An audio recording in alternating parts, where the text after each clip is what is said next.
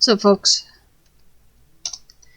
today we're checking in on Burping Troll Farm, and we're going to begin with the first day of winter.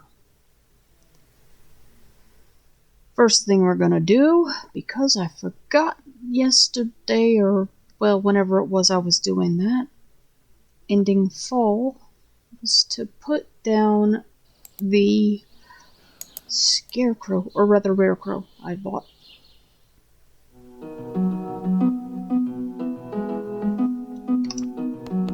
And after that, we're gonna see what Pierre's got. Probably a lot more than I'm expecting, because there are mods that I've never played with before that I installed for this save.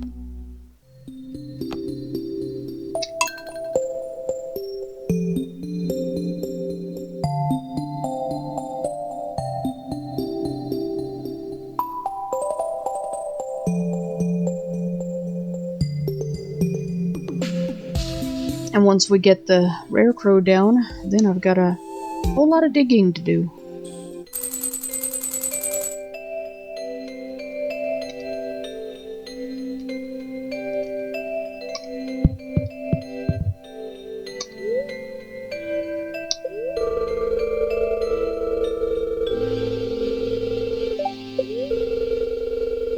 Tomorrow gonna be sunny too.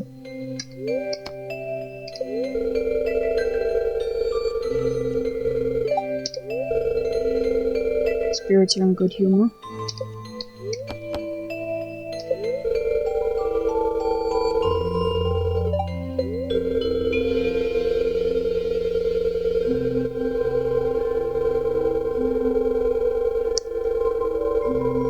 The living off the land says fish, mine, and forage, and maybe upgrade your farm.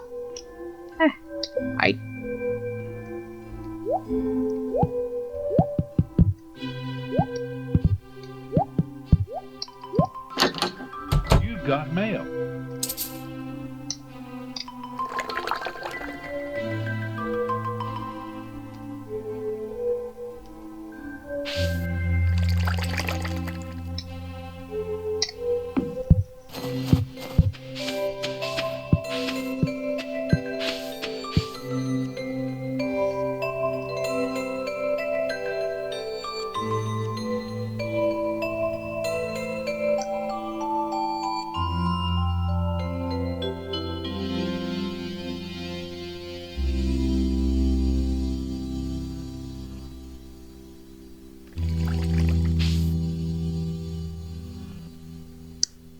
Where's the quality sprinkler? Oh, I had one. Yeah.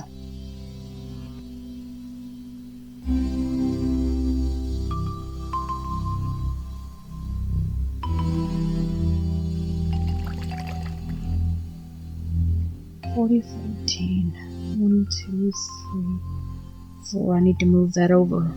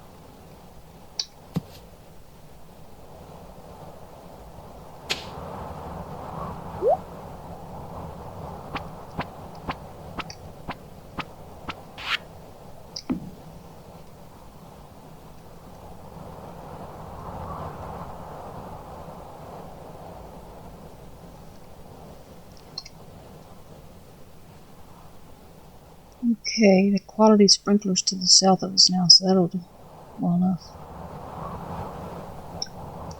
Now,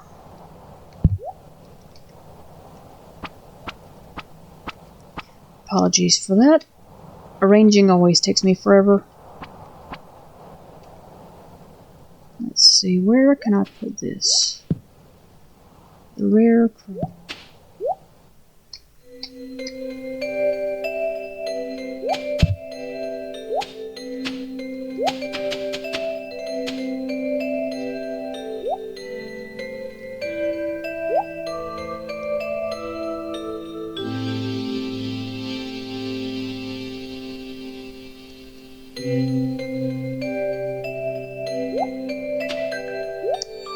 There.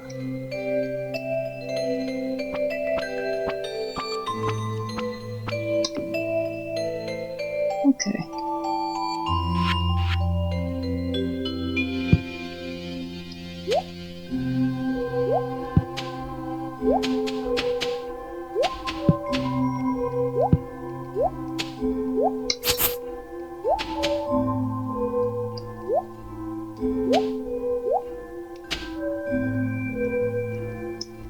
Let's see, how am I going to do this?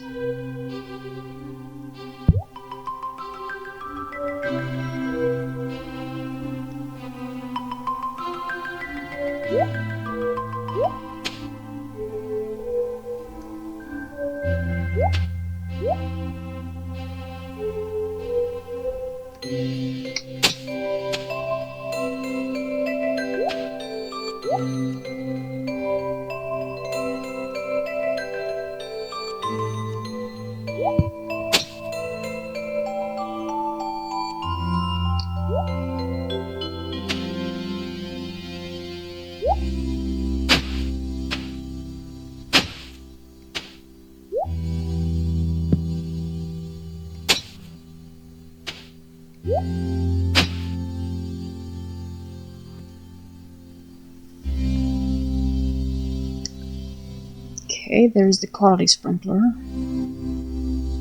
Set with soil.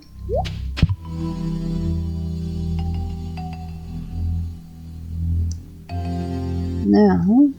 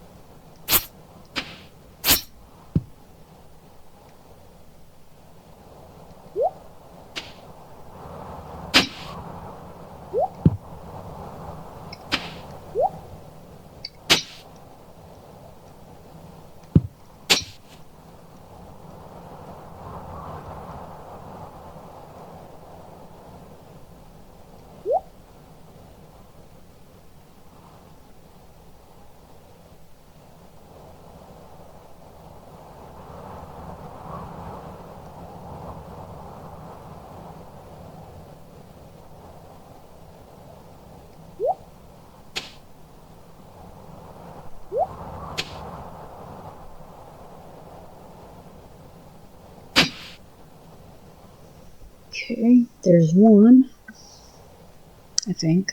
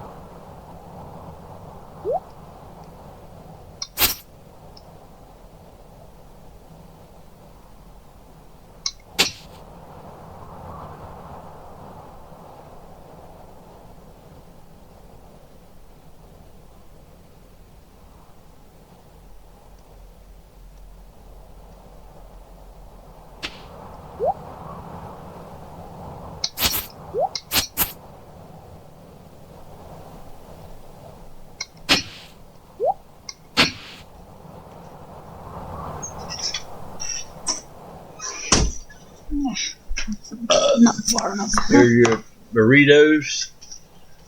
Here's your fork. And here's your two quesadillas. Oh, okay.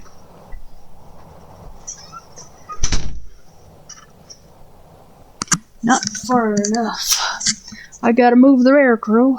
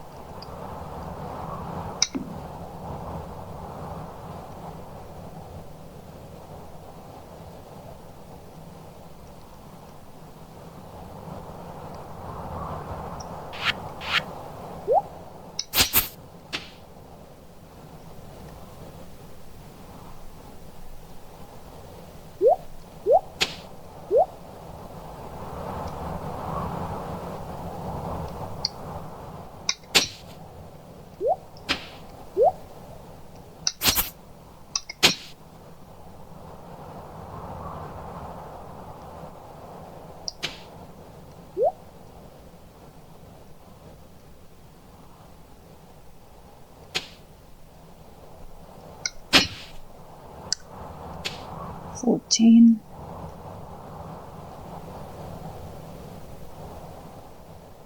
$14.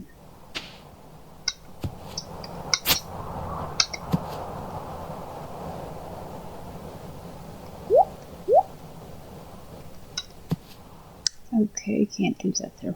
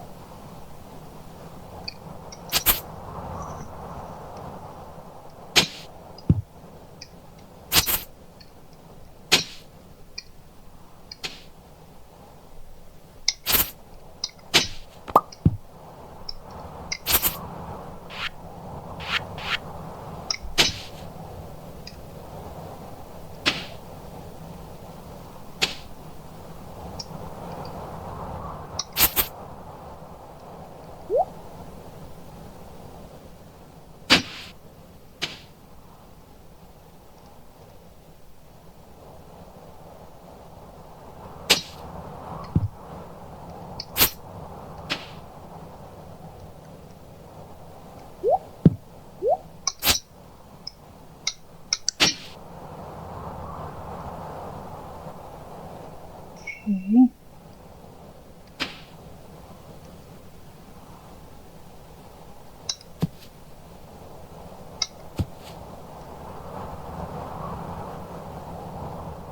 Well, shoot, there's a bush there in the way too, so...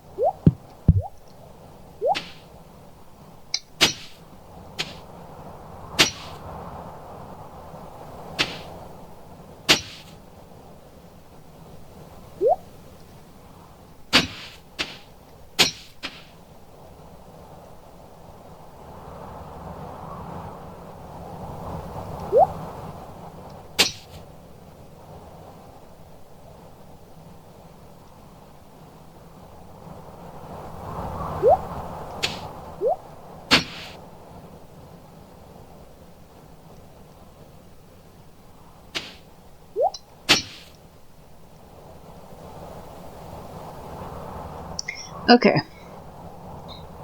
That ought to be enough for plenty of crap.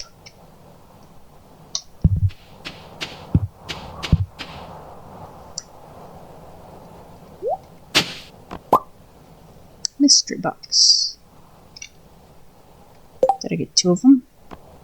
Or what was that?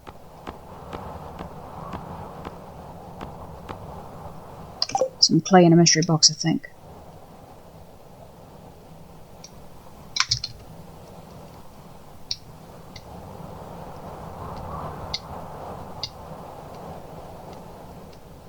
Let's go see Pierre. Whoops. That was rather loud.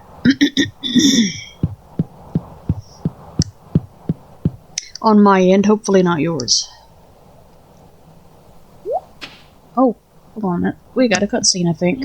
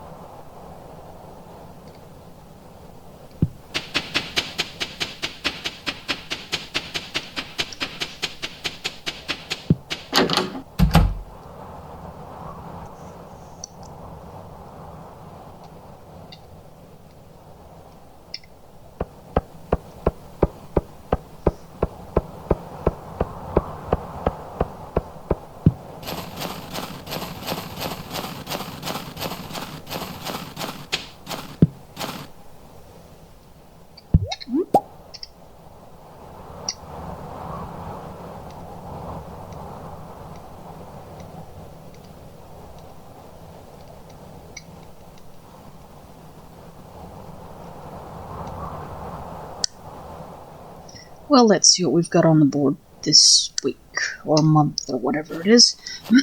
We're going to the daily board first, so it'll be today.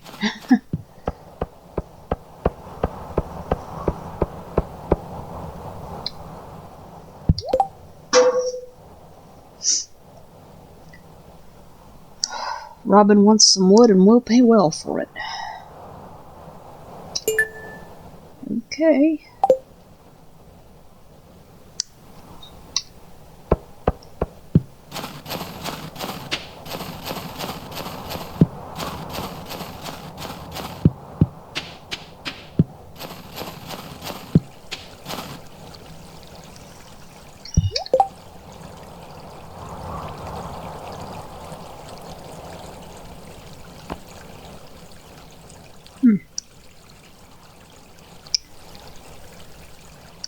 Okay, so either one, the wizard is hogging the board this week. He's got 2 orders up.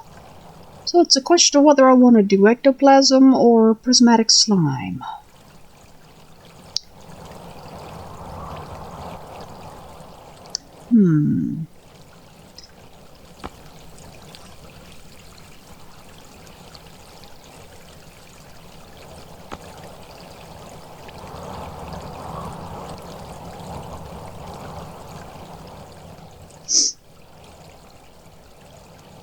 Okay. I think we'll try the slime first.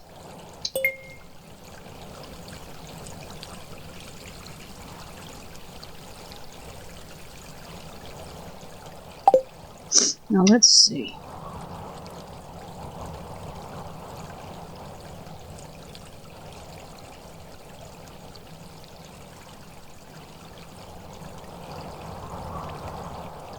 Pretty good crowd out today. But my character's not talking to people yet, so instead we're gonna see what this strange bush is about.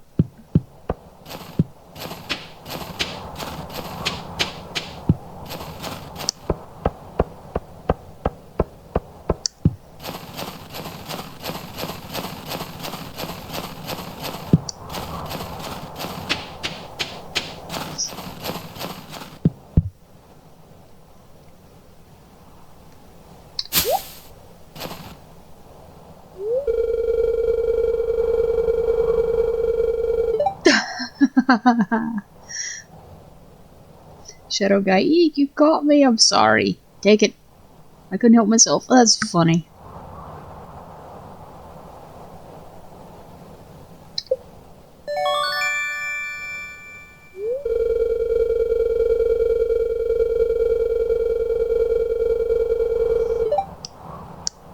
You received the magnifying glass. You now have the ability to find secret notes, which contain valuable information and can be viewed in your Collections tab.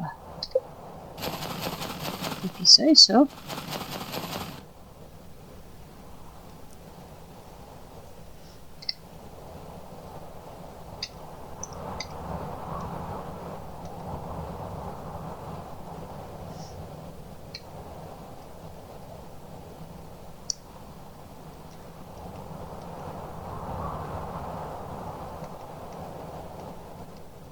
Let's go see Pierre. That's what I came here for first.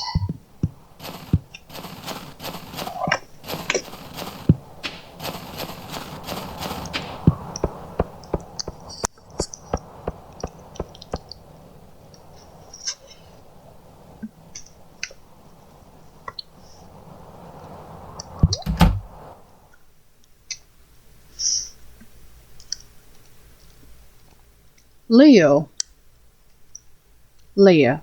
Excuse me. Leah. Not Leo. I was about to say, do what now?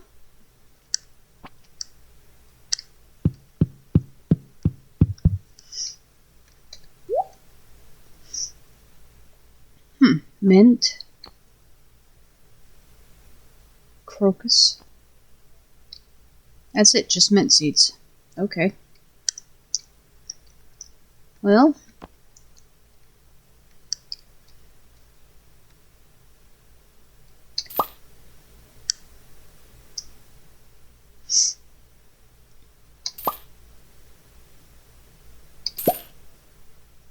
We'll buy a few of those.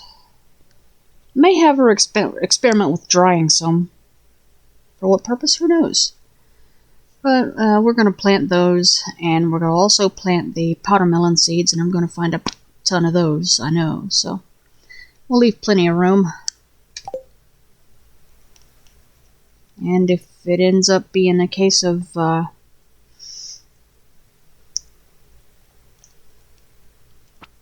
wonder if there are seeds over at the other shops, over in the mods, probably.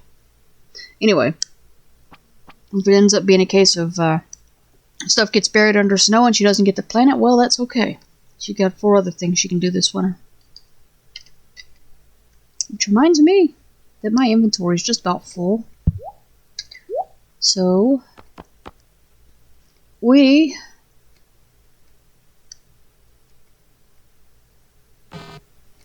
are going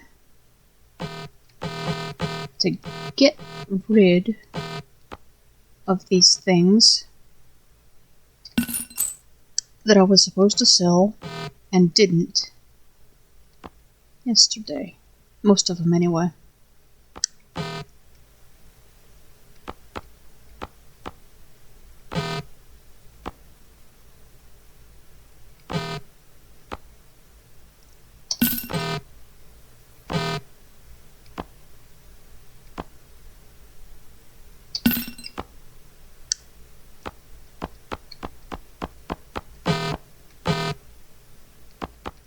Okay.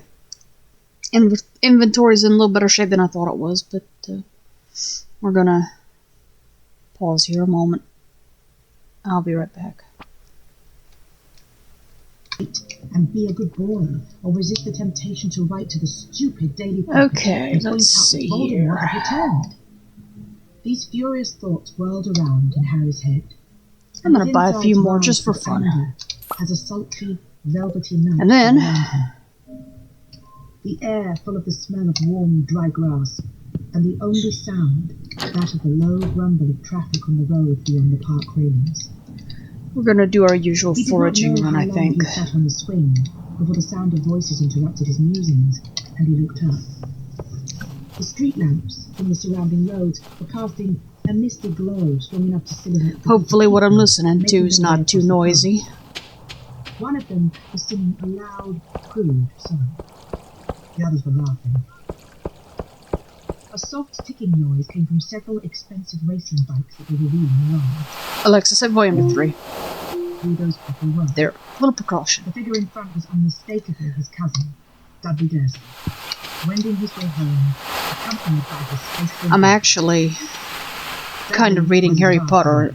Well, it's not really reading, because it's the full cast audio editions that Audible put out, starting late last year and going into earlier this year. And The noble sport. although I don't enjoy it as much as I used to, because I know what happened to all my favorite characters, it's something I like to read now and again. And I've got the Jim Dale versions, and now I've got these full cast versions, and I'm eventually going to get the Stephen Fry versions too, I think. Eventually being the key. Even more terrified than they were of that Potterboy, who, he had been warned, was a hardened hooligan, and attended St. Brutus's secure centre for impaired and criminal boys. Harry watched the dark figures crossing the grass. Yeah, I gotta make a bait maker too one of these days, just for funsies. I don't really need it yet. Harry found himself thinking as he watched them. Come on. I'm just kind of making a mental note that I might want to keep I'm one of sitting those. here all alone. Come and have a go. If Dudley's friends saw him sitting here, they would be sure to make a beeline for him. And what would Dudley do Do I then? want to fish? He wouldn't want to lose face in front of the gang. But he'd be terrified Not of especially. provoking Harry. It would I be have enough really other fun things to watch do Dudley's today. dilemma. To taunt him, watching with him powerless to respond. There's a Nautilus shell. It's a rainbow shell I'm needing. He had his wrong. So that won't do for Mr. He'd love to vent some of his frustration on the boys who had once made his Cheer. life hell. Queer, whatever But it they didn't is. come around. They didn't see him. They were almost at the railings. Harry mastered the impulse to call after them. Seeking a fight was not a smart move. He must not use magic. He would be risking expulsion again. The voices of Dudley's gang died away. They were out of sight, heading along Magnolia. Okay, so that's the beach clear. Let's go to the forest. Dully. Nothing rash, kept my nose clean. Exactly the opposite of what you'd have done. He got to his feet and stretched. Aunt Petunia and Uncle Vernon seemed to feel that whenever Dudley turned up was the right time to be home, and any time after that was much too late. Uncle Vernon had threatened to lock Harry in the shed when he came home after Dudley. I didn't bring any again. bait today. So, oh well. stifling a yawn and still scowling, Harry set off towards the park gate. Magnolia Road, like Privet Drive, was full of large square houses with perfectly manicured lawns, all owned by large square owners who drove very clean cars, similar to Uncle Vernon's. Harry preferred Little Whinging by night, when the curtained windows made patches of jewel-bright colour in the darkness, and he ran no danger of hearing More disappointing buttermelon mutters seeds about now. his We've got. delinquent appearance when he passed the householders. We picked up a couple of pieces of holly. Now we got artifact here. Road, Dudley's gang came into view. A lost book. Gunther will be pleased. The entrance to Magnolia Crescent. Harry stepped into the shadow of a large lilac tree and waited. Malcolm was saying to guffaws from the others. Said Piers. Snow yam. And a crystal fruit. Said Gordon. I guess we can make ourselves some winter seeds if we wanna. Harry waited for the rest of the gang to move on before setting off again. When their voices had faded once more, he headed around the corner into Magnolia Crescent, and by walking very quickly, he soon came within hailing distance of Dudley, who was strolling along at his ease, humming tunelessly. Hey, Big D! Dudley turned. Oh, it's you. How long have you There we been go. Big D? Shut it. Snarled Dudley, Now. turning away. Oh, no. Said Harry, Crafting. grinning and falling into step beside his cousin. But you'll always be ickle diddykins to me. I said, shut it. Said Dudley, whose ham-like hands had curled into fists. Don't the boys know that's what your mum calls you? Shut your face. You don't tell her to shut her face. What about Popcorn and Dinky Diddy Dums? Can I use them then? Dudley said nothing. The effort of keeping himself from hitting There Harry we go. seemed to demand all his self-control. So, who have you been beating up tonight? Harry asked, his grin fading. Another 10-year-old? I know you did Mark Evans 2 nights ago. He was asking for it. Oh yeah? He cheats me, yeah? Did he say you look Where's like the a pig Krobus? that's been taught I to know I walk had with some. tied legs? 'Cause that's not Right cheap, there. That's true. A muscle was twitching in Dudley's jaw. It gave Harry enormous Okay, satisfaction I to know missed how something there. furious he was making Should be Dudley. one snow yam, I It felt think, as though he was one siphoning off his own crocus, frustration into his a cousin's, crystal the only fruit. outlet he had. They turned right down the narrow alleyway where Harry had first seen I thought I had Sirius, everything. and which formed a shortcut between Magnolia Crescent and Wisteria Walk. It was empty, and much darker than the streets it linked because there were no street lamps. Their footsteps were muffled between the garage walls on one side and a high fence on the other. Think you're a big man carrying that thing, don't you? Dudley Oh, said okay. after a few I don't have a seconds. winter root on me. That thing you are hiding. Well, that's alright. We got plenty of looking around to do. Not as stupid as you look, are you, Dad? But I suppose if you were, you wouldn't be able to walk and talk at the same time. Harry pulled out his wand. He saw Dudley look sideways at it. You're not allowed. Off through the I know you're farm not. we You get go. expelled from that freak studio, I didn't don't you? bother to check the bus How did stop. you know they haven't Got changed stopped by rules, the Big D? cutscene, Yeah. Said Dudley, but though he didn't we'll sound be able to see completely that. convinced. They laughed softly. You haven't got the job. I'm going through the backwoods anyway. Have you? Whereas, you just need 4 mates behind you, or you can beat up a 10-year-old. You know that boxing title you keep banging on about? How old was your opponent? 7? 8? Okay, let's see. 16, for your information. Ah, crap. I'd better do that too. I'm gonna do it on space. You just wait till I tell Daddy that thing out. Run into Daddy now, are you? This is ickle box. It's still got some room, so yeah, we need to take care of the animals. This is night, Diddykins. That's what we call it when it goes all dark like this. You mean when you're in bed? He had stopped walking. Harry stopped too, staring at his cousins. From the little he could see of Dudley's large face, he was wearing a strangely triumphant look. What do you mean? I'm not brave when I'm in bed, said Harry, completely nonplussed. What am I supposed to be fighting? Pillows or something? I heard you last night. Talking in your sleep. Moaning. What do you mean? Harry said again.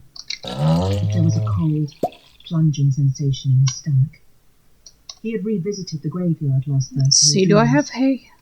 Dudley gave a harsh bark of laughter. I thought I saw some. A high-pitched, whimpering voice. Don't kill Cedric! Don't kill Cedric!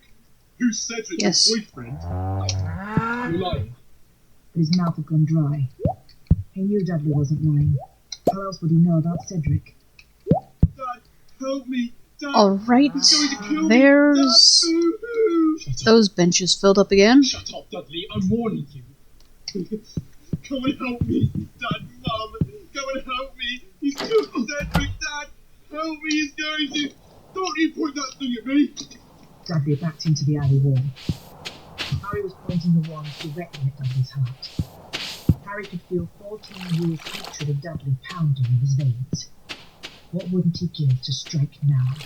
To jinx Dudley so thoroughly he'd have to crawl home like an insect, struck dumb, sprouting feelers.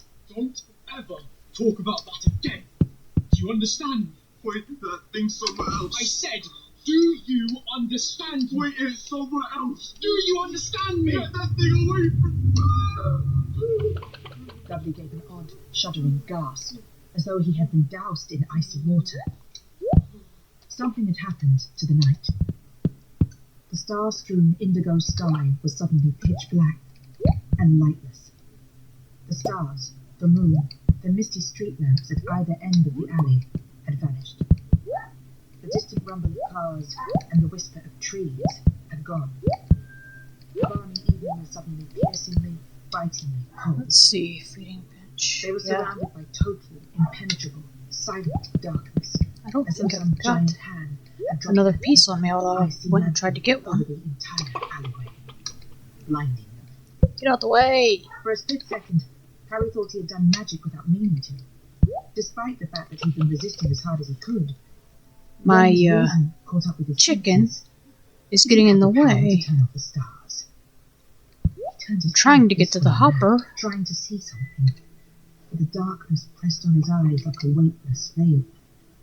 Dudley's terrified voice broke No, in I Harry's do not ear. want to eat the egg.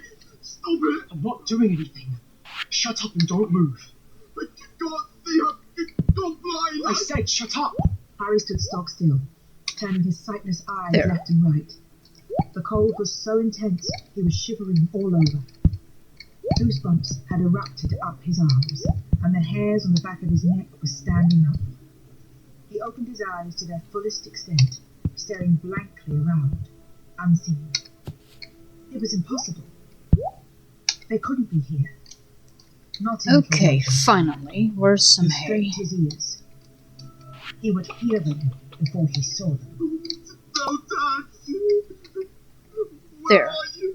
What are you doing? Will you shut up? I'm trying to listen.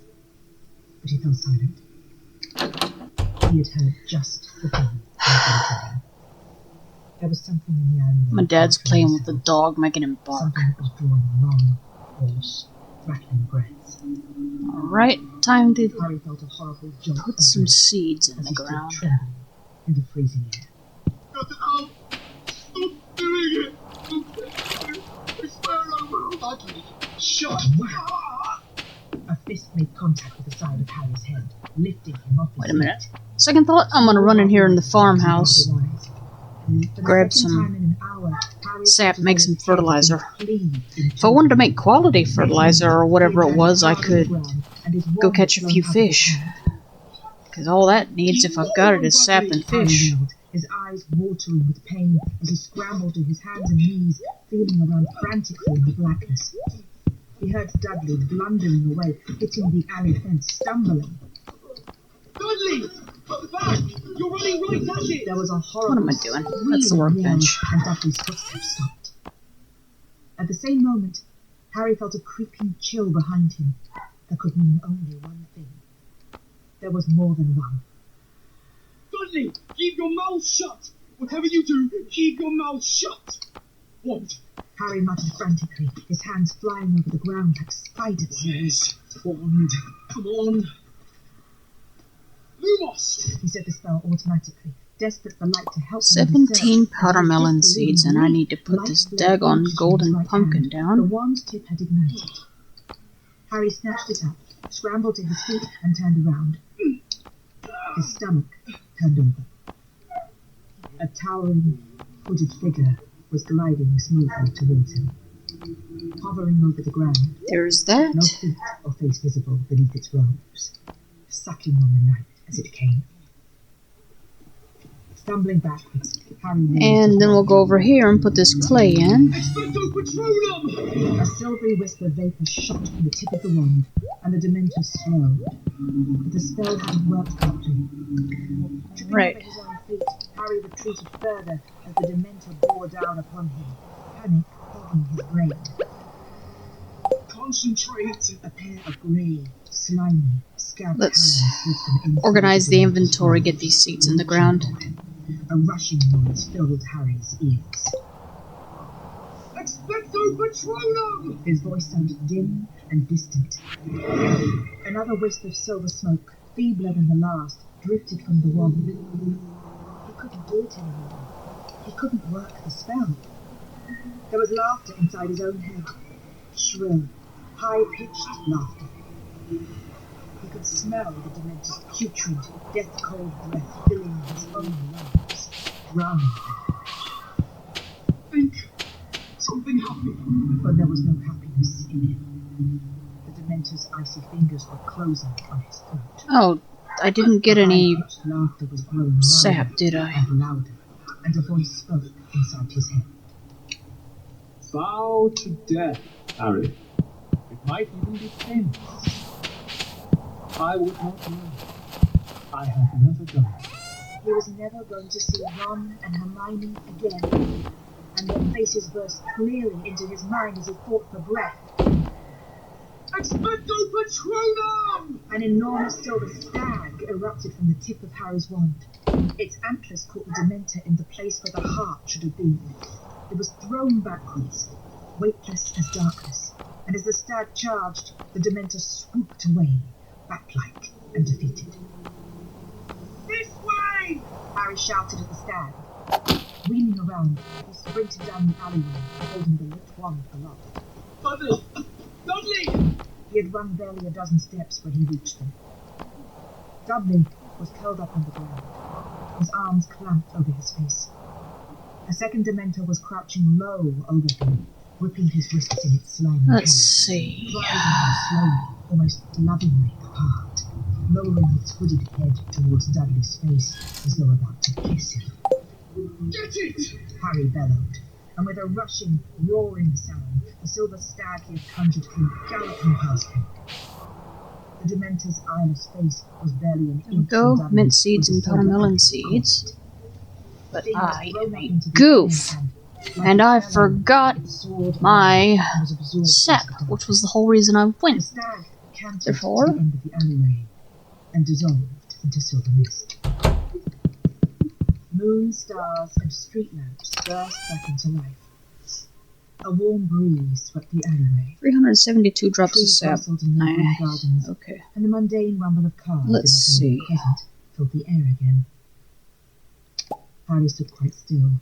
All his senses I know vibrating, that I'm not going to use all of it. taking the abrupt return to reality. I don't know how many fish I actually want, so I'm just going to take a whole He became thing with aware me. that his t-shirt, You know, I should really make sure I've got he was drenched in sweat. the recipe with me, He could not believe what had just happened. because if I don't, I'll just have to make a bunch of basic. Here, in Little Whinging, Dudley lay curled up on the ground. Yeah, whimpering I and do. shaking. Okay, Harry bent down to see whether he was Well, in a fit state to stand we're up. going then.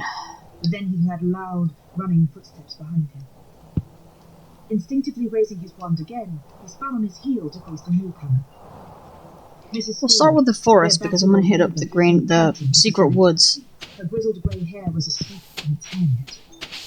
A clanking spring shopping bag was swinging from her wrist, and her feet were half. I think the forest was our next stop anyway. Well, no, I think we might have gone through the main part of it. Put it away, idiot boy! What if there are more of them around? I'm gonna kill Mundangus Fletcher! Alright. Woods entrance. Chapter 2. A Pack of Owls. What? He's left! Said Mrs. Fig, wringing her hands. Left to say something about a batch of cauldrons that fell off the back of a broom. Told him I'd flay him alive if he went, and now look! Dementors! It's just lucky I'll put Mr. Tipples on the case. But we haven't got time to stand around. Hurry now! We've got to get you back! Forageables. We got ourselves some more watermelon seeds coming. His batty old cat-obsessed neighbour knew what dementors were was almost as big a shock to Harry as meeting two of them down the alley. You're a witch. I'm a squib. This Mundangus knows full well. So how on earth was I supposed Snow to help you yam. fight off dementors? He left you completely without cover when I warned him. This Mundangus has been followed. It was him. He There's some disappeared holly. from the front of my house. Yes, it is. But luckily, I'd stationed Mr. Tibbles under a car just in case. And Mr. Tibbles came and warned me. And more holly. But by the time I got to your place, you'd gone. And now... Clay. what's It's done not with your useful. daughter? Well, it is, but it's not what I wanted. She shrieked at Dudley, still supine on the alley floor. Get your fat bottom on the ground, quick! You know Dumbledore. Said Harry, staring at her. Crayfish. So I know Dumbledore. Who doesn't know Dumbledore? Come on, I'll be no help if they come back. I've never so much as transfigured a tea bag. She stooped down, seized one of Dudley's massive arms in her wizened hands, and tugged. Get up, you useless lump! Get up! But Dudley either could not or would not. He remained on the ground, fumbling. Alright. I'll do it. I am certain that I have missed some bites because of the music and such. Dudley seemed to be on the point. What's going on? His small eyes were Or especially the book I'm listening to.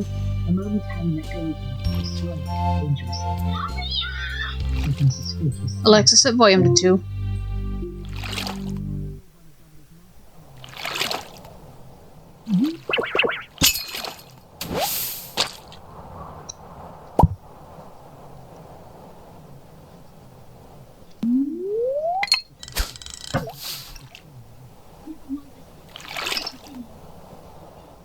Alexa, set volume to 3.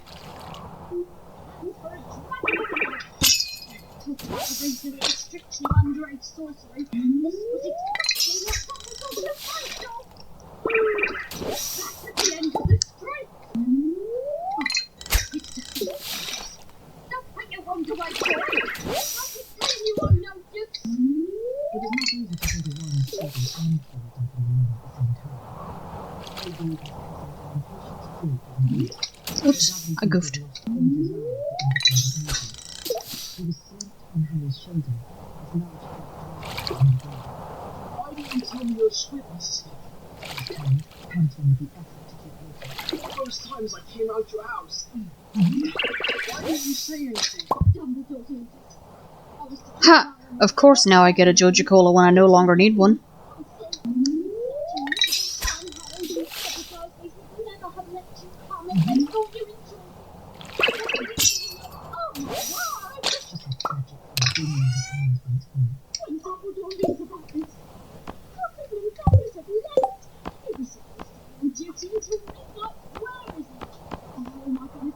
Okay.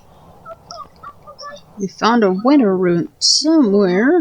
Harry groaned, wondering whether his spine was going to snap under Dudley's So, Dumbledore will need to act as quickly as possible. The Ministry have their own ways of detecting underage magic. there's some winter seeds. And I'm just getting rid of Dementors.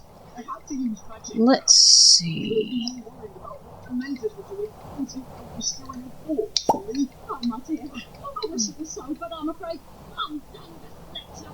I am going to kill you. There was a loud crack. And a strong smell of drink. You've got the quality fertilizer, some at least. Not enough. Unshaven man in a tattered overcoat, material, less contact.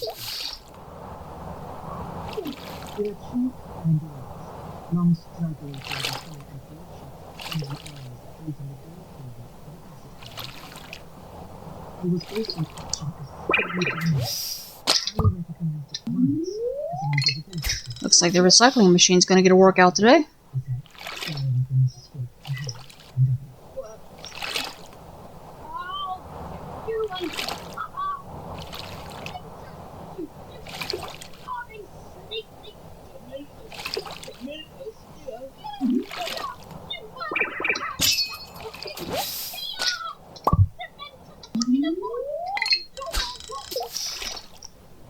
Said Mandela resolutely, looking from Mrs. Fig to Harry and back again.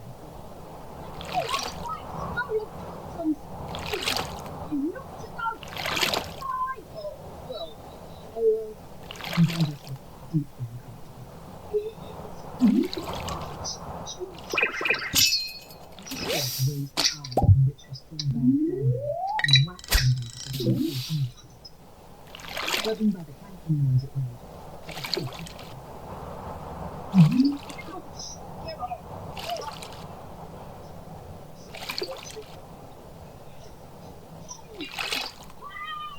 Yelled Mrs. Fig, screamed about the captain.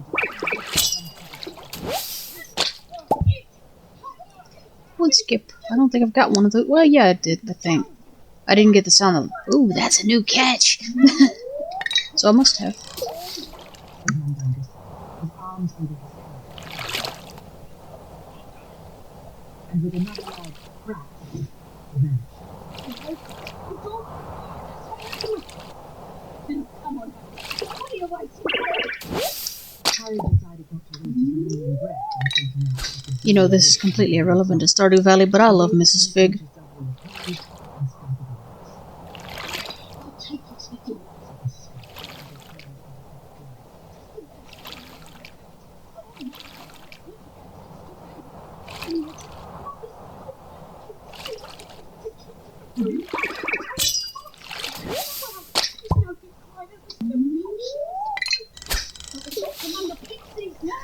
So, Dumbledore's having a fun. Of course he has. Did you expect him to let you wander around after what happened in June? Right, get inside and Okay, let's see how many we can make now. I expect someone will be in touch with you soon enough. What you going to do?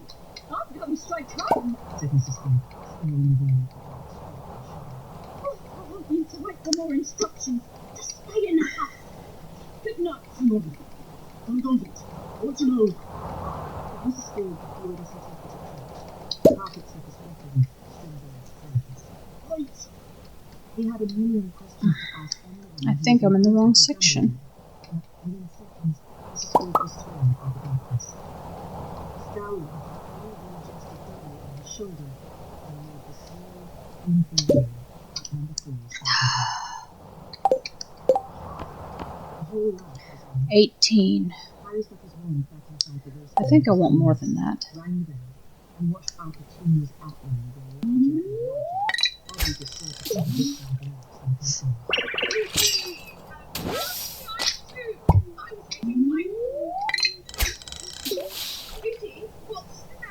Having looked slightly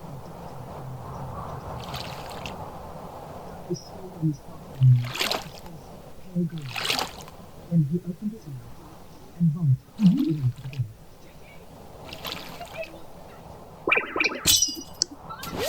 Harry's uncle came directly Okay, into the living room. time to switch places.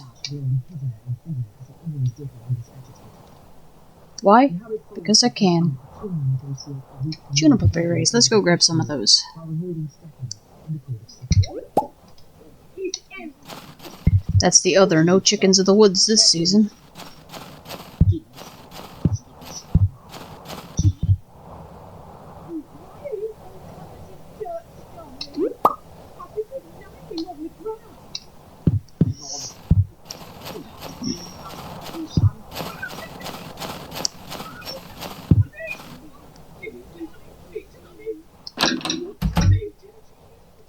kerfuffle. Nobody seemed to notice, which suited him. He managed to slip inside just before Uncle Vernon slammed the door open. While the Dursleys moved their noisy progress down the hall towards the kitchen, Harry moved Look at us. Give us names. We'll get your rights. He's trying to say something, Vernon. What is it to do? Okay, let's see. on the bottommost stair and Dudley found his voice. 22 quality fertilizer, 20 basic fertilizer, that'll do. Face screwed up, braced Boy! Come here! with a feeling of mingled dread and anger.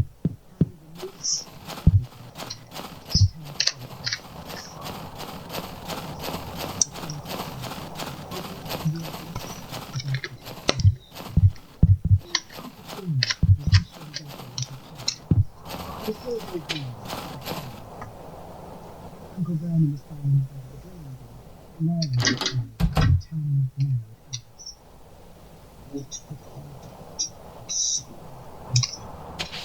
Now we're gonna do what we were doing and slide through the backwoods into the mountains. Half the human said with a quaking voice, now standing still in front of Dudley's notification.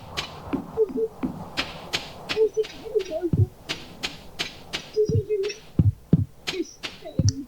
Slowly, tremulously, Didn't. Harry said sharply. Okay, no forageables in the backwoods today. Possibly still in the bus stop, but I didn't look. So we're going to the mountains.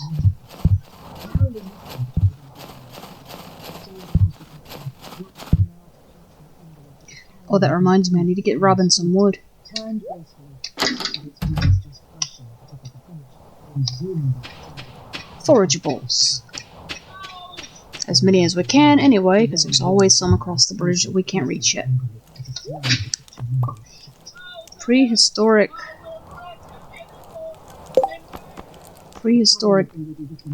hand axe, was it? Okay.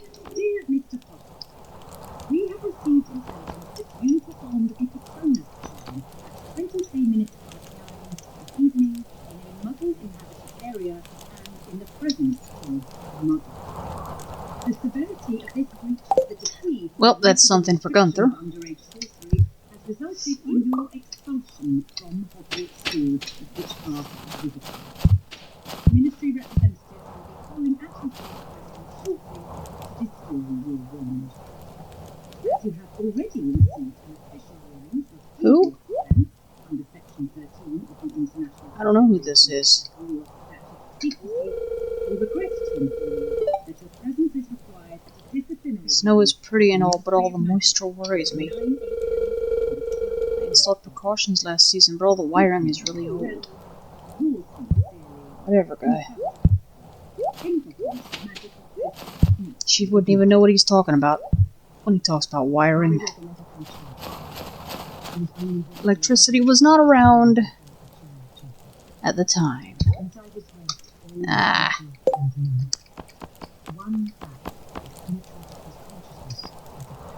Okay, you know what? We're just gonna eat those. Because she needs some energy anyway.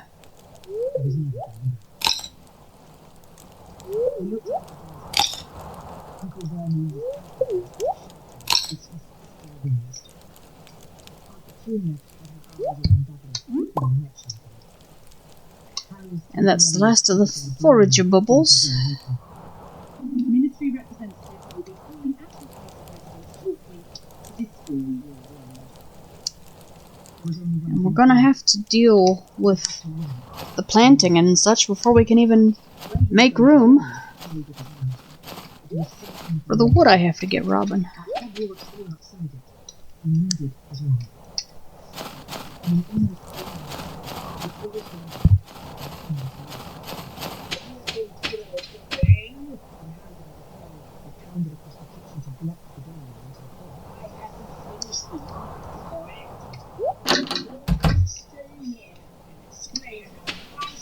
Don't get out of the way.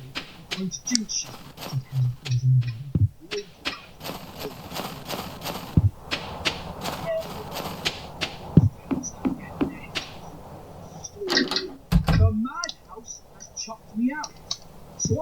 do whatever I'm.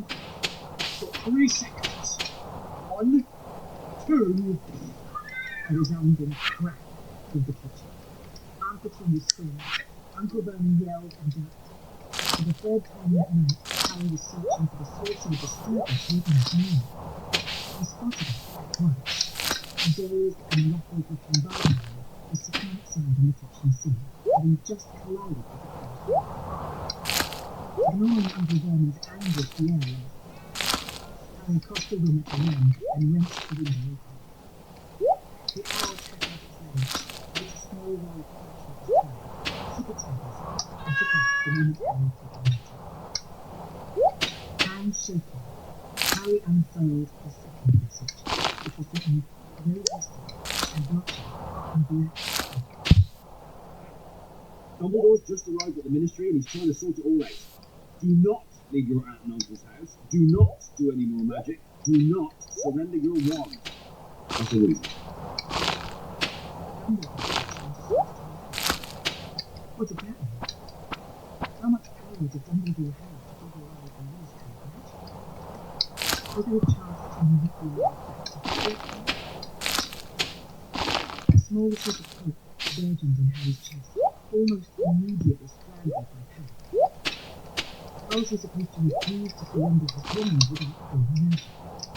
He'd have to deal with the Ministry representatives, and if he did that, he'd be lucky to escape Azkaban.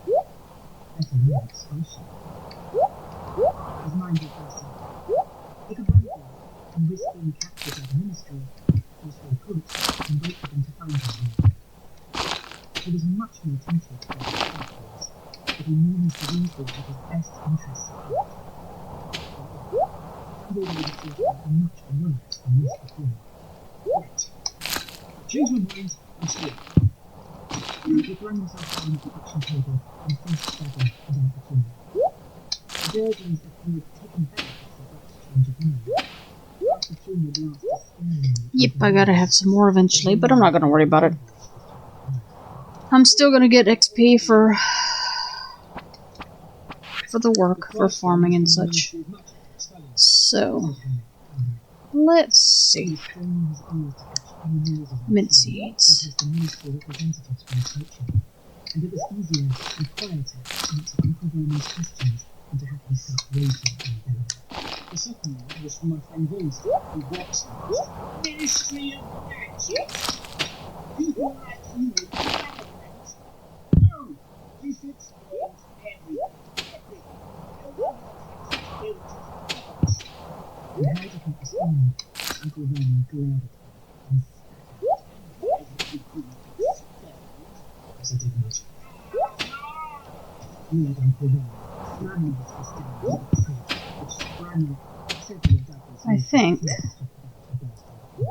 So you admitted. What did you do? Nothing, said Harry, slightly less calmly. That wasn't me. That was. Muttered Dudley. That I And Uncle Vernon and Aunt Petunia instantly made flattering gestures at Harry. have been While they both went along. What did you do? perhaps not fertilizing where I intended, and so things aren't gonna end up as watered as I intended. But we shall see. If it doesn't, oh well.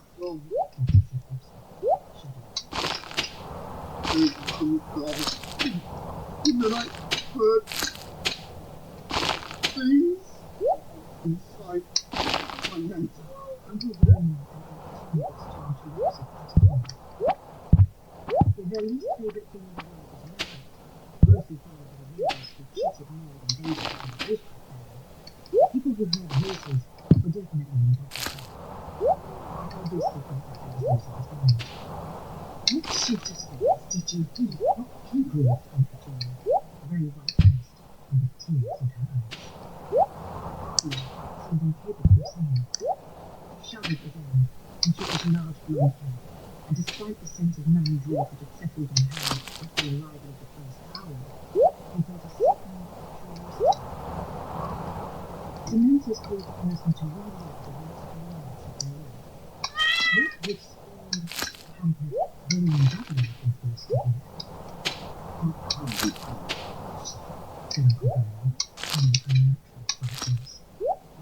Percy might adopt at the bedside of a very ill person.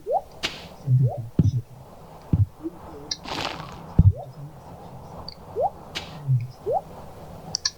He was remembering the clammy cold that fueled the lines of hope and happiness. Oh, there we go.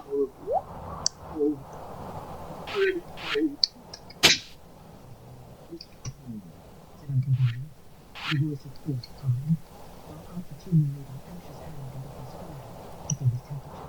Where's the rest?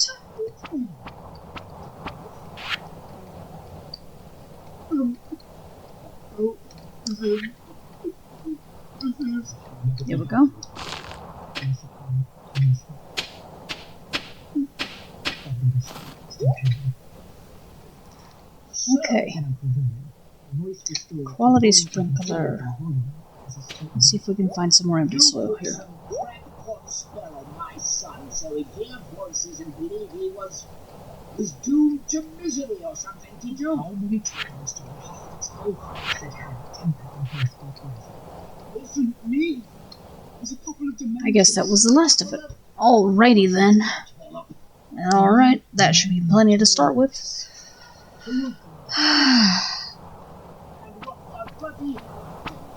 He's got to be the 2 seconds of leaning forward followed his words, before a clean crack out of her mouth, as though she had let slip a disgust of his friend.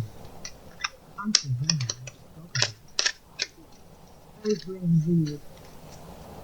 Mrs. Smith was wrong. But Aunt Petunia? Don't you know that?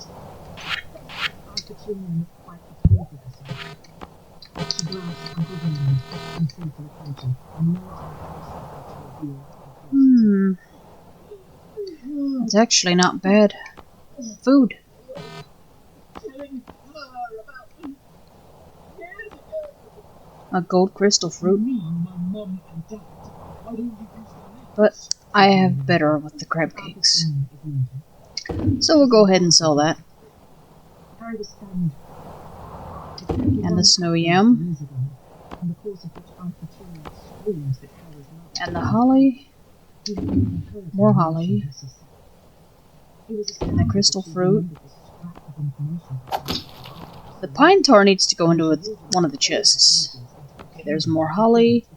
It goes in there. Uncle Vernon opened his mouth, closed it again, opened it once more. Yeah, Then, apparently struggling to remember how to I think I'll sell the river jelly too, just because I can. Joja-Cola. They actually exist. I don't use it, and I don't need it. Rusty spoon. That prehistoric hand axe, or whatever it is going to Gunther. Let's go over here to the chest. He opened his mouth once again. Despair struggled to find farewell to the arrival of the 3rd hour of the evening. It zoomed through the still open window like a suddenly calendar. It was an overflow of the barefoot to jump and fight. Harry tore a second official and Broken CD, in you go. Piece of trash, in you go. Oh, I forgot about the juniper. Muttered Uncle Vernon. Let's go back and deal with that. Dear Mr. Potter, to our lecture approximately 22 minutes ago, the Ministry of Magic has revised its decision to destroy your wand. Alright, You may retain your wand until your disciplinary hearing. now we're gonna go At which time an official will be taken. see Gunther. Following Actually, we're gonna go see Clint and then Gunther. Hopefully Clint will crack something out of this mystery box that he hasn't got yet. the Ministry has agreed that the question of your expulsion will also be decided. Nope. at that No time. forgeable. You should therefore consider yourself Not here in the bus stop. pending court and justice. With best wishes, yours sincerely, Mafalda Hospital. Improper use of magic office, Ministry of Magic. Harry read this letter through 3 times in quick succession. The miserable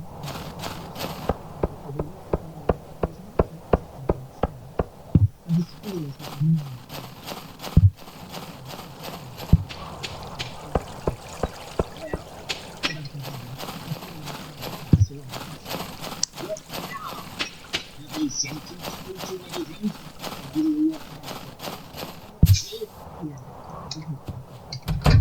Let's go to a hearing. And they'll sentence you there. Oh, so? I won't give up hope then. Well, that's all. He was desperate to go down. Perhaps to send a letter to Ron, Maya, No such luck. Artichoke seeds. Okay. Now, I want to know exactly what happened to my son. What? yelled Harry, and in his temper, a red and bright spark shot out of the end of his wing, still clutched in his hand. All three boys Artichoke seeds. I don't think I ever managed to get any out of the ground before the season turned, because of the watering can foul up. But that is okay. It's one less thing to buy next fall.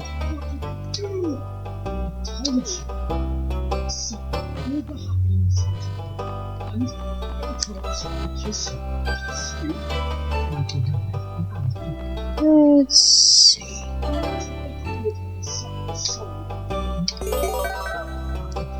There you go, Mr. Gunther. And I don't know what reward I just got.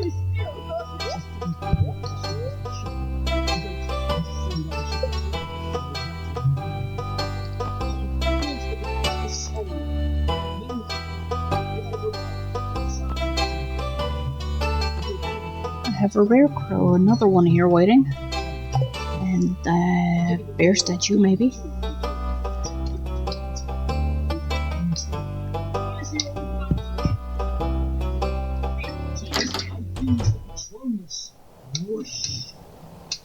With a clattering, a roaring applause and a soft voice, a fourth bell came shooting out of the kitchen fireplace.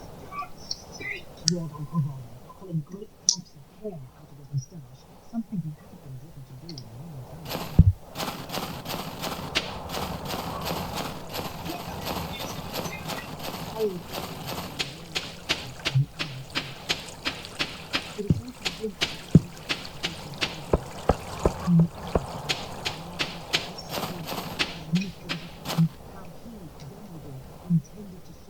Let's see.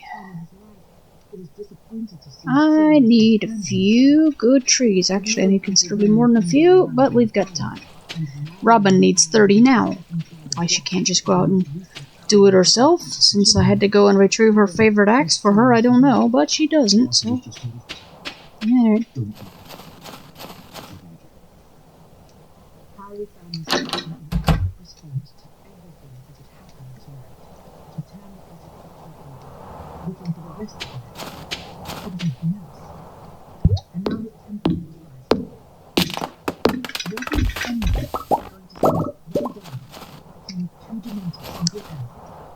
Both Mr. Weasley and Sirius, acting as though he had missed a turn and was slowing their hands off until they could ascertain how much damage. Alright. Shooting in and out of my house. I won't have it. I won't stop the fowls coming. Harry said, pushing Sirius's legs on his fist. I want the truth about what happened tonight. If it was the members who hurt Chloe, how come you've been expelled? You did no. Let's see here.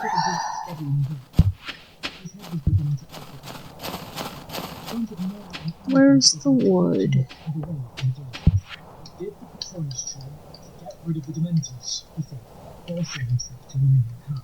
It's the only thing that works against There. I think I'm supposed to give it directly to Robin. them. Tell me. No idea. His head was pounding in the glare of the spotlight. His anger was getting lower. He felt drained, exhausted. Dursley's were almost gone. It's you. It's got something to do with you, boy. I know it.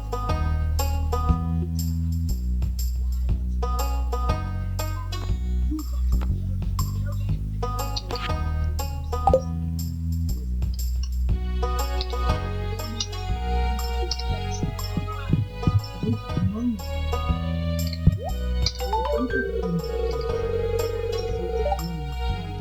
You are welcome. How could it be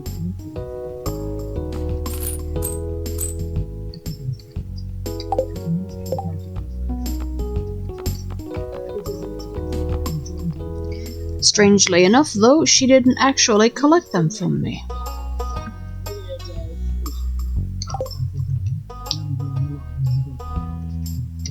Yes. Leave the kitchen and get to his dark bedroom and think. Oh, you're coming to arrest you. Said Uncle Vernon. Unsealable conclusion. That's it, isn't it, boy? You're a man from the law.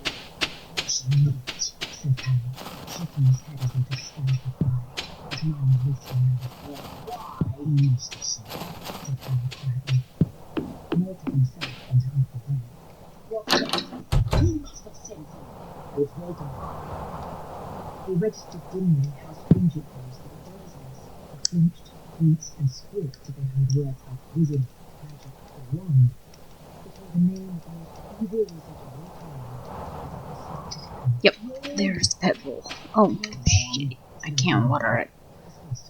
Unless I test something. Can you do that with a sprinkler? Just the most common regular sprinkler. Said Uncle Vernon impatiently, without the slightest sign that the murder of Harry's parents would be a painful topic. Said so. It's gone. It felt very strange to be standing here in Alpha King's search for truth. Beside the top of the range fridge on the widescreen television, talking calmly of Lord Voldemort, the arrival of the Dementors seemed to have reached the great invisible wall that divided the relentlessly non-magical world of Cricket Drive and the world beyond. Harry's two lives had somehow become fused, and everything had been turned upside down. The Dursleys were asking for details about the magical world, and Mrs. Okay. knew Albus Dumbledore. Dementors were soaring around Little Whinging, and he might never return to Hogwarts. Harry's head. We have a sprinkler. Whispered Aunt Petunia. She was looking at Harry as she had never looked at him before. And all of a sudden, for the very first time in his life, Harry fully appreciated that Aunt Petunia was his mother's sister. He could not have said why this hit him so very powerfully.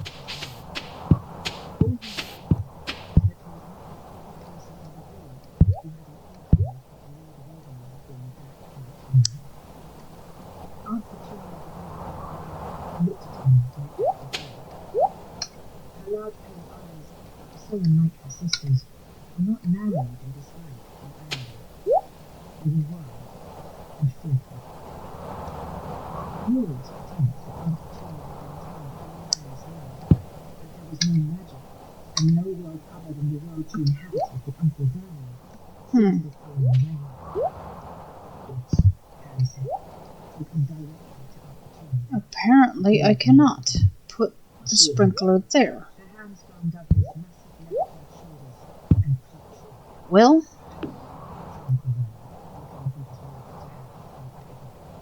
Apparently dazed and confused by the unprecedented understanding that seemed to have sprung between them. that sprinkler is not going to do any good there, I don't think. Yes. The one who murdered your parents. Yes. And now he's sending dismembers after you. Looks like it. See. Said Uncle Vernon, looking from his white-faced father to Harry and hitching up his trousers. He seemed to be swelling, his great purple face stretching before Harry's eyes. That settles it. He said, the shirt front straining as he inflated himself. You can get out of this house, boy. What? You heard me. Uncle Vernon bellowed, and even Aunt Petunia and Dudley jumped. Out! Out! I should have done this years ago. I was treating the place like a rest home. Puddings exploding. Half the lounge destroyed. Dudley's tail. Marge bobbing around on the ceiling. And that I have no idea. I don't know what's blocking it, but I can't get it any closer. Your history. Not staying here on some New Year's Eve. Not endangering my wife and son. You're not trouble down on us. way as your useless parents. I Christ was rooted to the spot. The letters from the ministry, Mr. Weasley, and Sirius were all inside the house. What do you do? Do not leave your aunt and uncle's house. Who that means? Said Uncle Vernon, bending forward. Nope. There's a bush there. And I don't know what's blocking it from sliding right beside the pet bowl, but I cannot put it there. Well, whatever. If I don't end up using that bit of... If I don't end up using that bit of land, I'll just pick up the sprinkler. Okay, let's see. What else do I need to do today?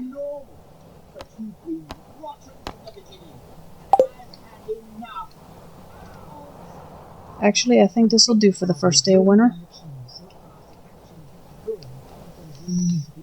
I'm going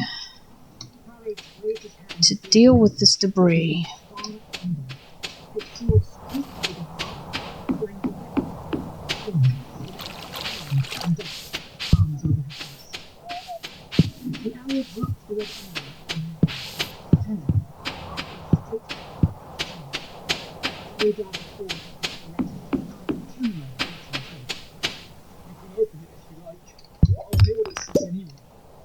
That's a Howard. Let's go. Don't touch it. It could be dangerous. To me. A secret note. It addressed to me. No. This is Petunia Dursley. Number 4. I hid something behind the community center? The red envelope had begun to slip. Get it over with. If you say so. I don't know who you are, so why do I care that you hid something behind the community center? Looking for an escape route. But too late. The envelope burst into flames. Aunt Petunia screamed and dropped it. An awful voice filled the kitchen. Echoing. Let's go see what's going on in the farm cave today.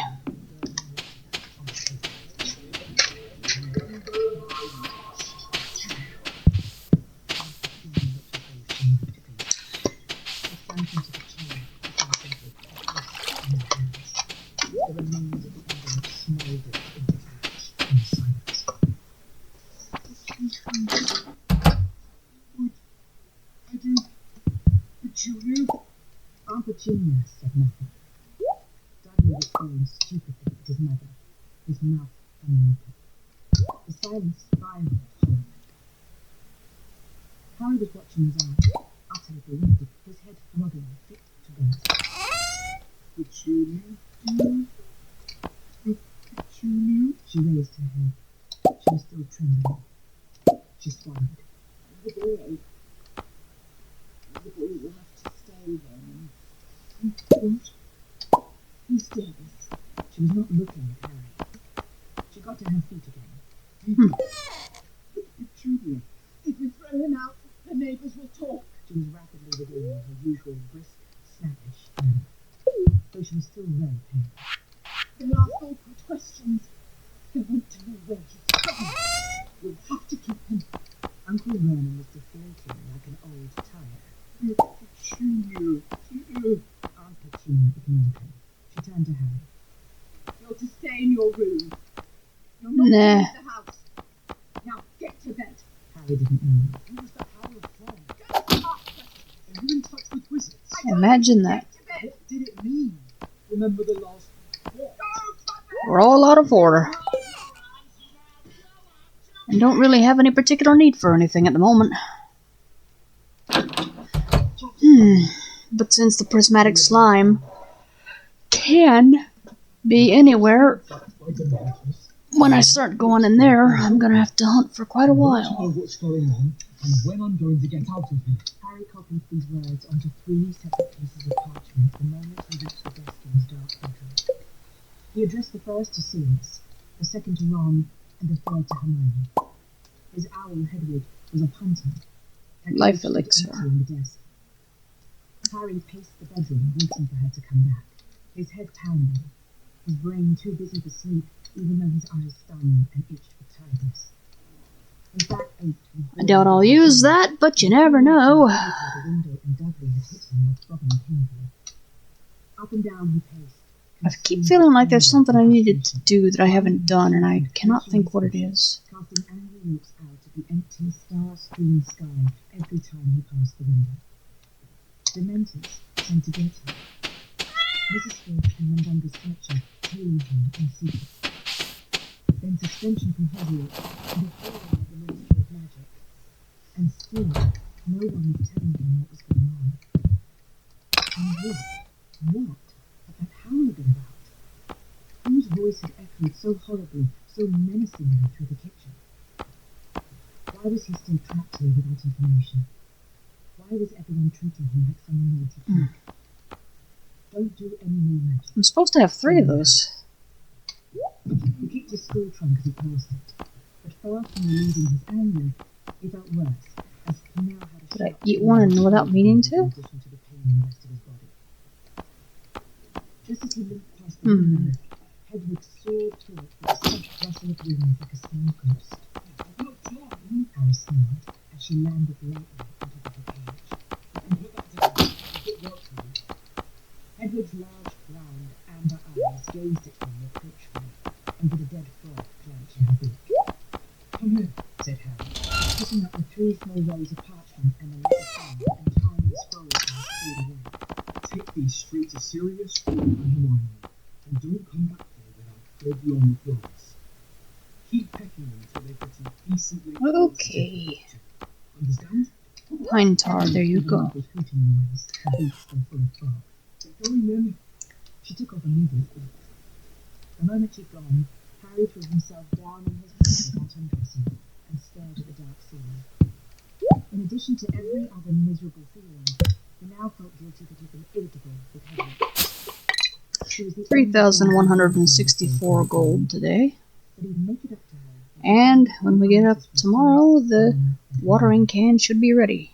My plants will be much happier, although I think most of them are going to get watered tonight anyway with the sprinklers I set up. He'll probably wake up tomorrow to 3 fat letters full of Stop recording button.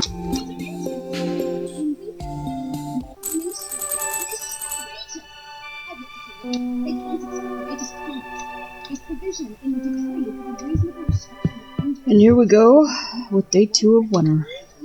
Watering can is ready to rock when I can go to Clint. Snow tomorrow.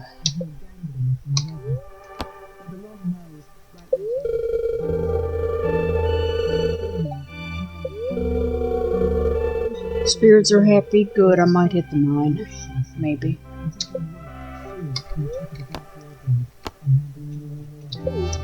Now let's see how many crops need to be watered. And how many I actually got in the sprinkler. You've got mail. Mail call. What are you doing?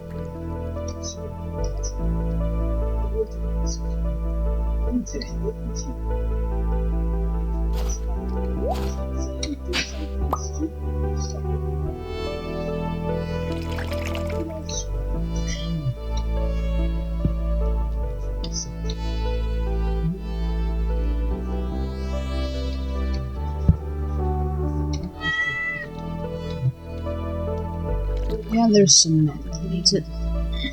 Okay.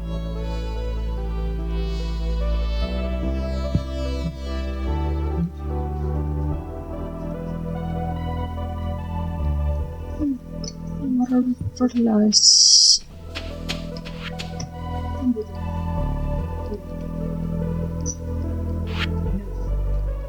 Where is the seed I just picked up? There.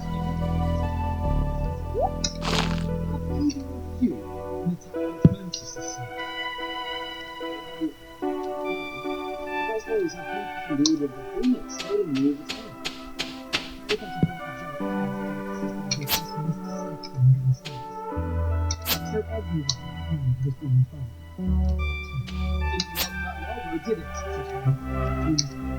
Please, see. You got it yourself after all, didn't you? It was so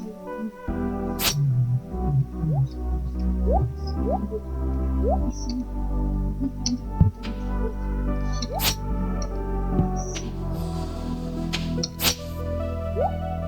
If he hadn't, I wouldn't have done magic. Dumbledore would probably have left me at Privet Drive or something. Aren't you worried about No, I looked away from her, looking around, with Hedwig hunted contemptibly on the shoulder. This room was not likely to raise his spirits. It was dark and dark. The blank canvas on the ornate picture frame was all that the leaves were bearers of the golden walls. And as Harry passed it, he thought he heard someone who was lurking outside, soothing. So why is Dumbledore being so kind to keep me in the dark? Still trying hard to keep his voice quiet. Therefore, to ask you to The black just continued sitting exchanging a look, pointing to his holding just as they had fallen. It did nothing to uplift his head. we tell Dumbledore we wanted to tell you what's going on. We did that. It's kind of busy. I've only seen him twice since Looks I like and he didn't have much time. He just made us swear not to tell him the voice like on the road. okay. Something else might be intercepted. He could still More. have kept me informed if he wanted. You're not telling me that that's what we raised to send messages without ours. Hermione glanced at Ron and then said, I thought that too. But he didn't want to tell you anything. Alright. I'll be intrusive. So now we've got all the dead crops swept up. And we got plenty of soil and just a little bit of mint that needs some water. So how come I have to stay at Dursleys? You two get to Let's join go them. take care of the animals. said Harry, the words tumbling over him in a rush, his voice growing louder with every word. You two are allowed to know everything that's going on. I'm gonna pause time because once I go get the watering can, I'm gonna go check East Scarp and Ridgeside, see what kind of seeds they've got, if any, this season. Big deal. You've still been here, haven't you? You've still been together. Me? I've been stuck at the Dursleys for a month. And I've handled more than you two ever managed and Dumbledore knows it. Who saved the Sorcerer's Stone? Who got rid of Riddle? Who saved all your skins from the Dementors? Every bitter and resentful thought Harry had had in the past month was pouring out of him. His frustration at news, the hurt that they had all been together without him, his fury at being followed and not told about it. All the feelings he was half ashamed of finally burst their boundaries. Hedwig took courage from Noel and soared off to the top of the wardrobe again. Pigwidgeon twittered in alarm and zoomed in faster around their heads. That's the cows taken care of. In last year, who saw him come back? Who had to escape from him? Him! One was standing there with his mouth open. All is stilled, and at last nothing to say, whilst Hermione looked on the verge of tears. But why should I know what's going on? Why should anyone bother to tell me what's been happening? You wanted to tell me, you really You did. can't have wanted to that much, can you? So you would send me an hour. Dumbledore made you swear. And now we got happy chickens. Making papers out of things to try and find out what's been going on. I wanted to. I suppose you think. Note to self, tomorrow, gotta fill up the hay, Honest. the feeding benches again. Hermione desperately, her eyes now sparkling. Okay. Let's see here. Harry glared at her, still breathing deeply, and Harry opened the door, pacing up and down. Hedwig halted finally in front of the wardrobe. There was a long pause, broken only by the mournful creak of the clothing falling from his feet. What is this place anyway? Headquarters of the Order of the Phoenix. Is anyone going to go telling me the Order of the Phoenix? I bought 2 bay bushes. That's actually rather useful. Who's in it? Alright, let's go get this bait. We've met about 20 of them. And let's see who all wants to talk to her today. He demanded. looking from one to the other. I already did, Pierre. You didn't have anything I wanted except mint. Said Harry furiously, and both Ron and Hermione winced. What's happening? What's he up to? Where is he? What are we doing to stop him? I told you. Thanks, I think, Robin. Except I usually have less hardwood than wood if I have wood at all. Seeing the look on Harry's face. Fred and George invented extendable ears. Willie wants a squid. Really useful. Extendable Okay. ears. Yeah. Only we had to stop using them now because Mum found out that Hank was sick. Fred and George had to help them to stop them getting them. But we got a good bit of use out of it. Let's see now. You know, some of the order following known death watches. Keeping tabs on them, you know. Some of them were to more people to I'm going to... Standing guard over something. They're always talking about watches. Couldn't have been me, could it? Oh, yeah. Said Ron, with a look of dawn. First of all, 1, 2, 3, 4, 5. I'll need those. He looked around the room again. Because once I get the, actually, I changed my mind. I think I'm going to do that a little bit differently. You said you've been busy.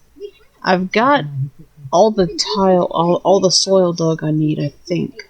stuff's been breeding in here. So, Most of the bedrooms, and I think I'm kind of debating whether I want to just upgrade the watering can after I use it today, get it out of the way, or do the hoe and go back for the can. I think I'm going to just stick with the watering can. So yeah, I'm going to keep those gold bars out. something else. Hermione said weakly to the quiz. Let's see here. Eeny, meeny, miny, mo. Okay, I'm wrong. I've got more hardwood than regular wood, but not for long, because I have to get some wood for Robin for the Adventurers Guild. There might be a couple of people 50 miles. 28 base. 1, 2, 3, 4, 5, 6, 7. There. Said Fred, who was holding what looked like a piece of We're gonna check the crab pots today. It would have taken about 30 seconds longer to walk down the stairs. Time is giants, little brother. Anyway, let's appear in your perception. Extendable is, he added in response to Harry's raised eyebrows, and held up his spoon, which Harry now saw was coming out sounds a little stairs. To be careful. Mum sees one thing again. It's where there is. That's a major mystery. Nothing good afraid, just water. from Ron's younger sister Jim. Okay. Turning to Fred and George, she said, she's going to put an imperturbable charm on the kitchen door. Nothing forageable in the backwoods again today.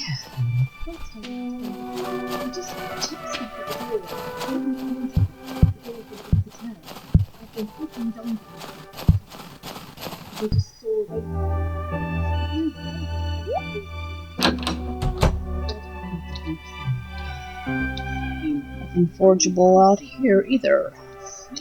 However, we have more powder melons if we need some planting.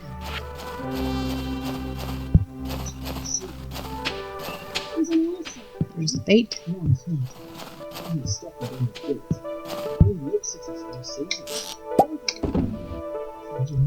there we go. We got one crab pot done.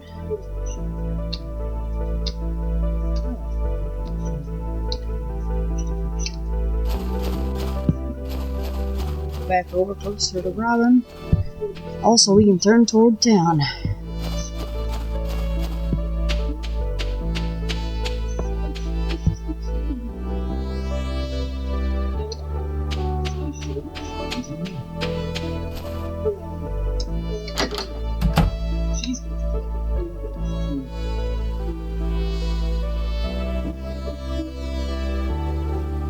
Fishing river.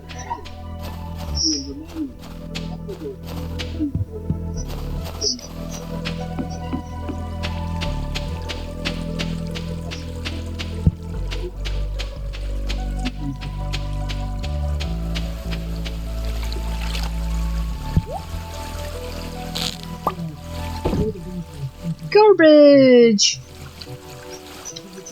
Thank you for nothing, Jojo Mart. How many millions of those did you make?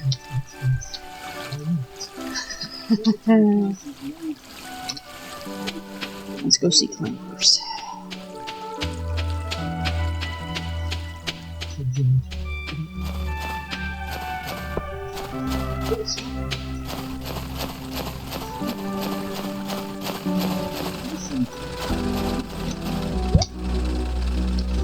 Oops.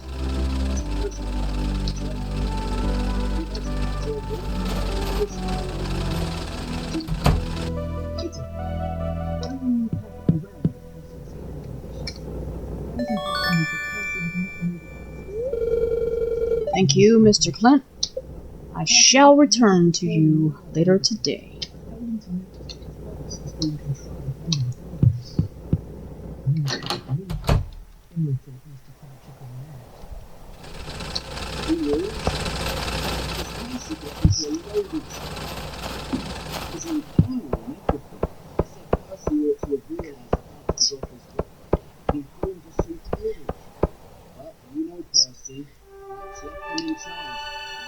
It'll be fun.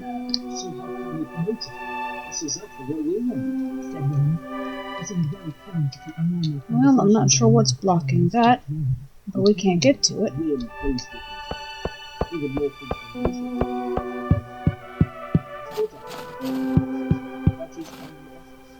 really good one for someone only a year out of confidence. Junior assistant to the minister. Stone. That's not anything Gunther wants.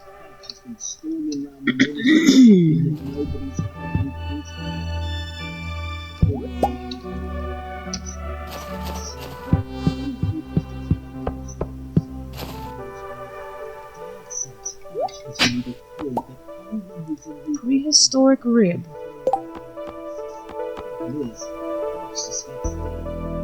Okay, Gunther doesn't need that, he's already got one.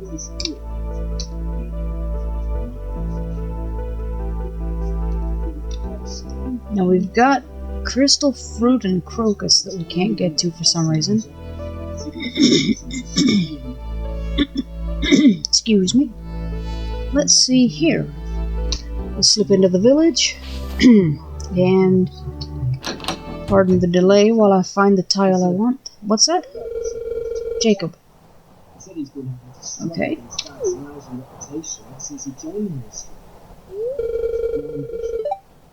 What?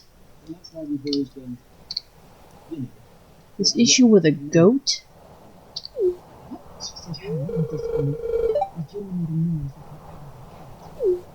Rosa.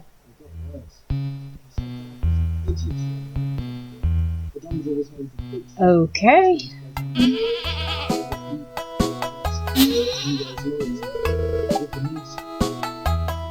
In the tree.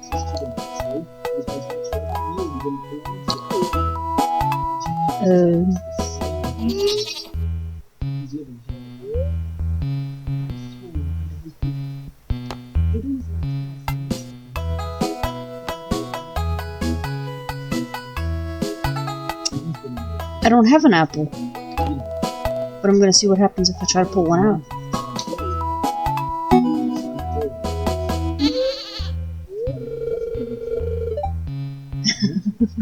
I got an achievement of some sort for it too. Okay. Gotta lure the goat back to the mountains while Jacob helps her out of the tree.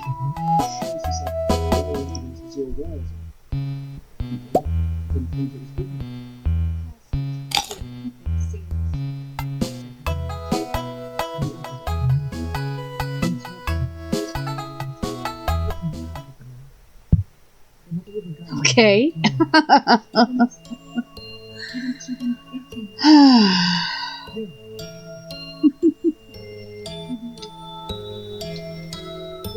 If you say so.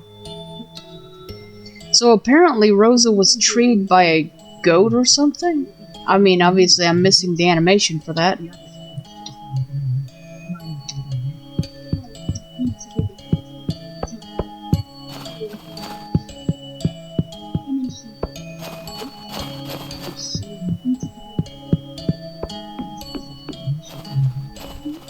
guess we could chalk that up as one of the moments where she showed the new self instead of the old self. Because the orc would have just whacked the goat and not given it a second thought. But now she has a choice, and she chooses differently. Copper ore. That is not something Gunther needs. Okay.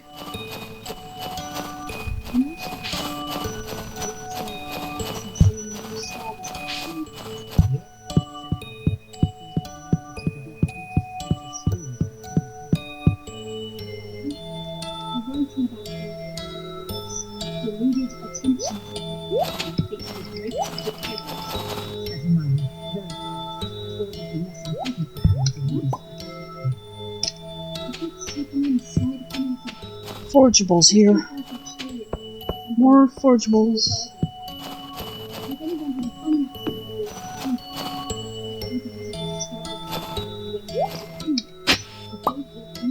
Snow yam. Useful, I suppose. I don't think I've got a winter root yet, or I could use it to make some more winter seeds and plant those.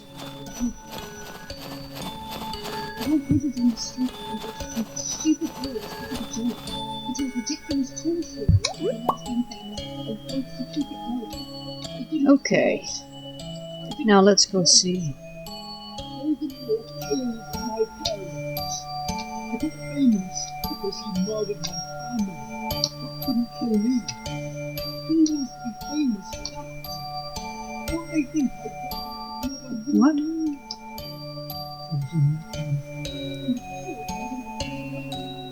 Where's the shop? Should have been a really big story. Hey Dean, that'll be a flower shop.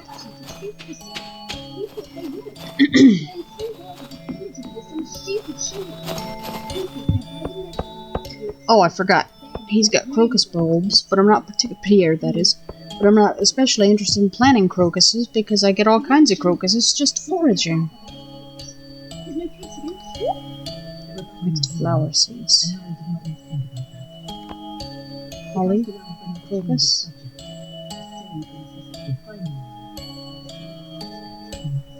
Cave flower. Well, that won't work, because I don't have a way to plant indoors at the moment. I haven't gotten teapots. Or, planters, I should say. Let's see.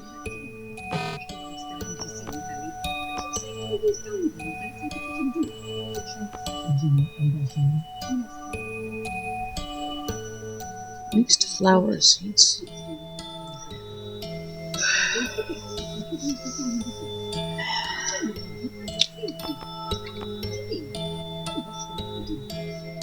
Okay, I guess I'm waiting then. Any more shops?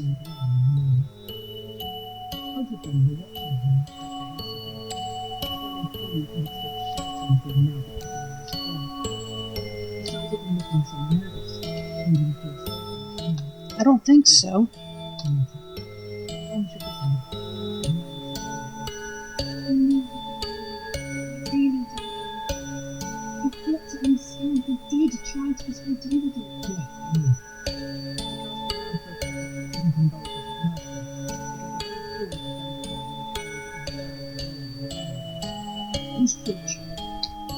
Let's go see what's in Rosa's coffee shop. Probably, what an amazing concept. Coffee. Which, by the way, is probably a good thing in the winter. Now what I'd really like is some hot chocolate. Well,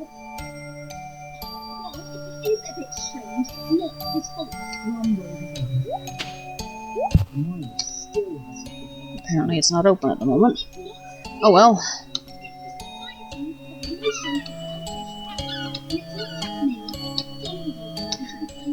Well, since Jacob actually sought her out, ordered things, she must have met him at some point without realizing it. Anyway, I'm gonna have her actually talk to him at least once. Maybe he'll tell her something else about that silly goat scene. I doubt it, but maybe.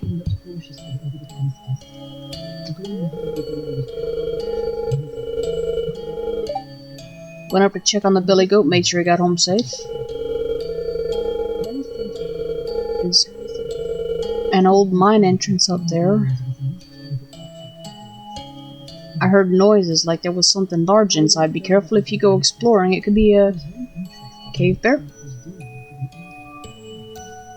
It could be a bear, yeah. Okay.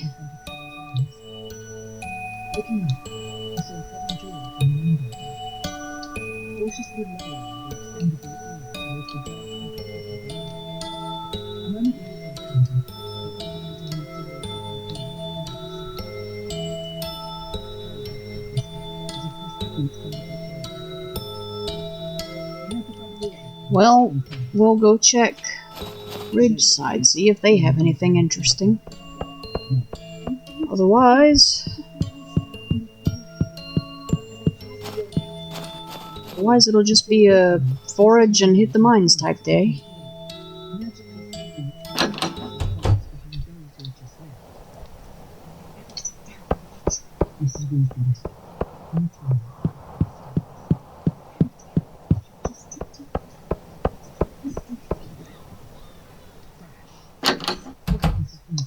Excuse me a moment. Okay.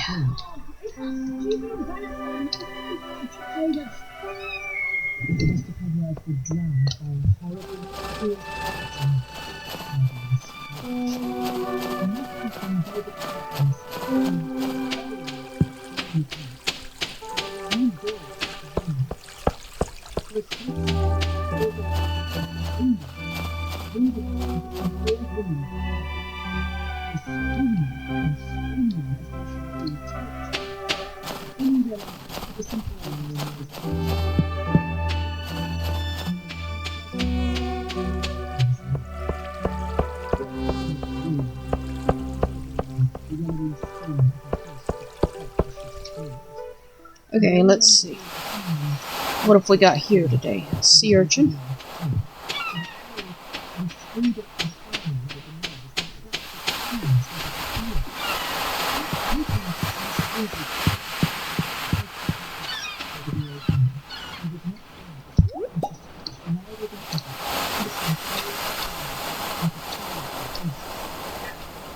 And that's it. Alright.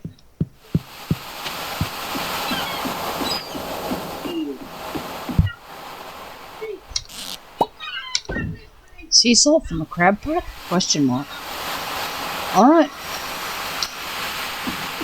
Taken in, loaded up.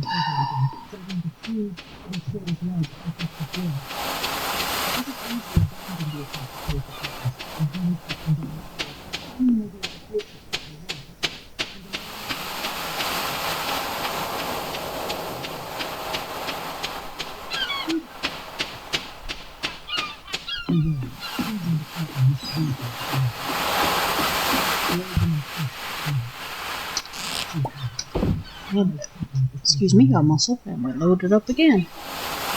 So let's see, that's the mountain and the river and both beaches. And I think that I'm short on bait. Although I can easily fix that while I'm in the mines if I turn all of my bugs into bait. I'm actually not short, it's just that the rest of it's back at the farmhouse, and I think I'm going to run out of bait before I run out of crab pots.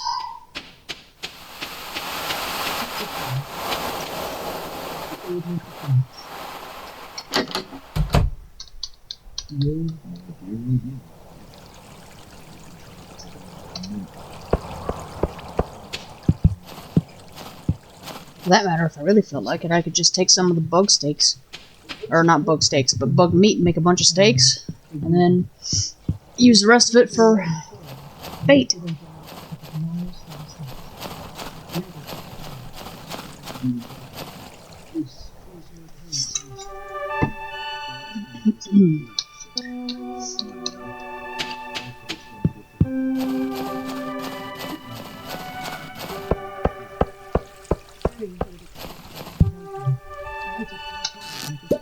snail. A snail. Eeny, meeny, miny, mo. To use these as fertilizer or sell them.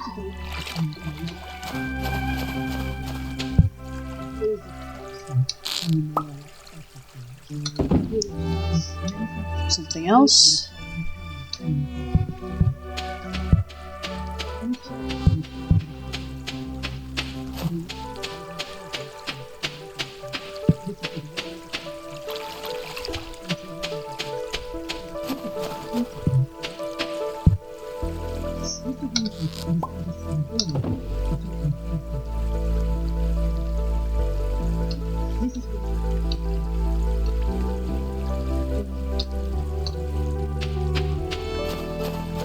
Now we're going into the secret woods.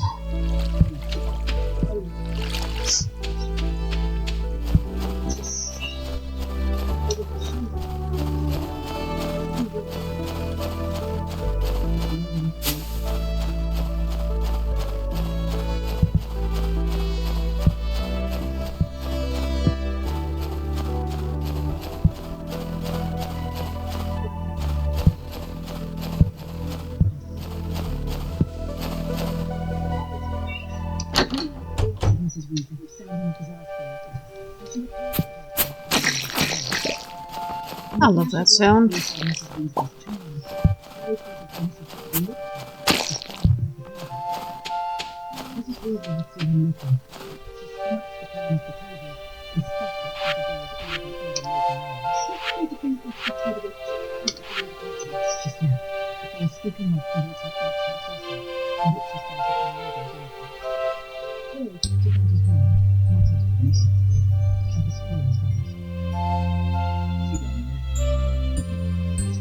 So, this note here is the information on the Junimos.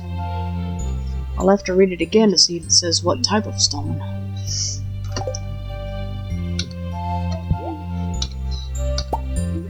Whoops. Gotta go get more bait. Yep.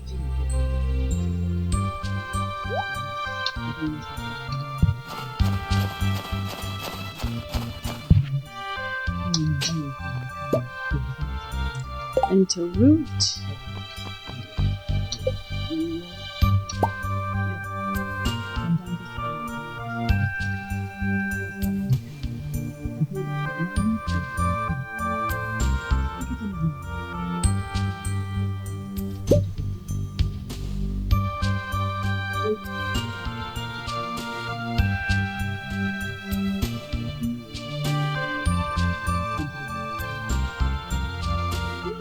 I am looking for the winter seeds recipe. What am I missing? Crystal fruit, I think. Okay.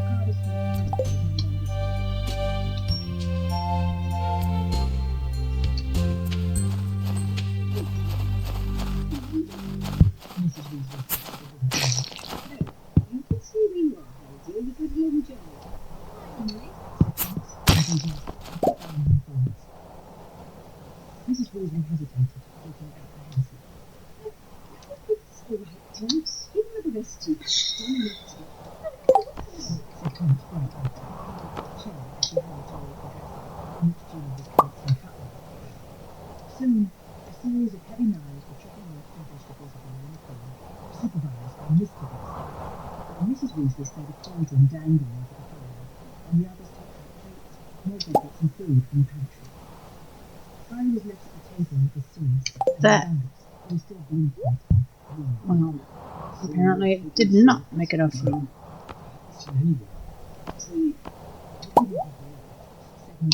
One piece of stone. I think we can give that up.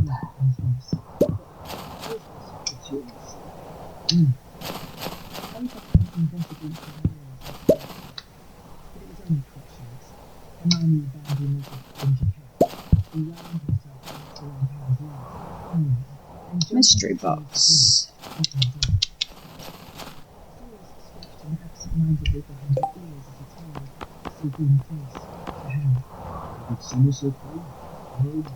arousing.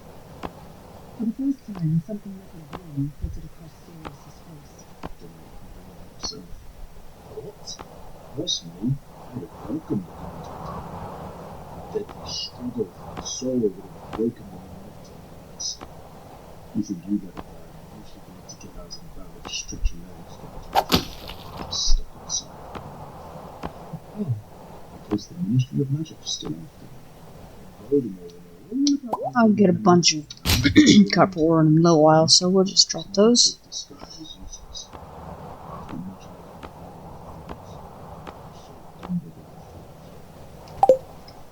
Something about the secret and tone of voice in which Sirius spoke under their shadow.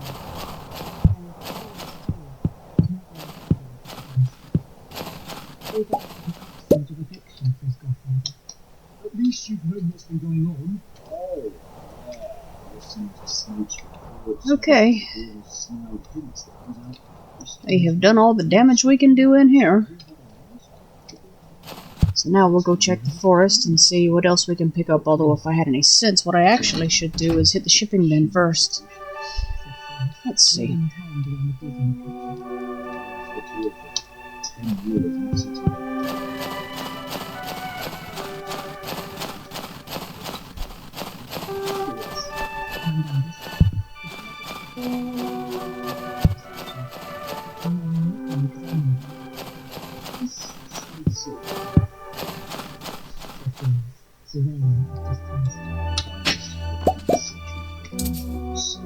Lost book. Very good.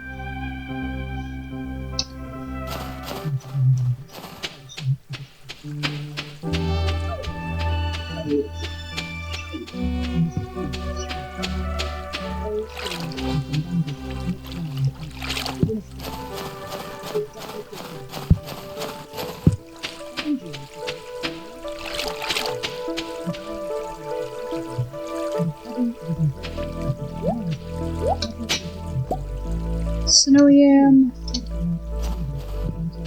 Yummy. Actually, I don't know if it's yummy. I've never had one.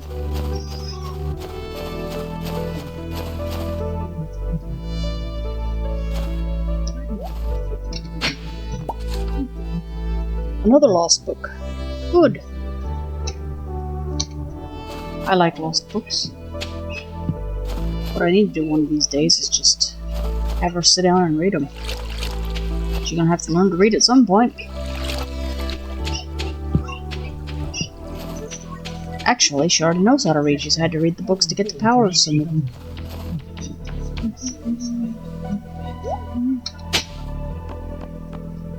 What's this?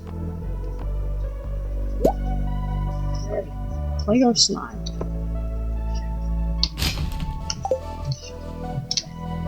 Next.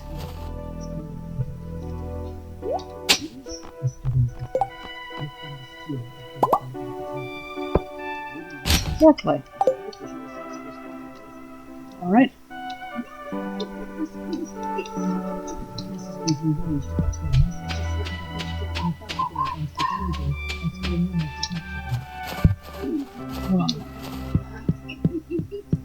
Nah. Just forest tiles. Juniper berries.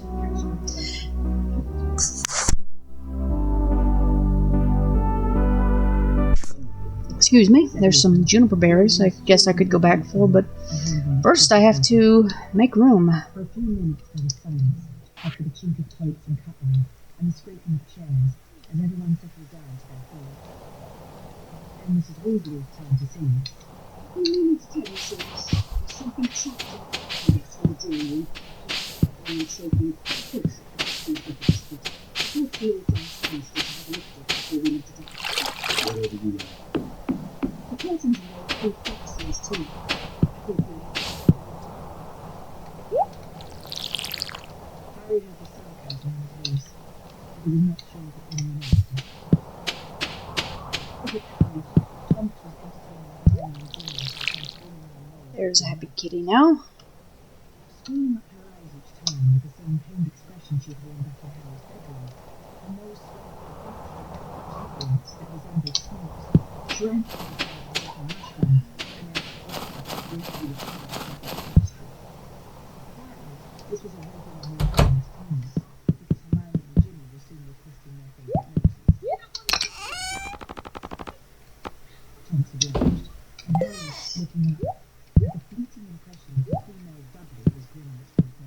Okay, let's see. Mr. Weasley, Bill, and Lupin having an intense discussion about happiness. They're not giving anything away yet. I still can't whether or not they believe he's gone. Over here to the chest first and see what we can drop in there to be recycled. Mr. Weasley shaking his head. They've suffered losses too. Remember Goblin the last time? So we were Juge! freedoms we've been denying over centuries.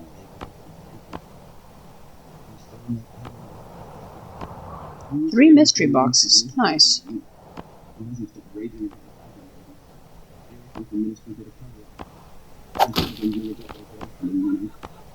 A day thereafter, the middle of the temple Fred, George, Ron, and Alright. Let's see. tears running down his face. Quality fertilizer.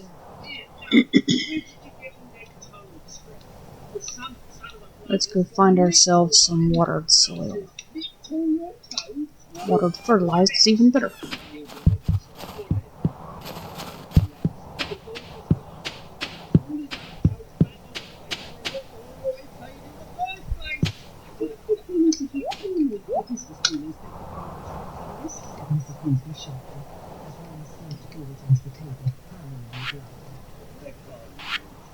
There we go. Some powder melon. Some more. And, sorry, I don't have any more seeds. Still looking. Alright. For some reason, Mrs. Weasley threw a very nasty look at seeds before getting to her feet and going to fetch a large retail tumbler for pudding. Harry looked round at her brother and just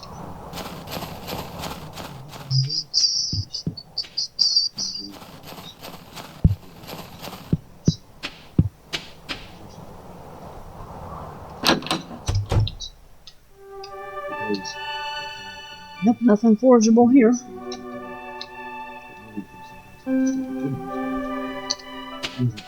See here if Ridgeside happens to have any shops that we haven't checked yet.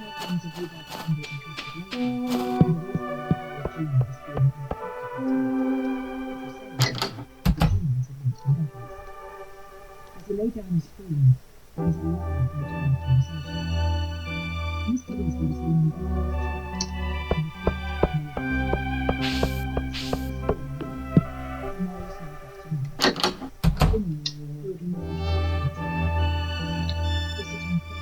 Oh, we got ourselves a cutscene or something.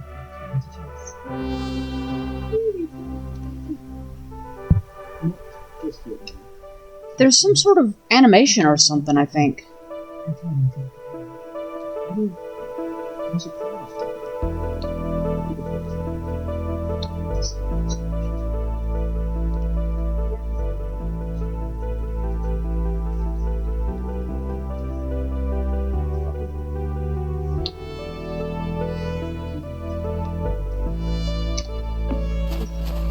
Okay, I've seen Kenneth. I don't know who he is, but I've seen him.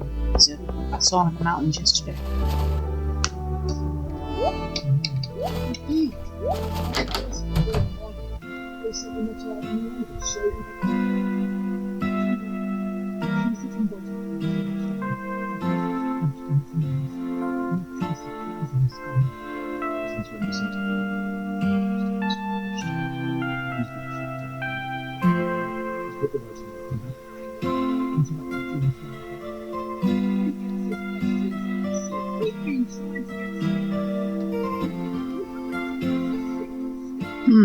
Let's see.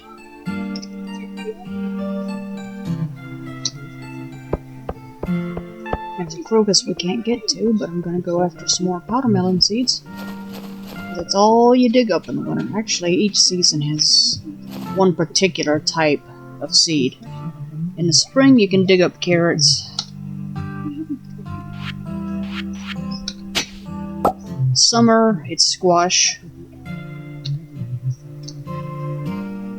Can't get to the crystal fruit either.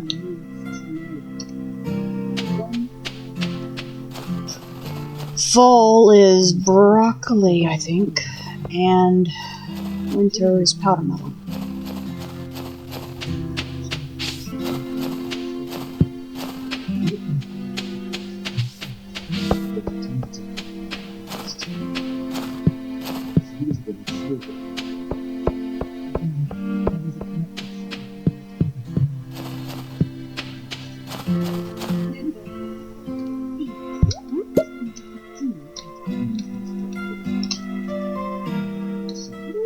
Can't get to that crocus either. Okay.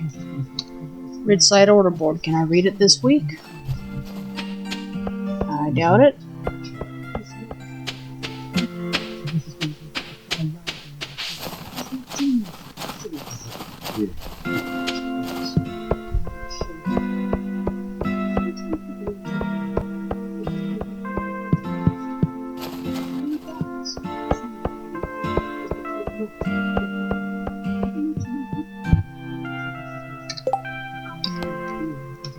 Nope. It shows up, but it doesn't read. And I can't take orders I can't read, folks. So.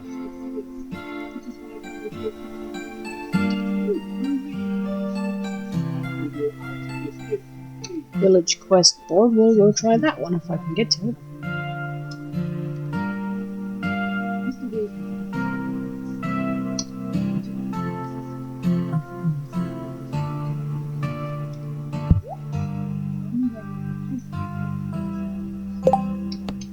That's odd. Because there's a tile that's... Oh no, okay, it's the same one, it's just labeled differently. Let's see. Village messages...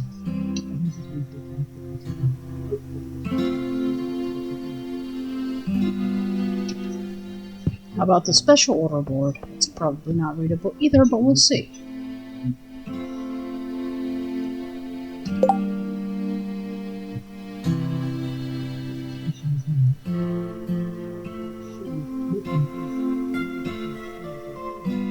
Huh.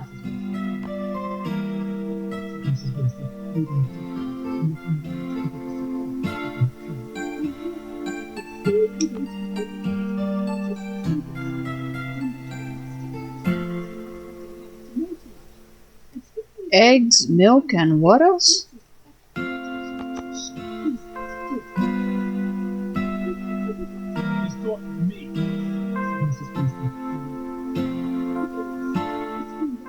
Eggs, wool, and milk. Okay, I can't take that one either because I'm not producing wool at this point. If you just wanted eggs and milk, I could make your whole day. But, nope. Gotta wait on that. I do need to mark this tile, though.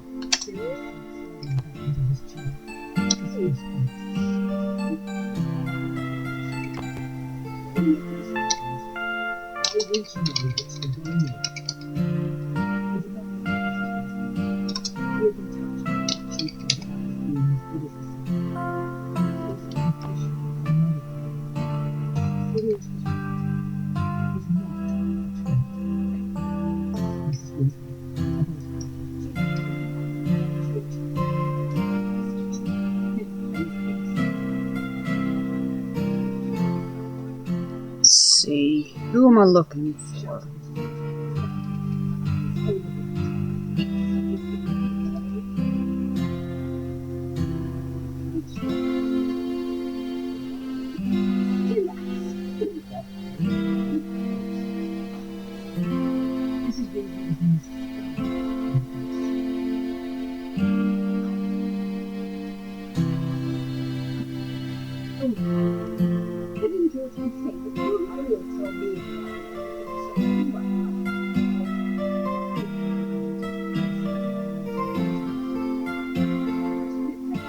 Let's see. I'm having to be careful and not just rush over to the R's because these are organized by author.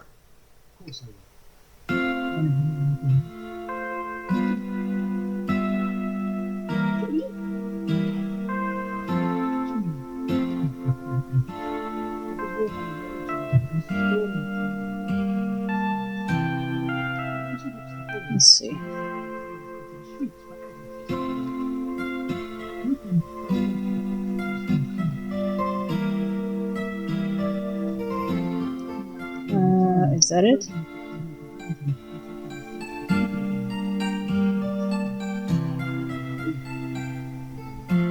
There.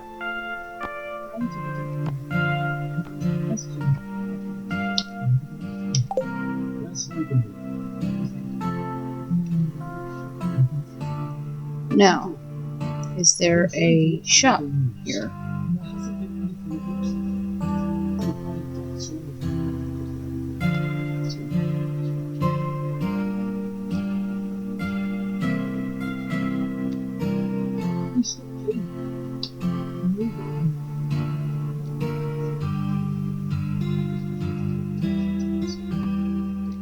Yeah, there's one. Let's see what they've got.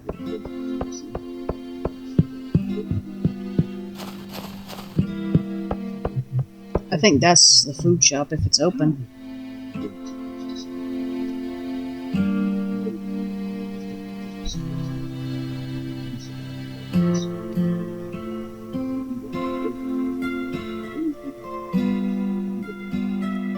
Micah has a recipe shop too.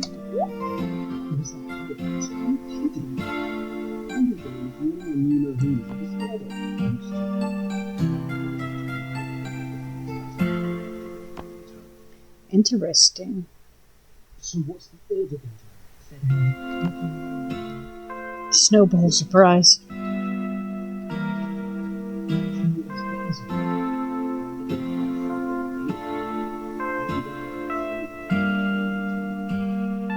Oh yeah, the spaghetti's cheaper here than it is in the Pelican Town. I'll bet you Robin likes it. All right, we're gonna go Micah recipes. We're gonna see if we can get any recipes then.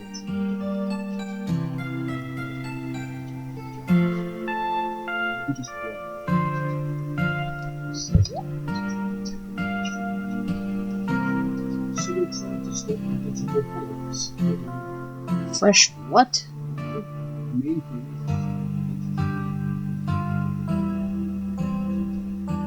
Interesting.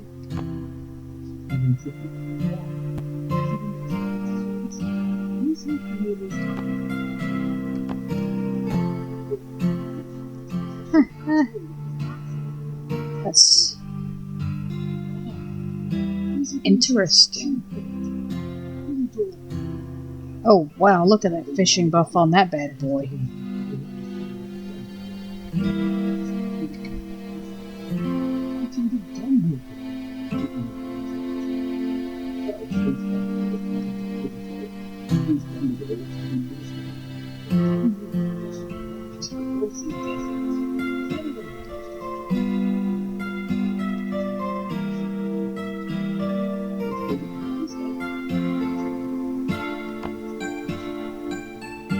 What's the difference? There's two here.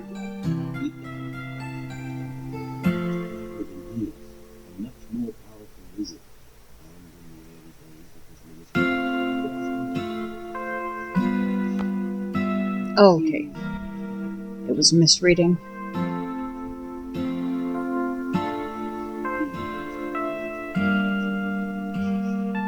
Well.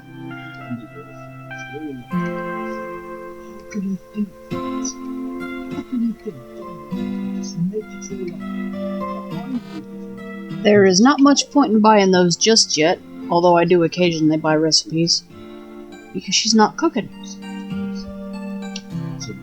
We shall return when she is. Are there other shops?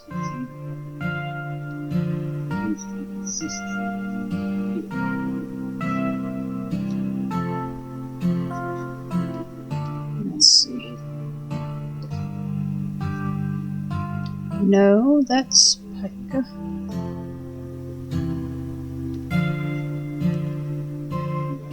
Okay. Not today, I guess. Now what'll happen, I will, when I'm in the mines probably, if I go down far enough, find crystal fruit. After, of course, I've sold all the others that I have.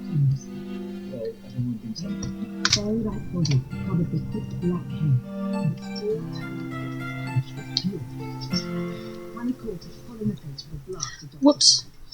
It froze in midair and fell. It was surprisingly rare. I marked that wrong. I did not set the Harry picked it up. type correctly on that special order board, so we're gonna fix that before we get out of here.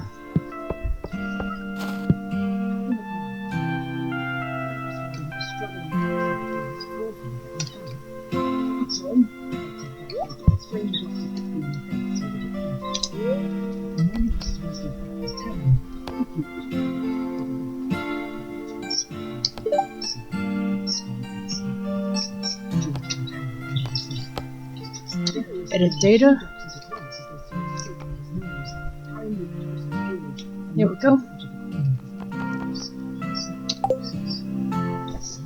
Okay.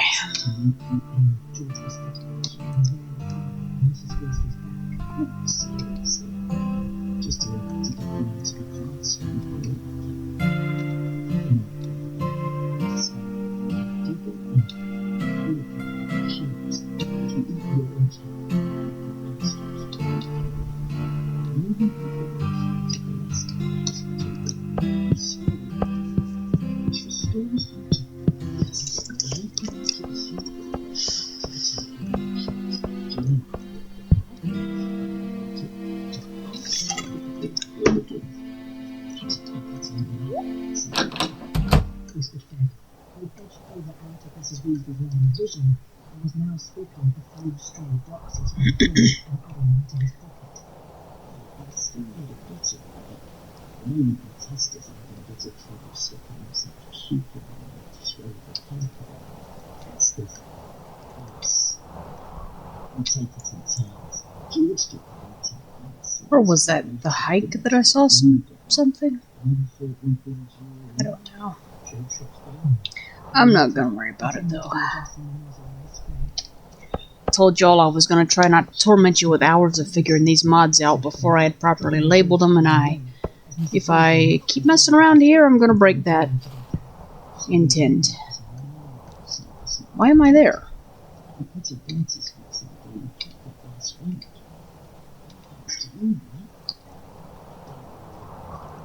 Let's try that again.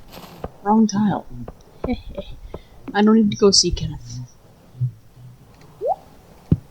He had forced the reason things to take the 1,000 salesmen he had won in the Crown Visit tournament to help them realise their ambition to open a joke shop. But he was still glad to know that his past with Birdie and Mark she did not think running a joke shop was a suitable career for two of her sons. As he did soon, the curtains took most of the evening. It was past midday when Mrs. Weasley finally removed her protective scarf, sank into a sagging armchair, and sprang up again with a chair. Now we're gonna slide by the farm and sell some things. And then we need to drop off the watering can with Clint again.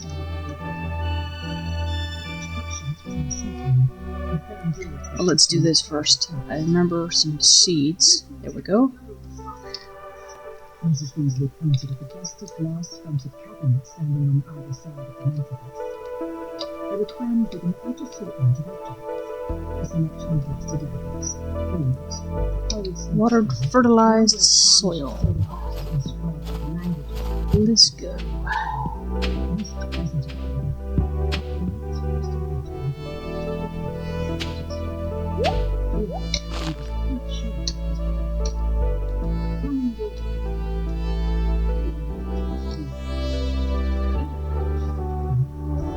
Watered soil.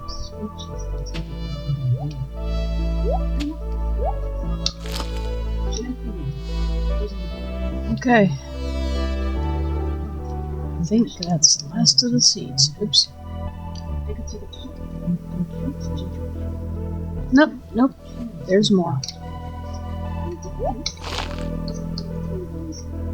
And we got some more.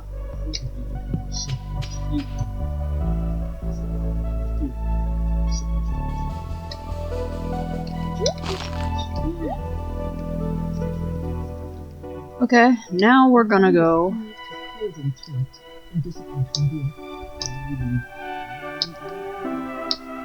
Then George crossed to the door. Over here to the shipping bin and drop some of this stuff. Mrs. Rock screamed and stopped.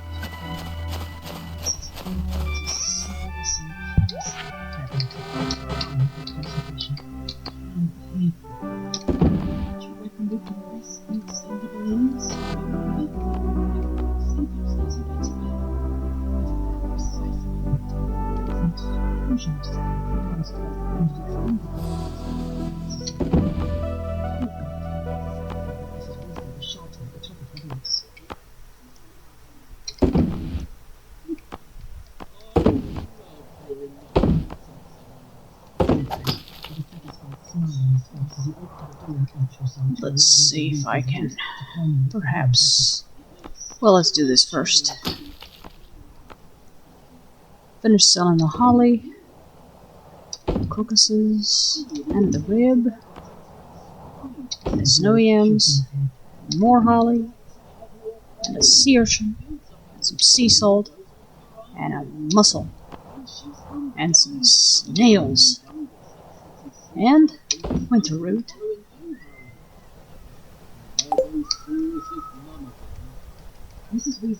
Let's see.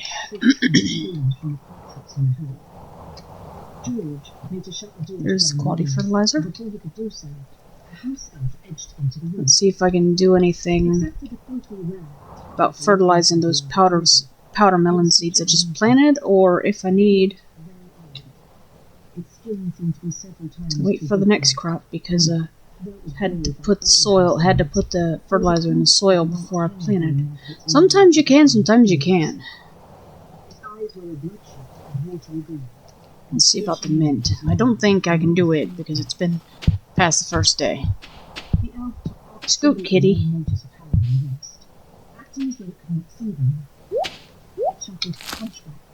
Okay, I'm wrong. That's done.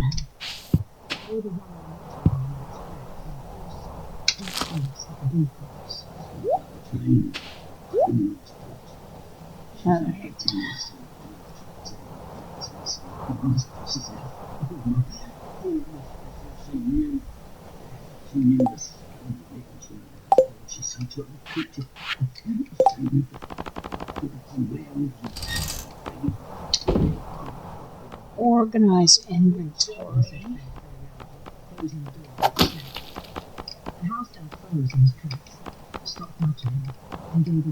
Yep, I dropped off the gold bars. Okay. I can fix that.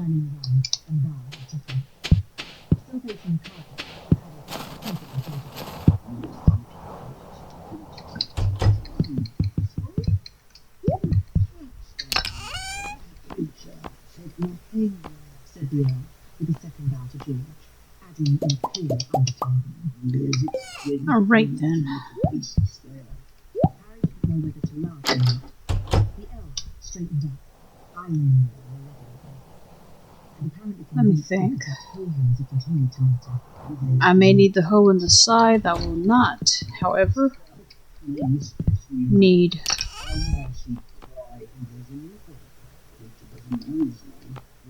the milk pail or the axe. And probably not the fishing pole. I don't remember ghost fish being worth much as far as endurance and health. So, we're gonna drop this maple seed in there with the rest of the seeds.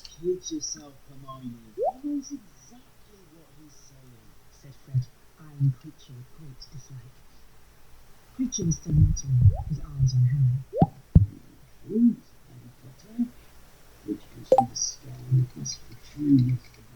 Let's see here.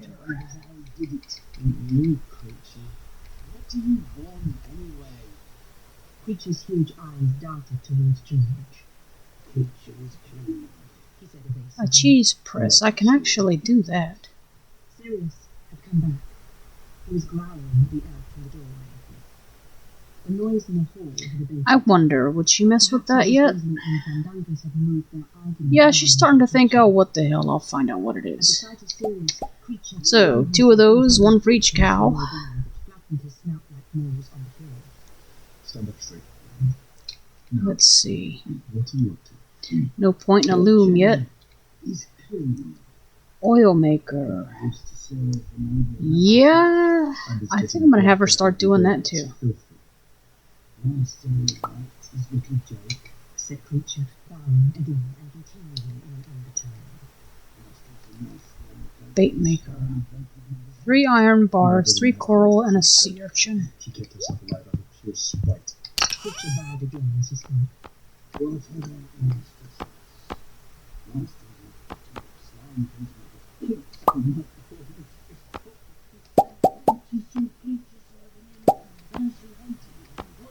I asked you what you were up to.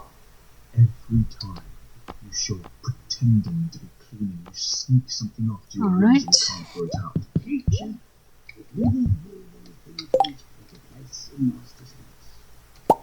This piece would never forgive creature if the tapestry was found. Bait maker.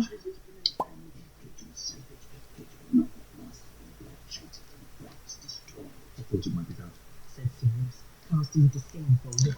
Let's see, what She else? has put more common sticking chain on the back of it, I don't doubt, but if I can get rid of it, I certainly will. Now go away, creature. It seemed that creature did not dare disobey direct order. Nevertheless, the look he gave Sirius as he shuffled out past him was full of deepest loathing. And he might Field have snacks, ordered that's what I was here for. There. Because what I intend to do now is, admittedly, time be damned, I'm going down into the mines. She swore he was no safer as a youth. They say he's a murderer too. Keep muttering, and I will be a murderer. said Sirius irritably as he slammed the door shut on the outside. Sirius, he's nicked right in the head. I don't think I noticed we can hear him.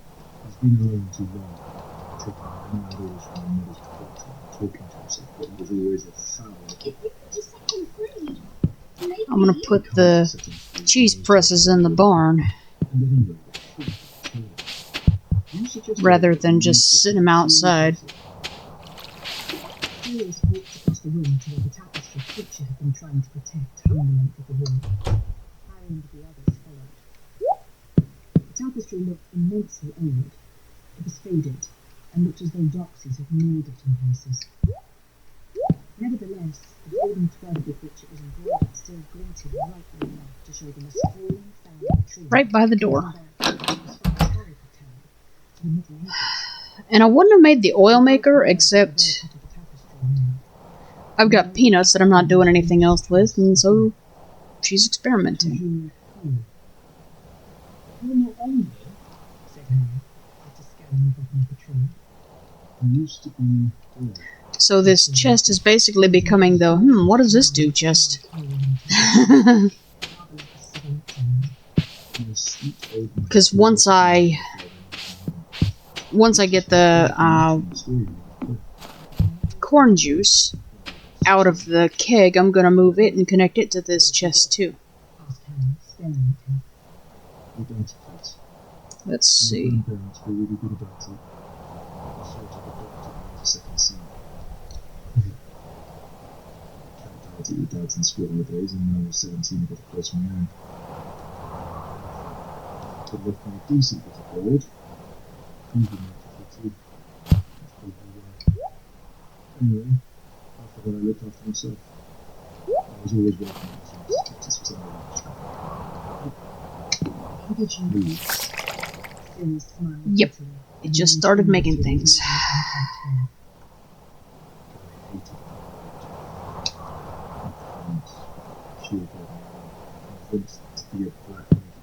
Well, actually, I can't connect anything else to this chest because of where the other machines are. And the fact that it's right hard up against the border of the farm. So I'm going to have to make another one to continue the experiments, but that is A-okay. I think if I wanted to, I could make a path. I'm not sure how to do that.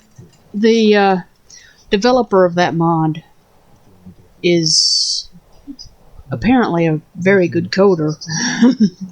Because he makes, or she, I actually don't know what the person is. Makes very detailed mods with detailed instructions. This is the individual behind the Smappy framework that basically handles any mod that's part of Stardew Valley. So yeah, they know what they're about. I don't. But I may look. Let's see, what else can I drop? That winter root. How much is that as far as energy? Nah, screw it. I'll sell it.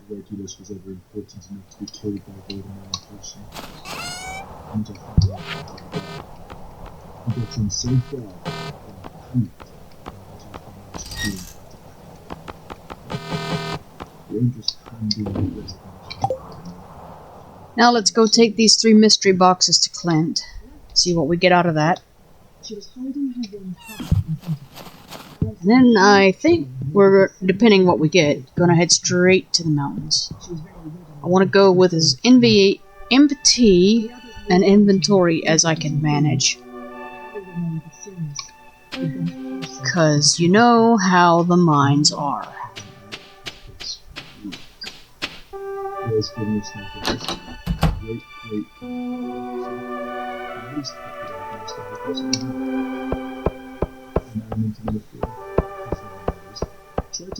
Which reminds me I didn't put the bay down. Shame on me.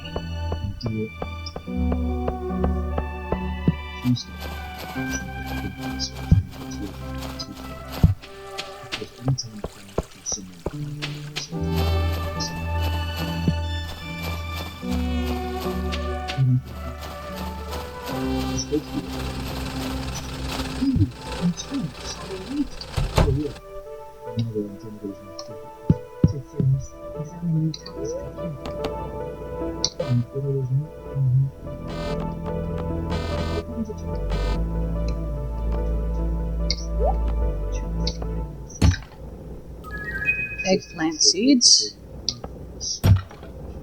quality fertilizers, hardwood. Nothing special, but all useful.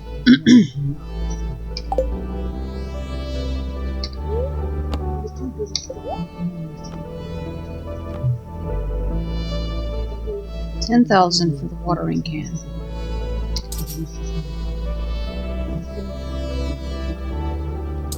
Did I put the gold bars down again? Apparently I did.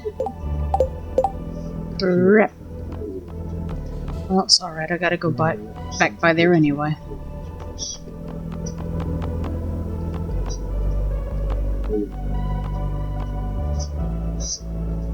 Oh no, that's what happened, okay. One of the things I made required a gold bar. My bad. And I'm still carrying things I don't need to be carrying.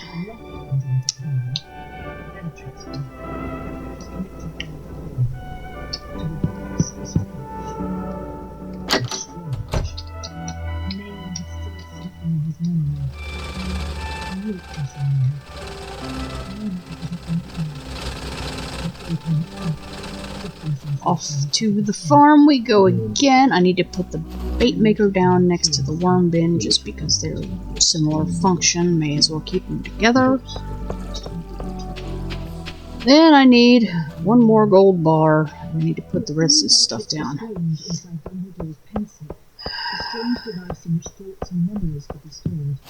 And sell some things I missed the first time. Once I've used... Well, I did use the sea urchin and such. But yeah, I'm slow today. Still trying to organize stuff. Doesn't matter if she's my cousin. As far as I'm concerned, they're not my family. She's certainly not my family. I haven't seen her since I was your age. Fish smoker. Do you think I'm proud of being a relative of her? So, I didn't mean. I was just surprised. That's all that matters. He turned away and deep in his pocket.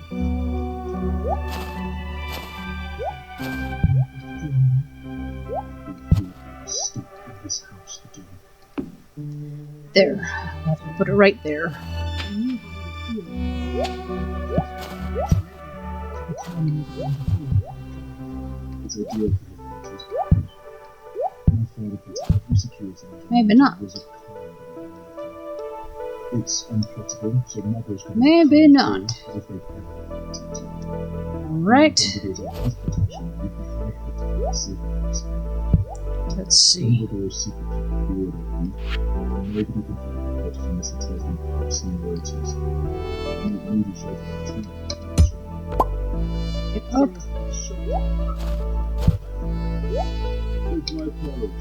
Put it down. In theory. Let's see. No, I don't have mail.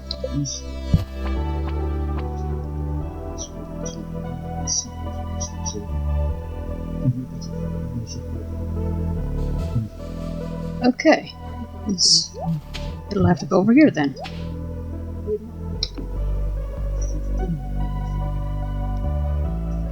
We can still get to the shipping bin and stuff there.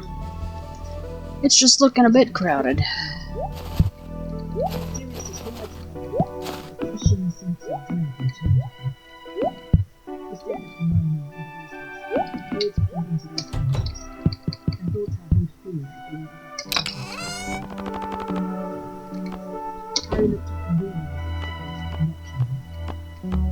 There's definitely something in the intentional stage of secrecy and his magic to save your own life. But if we do it slowly,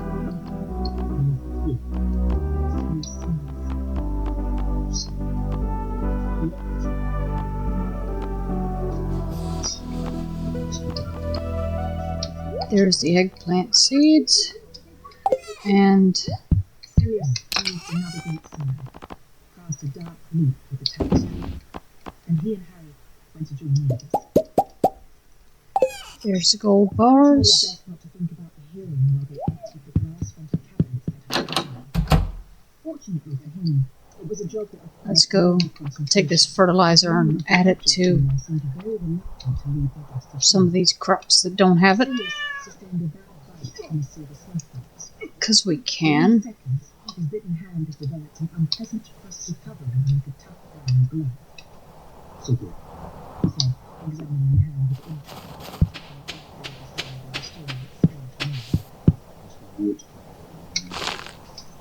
He threw the box aside into the sack where they were depositing the debris from the cabinets. Harry saw George wrap his own hand carefully in a cup moments later and sneak the box into his already doxy-filled pocket. They found an unpleasant-looking silver instrument, something like a many-legged pair of tweezers, which scuttled up Harry's arm like a spider when he picked it up and attempted to enter his hand. Sirius seized it and smashed it with a heavy book entitled Nature's Nobility, a Wizarding Genealogy. There was a musical box that emitted a faintly sinister tinkling tune in brown, and they all found themselves becoming curiously weak and sleepy, until Ginny had the sense to slam the lid shut. A heavy locket that none of them could open, a number of ancient seals, and, in a dusty box, an order of Merlin first class that had been awarded to Sirius's grandfather for services to the ministry. It means you gave them a lot of gold. Said Sirius, Yeah. contemptuously, throwing the That's medal all of it. into the wash. Okay. Several times, creatures sidled into the room and attempted to smuggle things away under his loincloth, muttering horrible curses every time they caught him.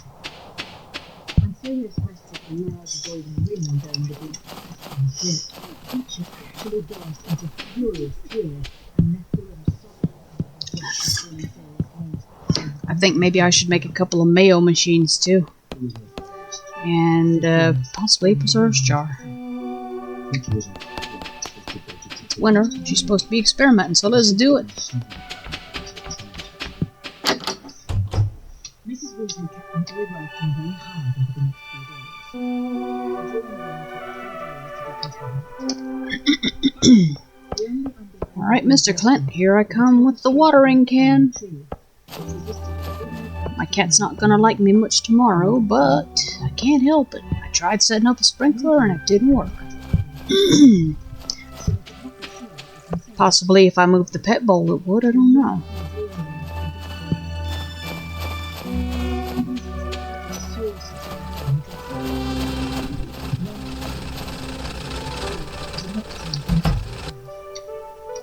China, which bore the black crest and module, was altering unceremoniously into a separate service. And the same fate had to set up in photographs and television. All of whose purpose, all shrewd, was carefully smashed. Okay, Clint has my watering can, 5 of my gold bars, and 10,000 of my gold.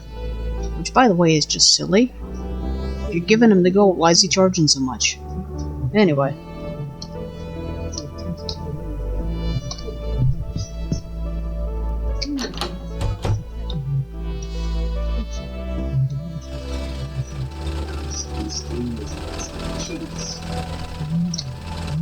I don't think Joja's got anything, excuse me, unique, but we'll see. Joja never has anything unique unless you like their furniture catalog. Or the auto petter, which I've heard you can buy from them if you take that particular route, but I don't do that. At least I haven't yet.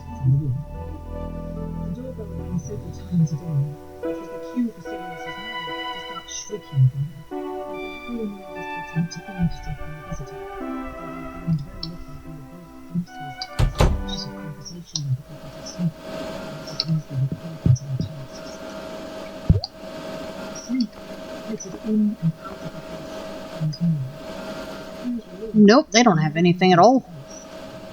Yes, they do. Same seeds, though. Crocus and mint.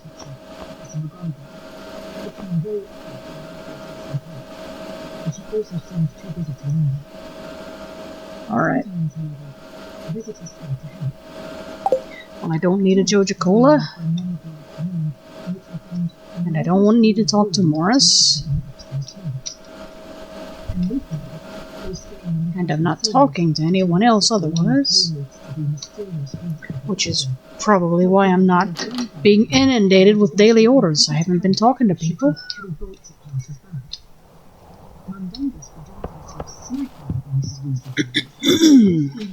Artifact spot.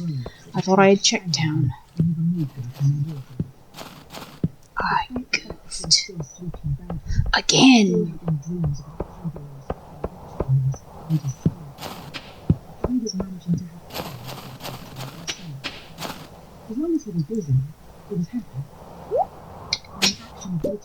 Snow yam. Just the snow yam.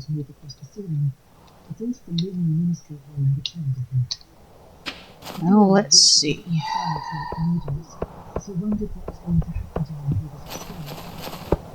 The idea was so terrible that he did not dare voice it aloud.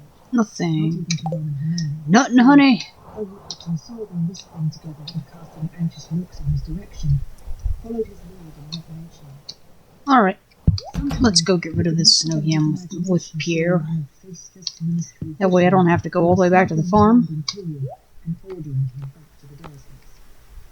But he would not go. He was determined on that. He would come back here to Grenade Place and live with Sims. He felt as though a brick had dropped into his stomach when Mrs. Weasley turned to him during dinner on Wednesday evening and said quietly, "I find you yesterday for tomorrow morning, Harry, and I want you to push your phone." Dehydrator recipe. A good first impression of your friend. Oh. Ron, Hermione, Fred, George, and Ginny all stopped talking. Okay. So I have to buy that from him. Harry nodded and tried to keep eating his chop, but his mouth had become so dry. Now let's sell that. Am I good to know? He asked Mrs. Weasley, trying to sound unconcerned. He's taking you to work with him. Mr. Weasley smiled encouragingly at Harry across the table. You can wait in my office until it's time. I accidentally bought a mushroom from him rather than selling him something, so I goofed. Alright. That'll have to do. Mrs. Weasley pursed her lips. When did Dumbledore tell you that? Organize inventory. Staring at Sirius. He came last night. Phil was immediately to potato with his fork. Harry lowered his own eyes to his plate. The thought that Dumbledore had been in the house on the eve of his hearing and not asked to see him made him feel, if it were possible, even worse.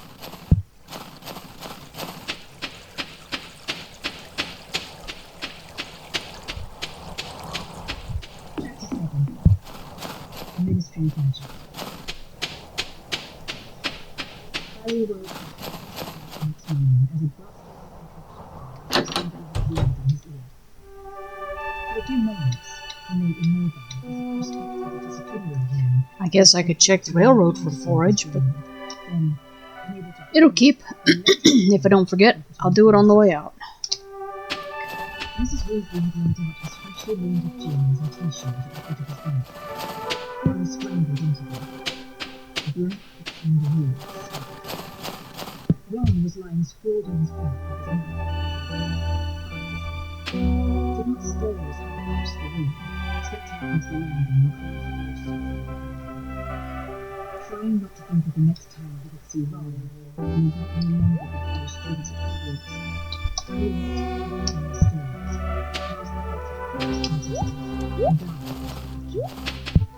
He had expected it to be empty, but when he reached the door, a soft rumble and Oh my, voices on the Demetrius wasn't there yet. He took the door first, and saw his friend Yeah. looking countenance, sitting on a full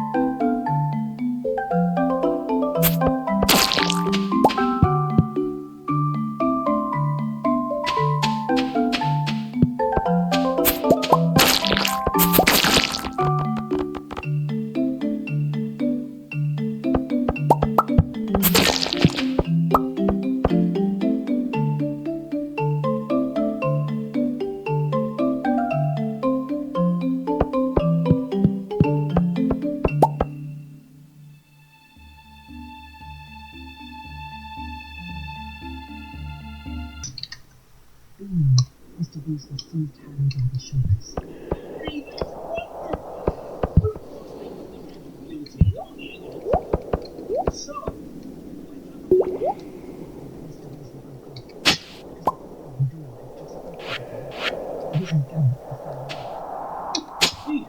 Explained Mr. Weasley, wondering, being Harry's starting only past. Eventually, one or two of the wizards nodded to Harry as they passed, and three, including Madame Bowman, said, to Mr. Weasley. Most averted their eyes.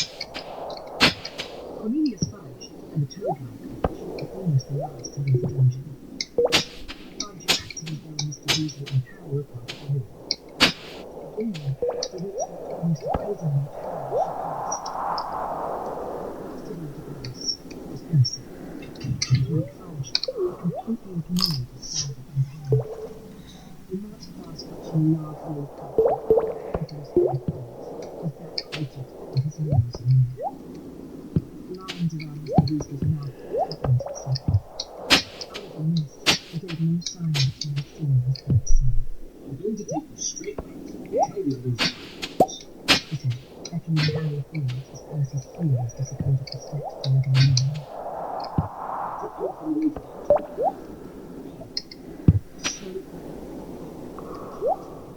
Harry answered, grinning. Everything suddenly seemed 5 times funnier than usual. It was starting to sink in. He was through. He was going back to Hogwarts. Said Mr. Weasley as they mounted the stairs. It's not so much to do with the habit there, much. It's more the attitude behind it. Debating might strike some wizards as fun. Yes, it's actually something not very nasty. If you want. Mr. Weasley broke off in mid-sentence. They had just reached the 9th level corridor, and Cornelius Fudge was standing a few feet away from them, talking quietly to a tall man with a silky green hair and a pointed, pale face. The second man turned at the sound of their footsteps. He too broke off in mid-conversation, His cold grey eyes narrowed and fixed upon Harry's face.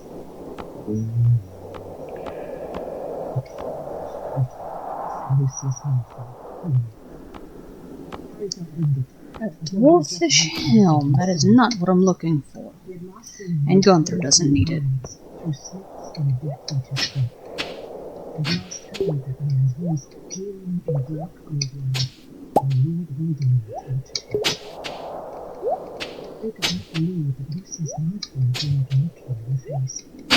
They could not believe that he was here, in the Ministry of Magic. Cornelius Fudge was talking to him, and Harry had told Fudge 3 weeks ago that Malfoy was a Death Eater. We must have been too young.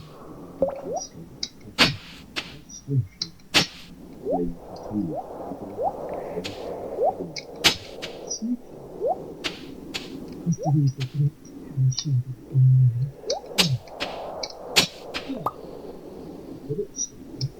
Lucius Malfoy raised his eyes to Mr. Weasley's face.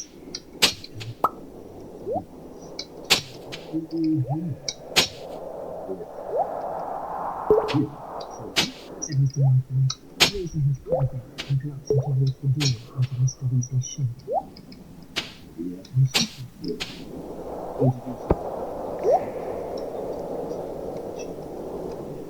Mr. Weasley snapped, his fingers now biting into Harry's shoulder.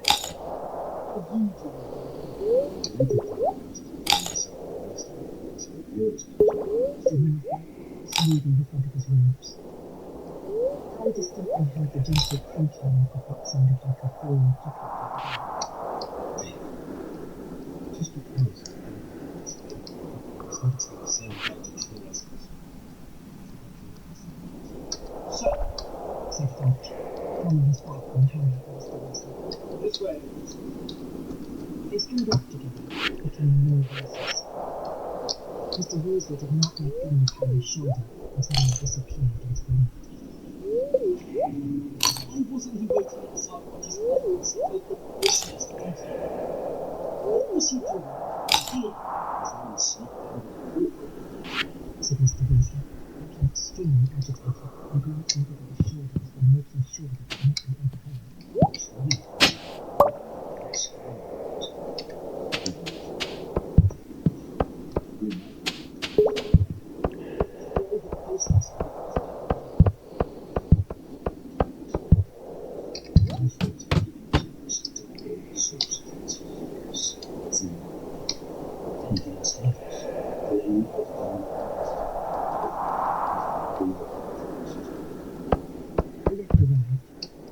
It was empty except for a flock of memories that flocked around Mr. Weasley's head as he pressed the button for the atrium and the doors began shut. Mr. Weasley, if you see him alone, how do we know that this is the world's answer? Do you think it hasn't occurred to us?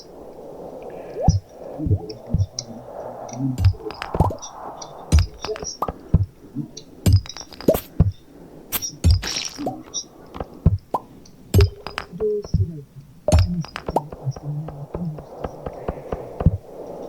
Eric did not close the door as he looked his way over to the and he walked straight past the golden fountain before Harry arrived.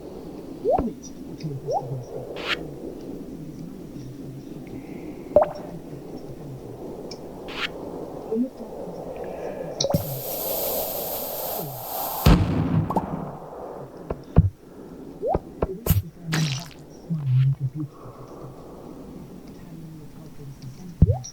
of most unlikely to be called style so assurance of any description. Only the half-god's attitude of possibility looked convincing. With a grin, he could see the statue of the image.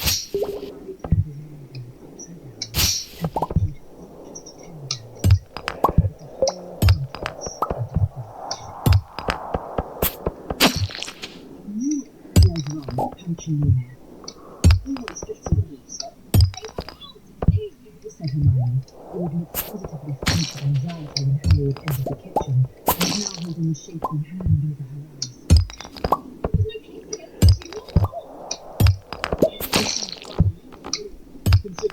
knew I liked it. Mrs. Weasley was wiping her face on her apron, and Fred, George, and George were doing a kind of war dance to the tune of the bell.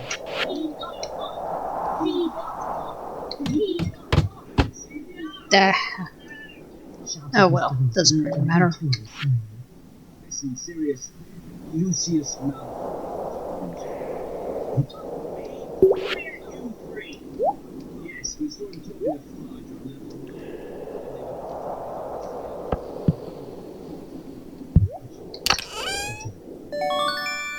Steel small sword. I don't think there's much to that one. I think I'll be late. I'm covering for tickets. Kingsley needs to bring in today. Nope. Said Mrs. Weasley, as Mr. Weasley left the kitchen.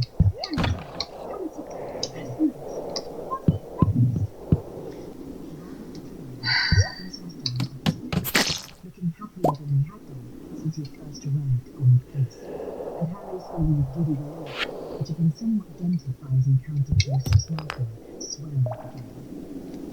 The gleaming house seemed warmer and more welcoming all of a sudden. Even Creature looked less ugly as it popped his slump-like nose into the kitchen to investigate the source of the noise. Some of the time, there's no way Said Ron happily, now dishing great mounds of mashed potato into everyone's plate. this thing. He felt it would sound highly ungrateful, not to mention childish, to say, or even looked at. And as he thought this, the scar on his forehead burned so badly that he clapped his hand to it. Said Hermione, looking around. It's nothing. It happens all the time, right? None of the others had noticed a thing. All of them were now helping themselves to food while gloating at Harry's narrow escape. Fred, George, and Ginny were still singing. Hermione looked rather anxious. Before she could say anything, Ron had said happily, To celebrate with us. I don't think he'll be able to. said Mrs. Weasley, putting a huge pot of roast chicken down over the I was really very busy. What?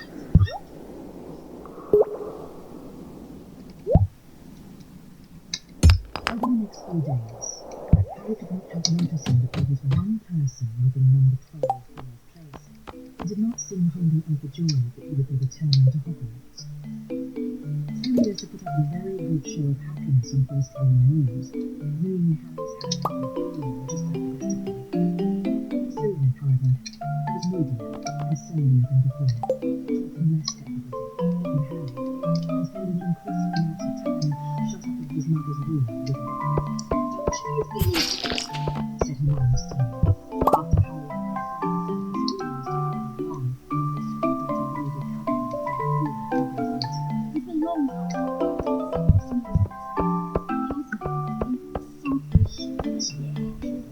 Said Ron, randomly switching to Harry's heart and Ron, and attached himself You could have a compliment. It's headquarters to the order of the Phoenix, isn't it? Just push his hopes up that all the things will I don't think that's it. said Harry, pulling out his cards. He just didn't want to be so beautiful and noble. And he couldn't even tell you to himself. He's often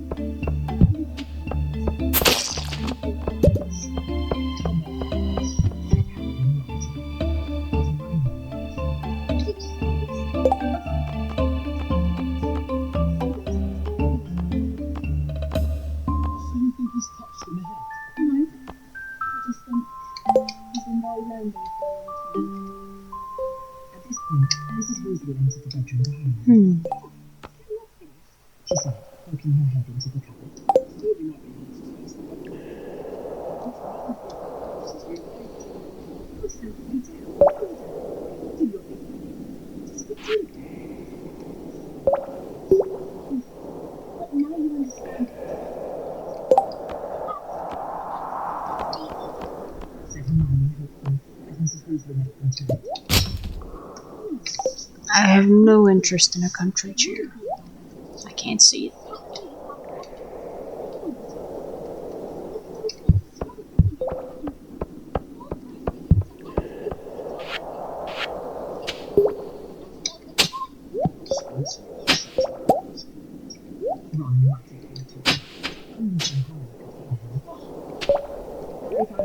quivering under coverings more and more as the end of the shadows approached.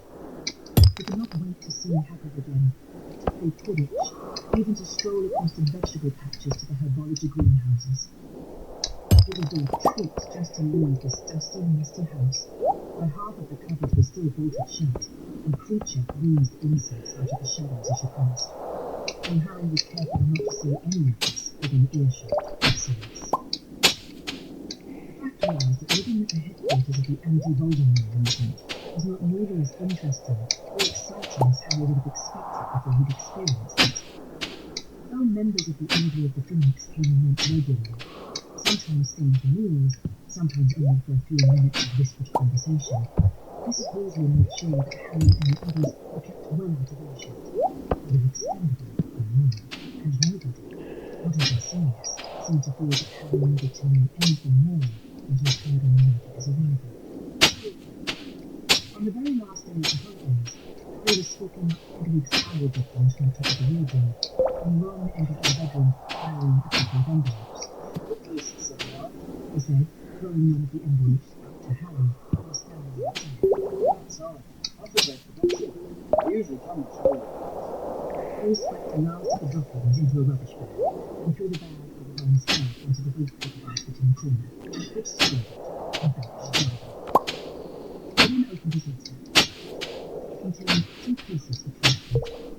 One, the usual reminder that time started on the 1st of September.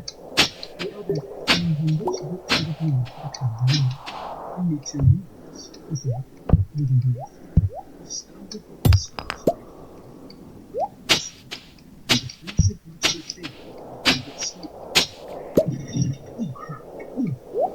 Reverend George operated right beside Harry. He was so used to them doing this by now that he didn't even bother to stare. We were just wondering who set the sleep on. Because it means Dumbledore's music gets fixed about months to each other. And about time too. What do you mean? Harry asked, jumping down beside him.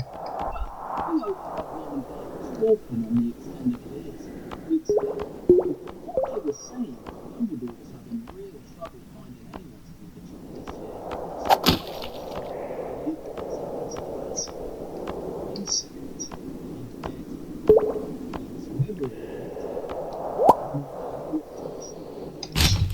Said Harry, counting off on his fingers. Yeah, I see. Okay. You, Ron did not answer. On the throne, Oh, what floor are we on now? with his mouth slightly 23. open, and open at his letter in Hogwarts.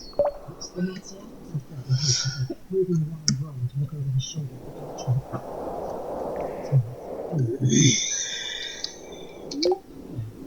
He said, staring incredulously at the letter.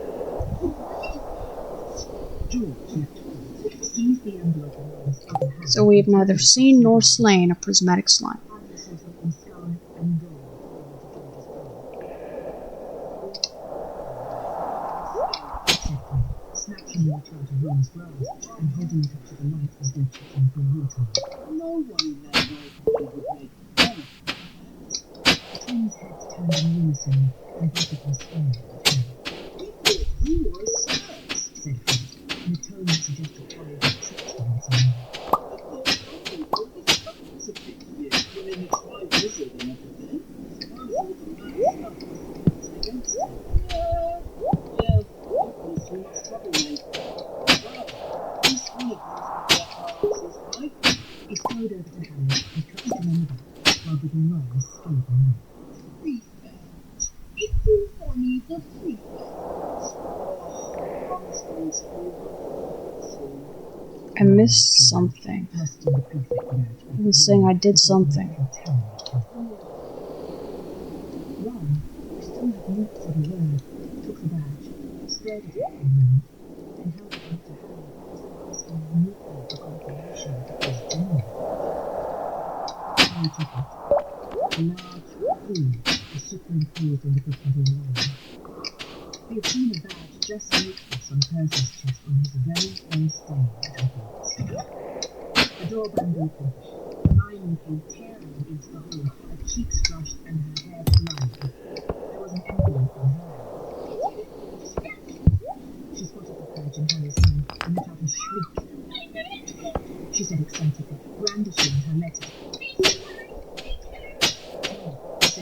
pushing the badge back into Ron's hand. It's me. Please, said Hermione, a jaw dropping. Are you sure? I mean, She turned red as Ron looked wildly with a expression on his face. I know. Said Hermione, looking thoroughly bewildered.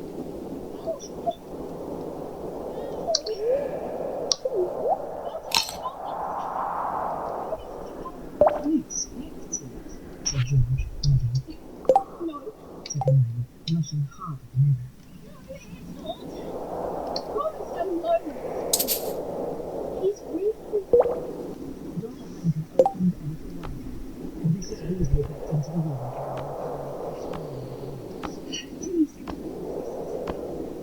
she said, glancing round the table envelopes as she made her way over to the bed and started sorting the words into two piles. We have to take them over to Dad. When we get to a bookstore with her, two more books. She's too short.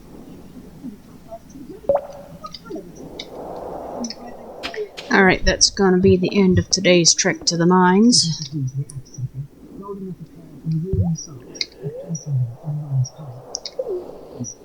We're gonna go drop some things off, and then we're gonna go visit Clint again, I think. Fred's words took a moment Because to we've got digest lots of Mrs. things for him to Weasley's open. pajamas. Ron covered his mouth. Mrs. Weasley let out a shriek, just like noise.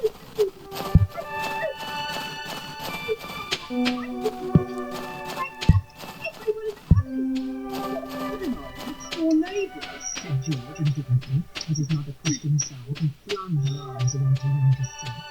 Oh, for goodness, Father, yes. I'm so proud of you.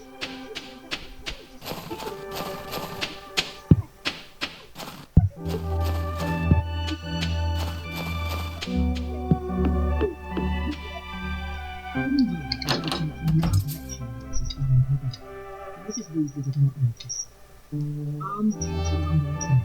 She was kissing him all over his face, which had turned a brighter scarlet on his badge. He muttered, trying to push her away.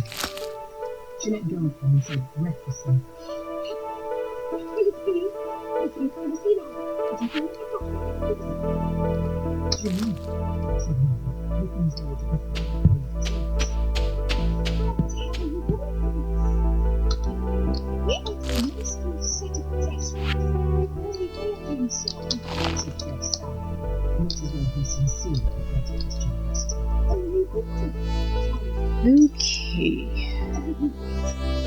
Now we've got some soil that's fertilized but not watered, so we're gonna leave that be for the moment. Because I don't have a can.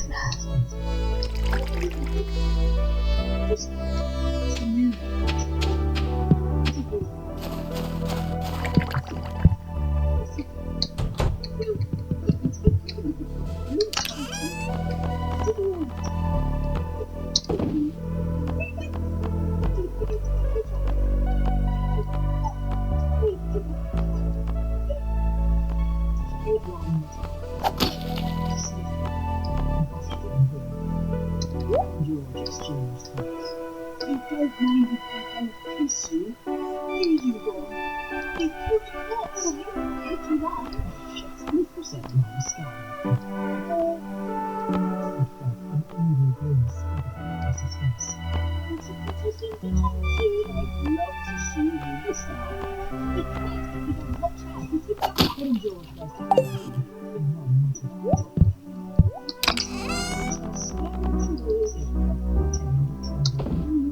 These two are not kiss.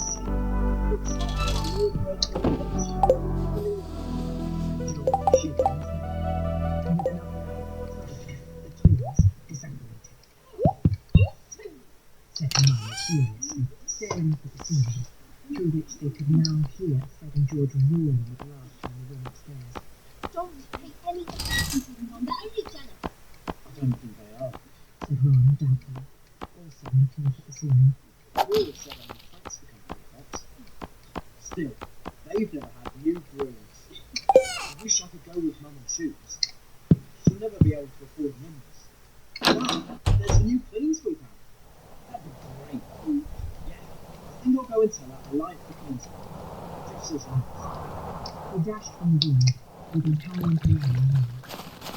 For some reason, Harry felt he did not want to look at Hermione.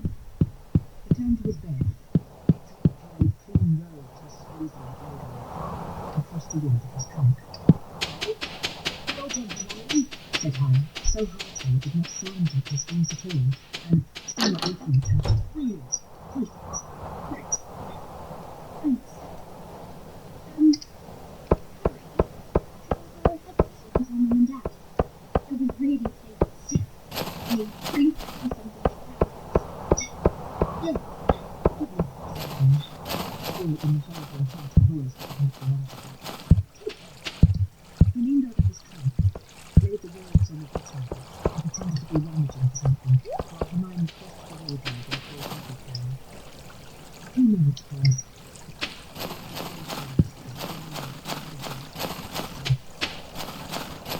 The only sound was the blanket picture on the wall sniggering again, and the wastepaper basket in the corner coughing up the owl droppings. He straightened up and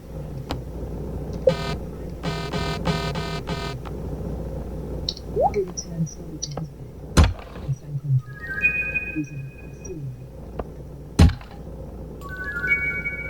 He'd forgotten completely about prefects being chosen in the fifth year.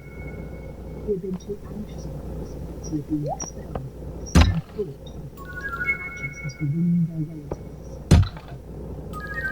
But if he had remembered, if he had thought about it, what would he have expected? Who cares? Said a small and truthful voice inside his head. Harry screwed up his face and buried it in his hands. He could not lie to himself. If he had known the prefect badge was on its way, he would have expected it to come to him, not Ron. Did this make him as arrogant as Draco Malfoy? Did he think himself superior to everyone else? Did he really believe he was better than Ron? Said the small voice defiantly. Was that true? Anxiously proving his own feelings. We have to go empty things out again. That was definitely true, Harry thought. He was no better than Ron in lessons. But what about outside lessons? What about those adventures he, Ron, and Hermione had had with ancient starting programs, often which they mixed words and expression? That magic rock candy is something. He argued with himself. They didn't fight for everything. They didn't take on Riddle and the Basilisk. They didn't get rid of all those dementors the night Sirius escaped. They weren't in that graveyard with them. They weren't there when we returned. And the same feeling of ill wishes for the clever Ron company for the Ron years ago. I've definitely done more. Harry thought confidently. I've done more than either of them. But maybe, Said the small voice. maybe Dumbledore doesn't choose prefects because they've got themselves into a lot of dangerous situations. Maybe he chooses them for other reasons. One must have someone who does. He opened his eyes and stared through his fingers at the wardrobe's broad front, remembering what it said. No one in their right mind would make one. You know the thing I think Harry Potter should have realized when he was all whinging about not getting prefect, to be polite? He didn't really want it anyway. Was he, Harry, Prefects sending the girl going to were sea people because he didn't have a badge? that he just With the twins behind Ron's back, the willingness for love and wasn't Harry's sympathy. interested in. At this point, Harry heard Ron's footsteps on the stairs. He He stood up, straightened his glasses, and hitched a grin onto his face as Ron bounded back to the door. he did what he wanted to do, and he usually had decent reasons. Not always, but usually. He was relieved to hear that his voice stopped sounding hearty. listen, well done. it would be me. He said, shaking his head. I thought it would be you. It was too much trouble. Harry said, echoing the bed. Yeah, I suppose. Well, we'd better get ourselves. It was odd how a variety of their possessions seemed to have scattered themselves since they had arrived. It took them most of the afternoon to retrieve their books and belongings from all over the house and stow them back inside their school trunks. Harry noticed that Ron But he kept just moving his prefect's badge never around. really... First placing it on his bedside The only table, prefect we saw him have any dealings with was Percy in the second book, and then all of a sudden in 5th year he wants to be a prefect, although it never came up before? I don't think so.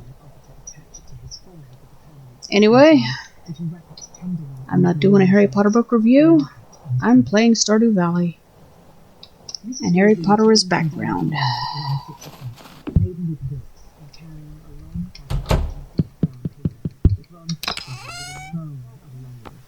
Never mind when we finish here. Don't worry about this dinner. I want you all downstairs. She said. But the moment she was out of sight, Ron ripped off the paper in a frenzy and examined every inch of his new room, an ecstatic expression on his face. Down in the basement, Mrs. Weasley had hung a scarlet banner over the heaven-making dinner table, which read, "Congratulations, Ron and Hermione, new prefect." She looked in a better mood than Harry had seen her all evening. She told Harry, Ron, Hermione, Fred, George, and Ginny as they entered the room. She added, Fred rolled his eyes. Sirius, Lupin, Tonks, and Kingsley Shacklebolt were already there, and Mad Eye Moody stumped him shortly after Harry had got himself a butterbeer. "Oh, thanks, I am glad you're here," said Mrs. Weasley brightly, as Mad Eye shrugged off his travelling cloak. We've been waiting to ask for Brutalist. Just come in to the writing desk in the drawing room and tell us what's in private. Just in case it's something really nasty. No problem. Moody's electric blue eyes swiveled upwards and stared fixedly through the ceiling of the kitchen. Good. He growled as the pupil contracted. There's the mystery shirt. That's it. Now let's go put all that ore and coal down. No, Margaret, I suppose. You have your time. Having a little bit of a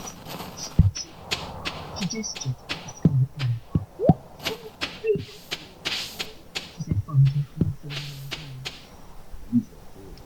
Well, his normal eye on Ron, and his magical eye swiveling around to gaze into the side of his head. Harry had the very uncomfortable feeling it was looking at him, and moved away towards Sirius and Lupin. Said Moody, still glaring at Ron with his normal eye.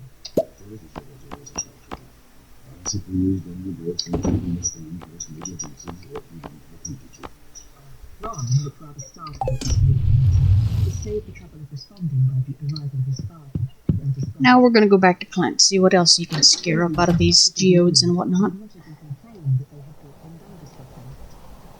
He was wearing a long overcoat that seemed quickly lengthened in the neck of places. Kindly offered to remove it and put it over his travelling cloak. Said Mr. Weasley, and everyone had a drink. He raised his goblet.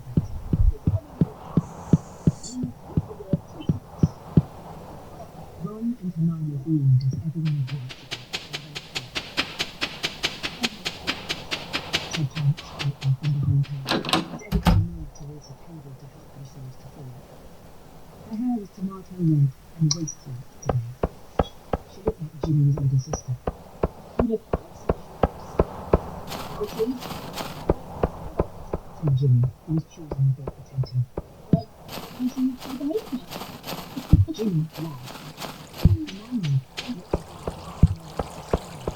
and compromised as if being extra loyal and choking.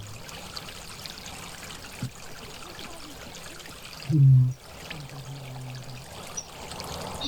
Sirius, who was right beside Harry, looked like his usual No one could have made me. I spent too much time in detention with James.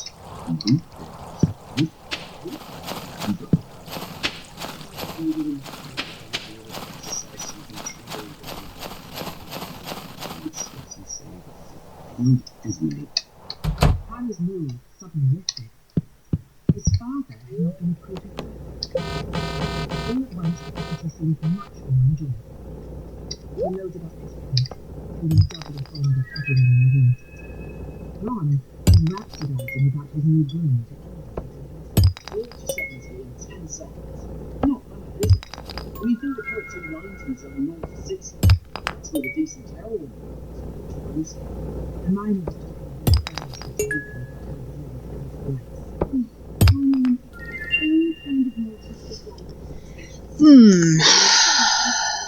I don't think so. Let's see. Mrs. Weasley and Bill were having their usual argument about Bill's hair.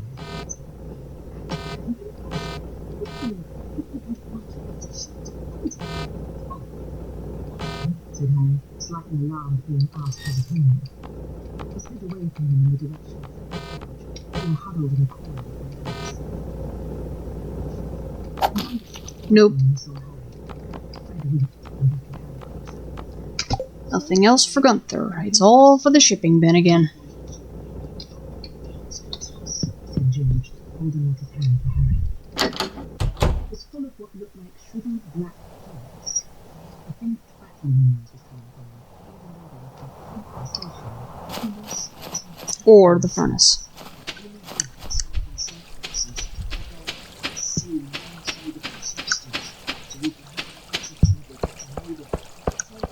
And Victoria, whoever you are in the way. Did you see the request on the special order board for the prismatic slime? They're extremely rare. I've always wanted to see one. So have I. If you find it, can you let me know? I'll tell you. But you won't get it.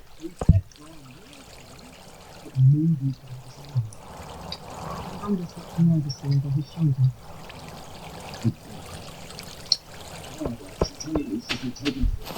Please, Harry?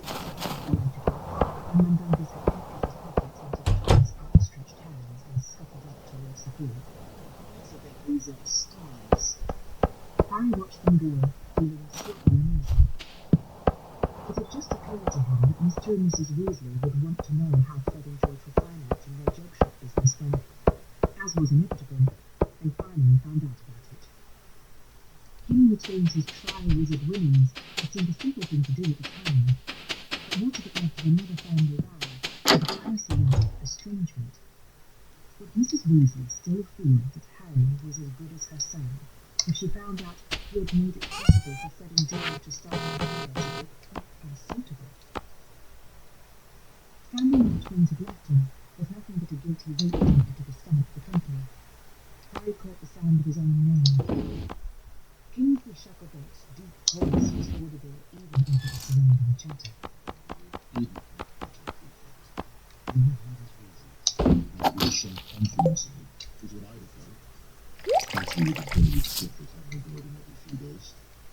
Harry did not look round. Not that Lucan or Kingsley were able to follow but not removing Kingsley, he followed Mundungus back towards the table. His pleasure in the party had evaporated as quickly as it had come. He wished to go upstairs in bed. Mad-Eye Moody was sniffing into Order of the Phoenix is one of my least favorite books Evidently, he could not detect any trace in the of poison, series. because he then tore a strip off it with his teeth. Because Harry is, Spanish oak with antigens varnished and inbuilt vibration control. well, Ron was saying to Thomas. Mrs. Weasley yawned widely. I'll mind my manners.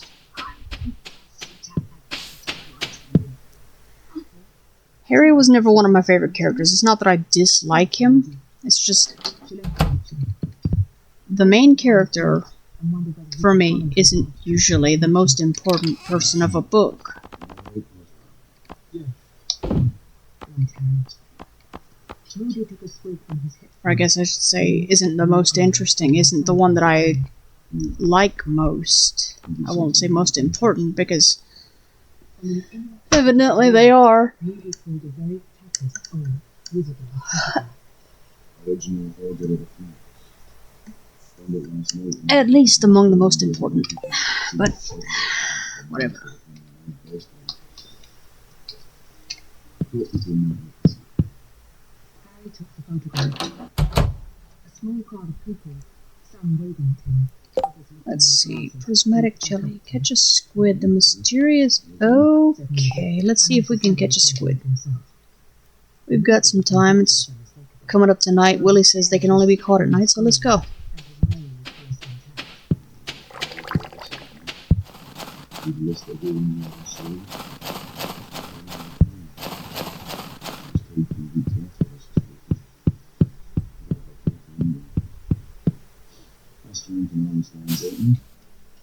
Harry's stomach, already uncomfortable, clenched as he looked at Alice Longbottom. He knew her round, friendly face very well, even though he had never met her, because she was the image of his son.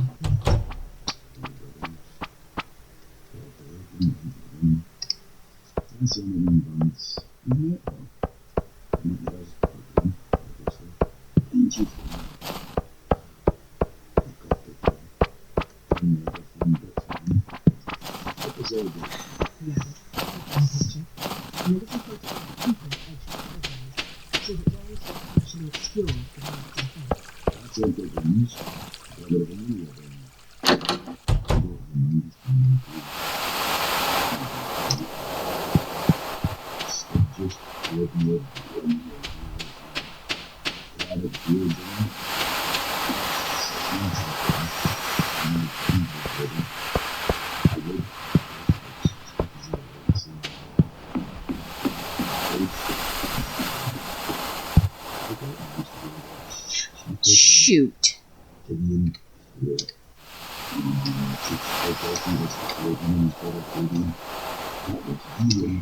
It's very difficult to fish without your fishing pole.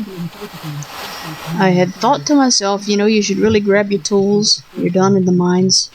And then I didn't do it.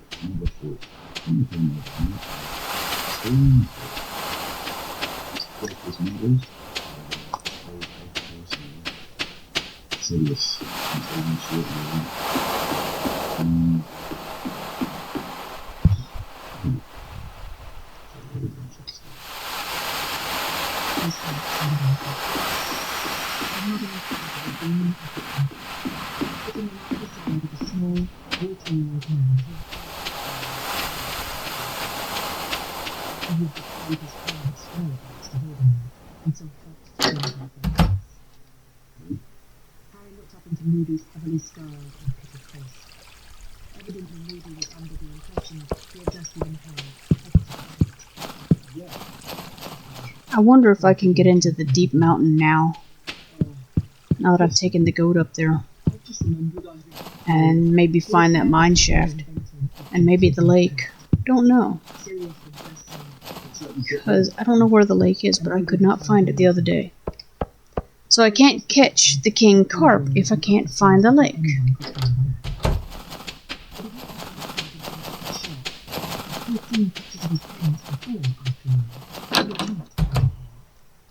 But to have them sprung on him like that, when he was least expecting it, no one would like that, thought angrily. And then to see them surrounded by all those other happy faces. Benji Fenwick, who had been found in boots, and Gideon Creek, who had died like a hero, and the Longbottoms, who had been tortured into madness, all waving happily out of photograph like a man, not knowing that they were there, but really not found that interesting. He, Harry, found it disturbing. Harry tiptoed up the stairs in the hall past the stuffed bulkheads, glad to be on his own again. But as he approached the first landing, he heard noises. Someone was sobbing in the drawing room. Hello? There was no answer, but the sobbing continued. He climbed the remaining stairs two at a time, walked across the landing and opened the drawing room door. Someone was cowering against the dark wall, her wand in her hand, her whole body shaking with sobs. Sprawled on the dusty old carpet, in a patch of moonlight, clearly dead, was Ron. All the air seemed to vanish from Harry's lungs. He felt as though he were falling to the floor. His brain turned icy cold. Ron, dead. No. Okay.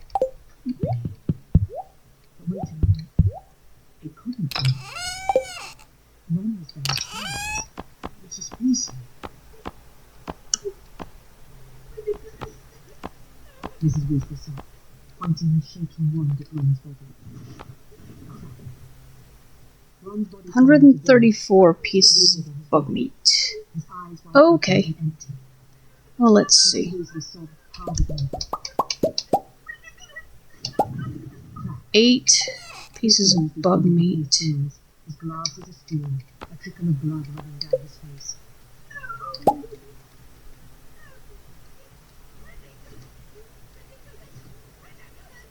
Crack. Dead twins. Crack. Dead Percy. Crack. Dead. Bait. Bait, bait, bait. Shouted Harry, staring down at his own dead body on the floor. Because Lupin had come running into the I room. want some for crab pots. And I'm going to carry it with me because otherwise I keep forgetting this stuff. From Mrs. Weasley to the dead Harry on the floor, and seemed to understand in an instant. And I'm going to take one And clearly, from here too. Because there's one that we forgot to fill up. Lupin raised his wand once more, and the orb vanished in a puff of smoke. And Mrs. Weasley, and she broke into a storm of flame, her face unbroken. Said Lupin, bleakly, walking over to her. Next second, she was sobbing and writing on Lupin's shoulder. He said soothingly, patting her on the head.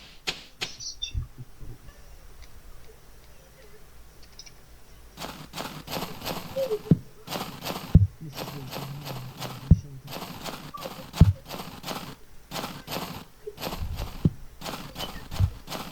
Sirius was staring at the patch of carpet where the bed pretending to be Harry's body on the ground. Moody was looking at Harry, who heard the performance. He had a funny feeling Moody's magical eye had followed him all the way out of the kitchen. Mrs. Weasley was gulping now, mopping her eyes frantically with her cups.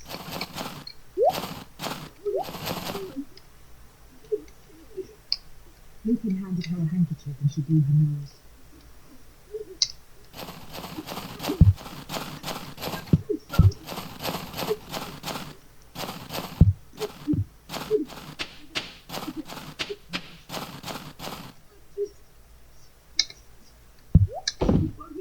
There. She said, tears spilling out of her eyes again.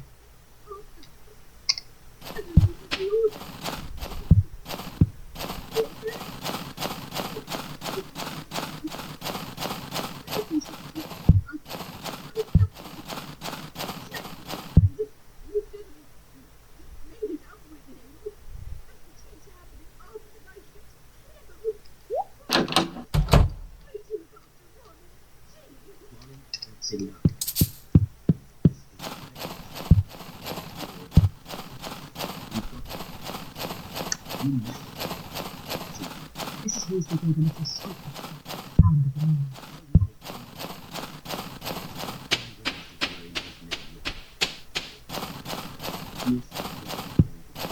Nobody can tell what you were like.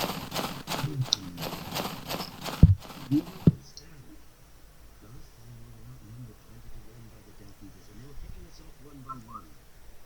Harry thought of the photograph again, of his parents' beaming faces. He knew Moody was still watching him. Said Sirius abruptly. What you want to bet Willie's down there at the West Pier doing some squid fishing of his own? He's either there or in the saloon.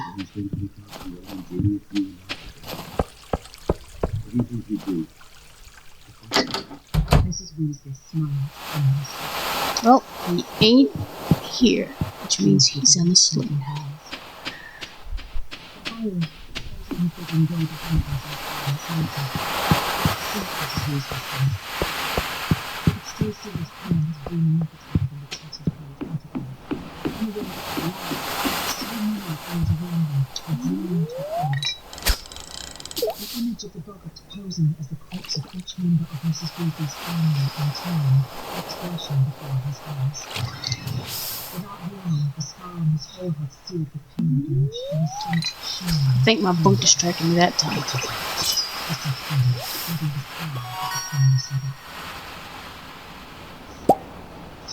A herring.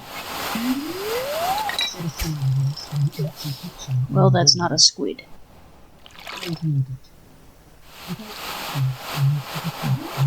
Whoops, daggone it. You know what? I need to eat something anyway. Let's see.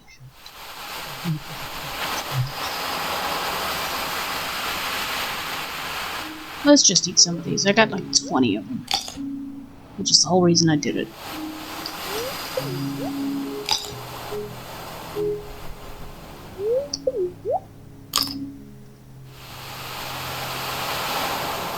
And we'll see how that goes.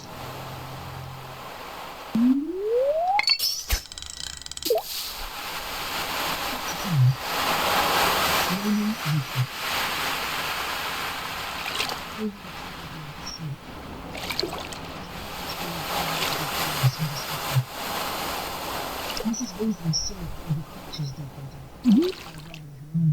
They were really times. And this is when he found himself looking down Krobus. An albacore. We woke up with Nice. Those have their uses too. Actually, all fish do. But albacore makes me think of Gus. There was a lot of commotion in the house. And what had happened was and go to the witch went to climb downstairs to save the body and carrying them, as a result of being taken straight into dinner and not having a pickaxes found into the house. Mrs. Black and Mrs. Weasley were both screaming. Okay, there's Willie's squid. I'm gonna catch a couple more with that bait maker to use. Because I know something Garl doesn't know yet. And that's that the Squid Derby's coming up later in the month. Hermione came hurrying into the room to confess it. This is Harry was putting on his dreams. Hedwig was staring on her shoulder, and she was smelling the strong picture of her nose. The owl patted obligingly into her perched into the background. Another herring. Oops, nope, not quite perfect. Seaweed.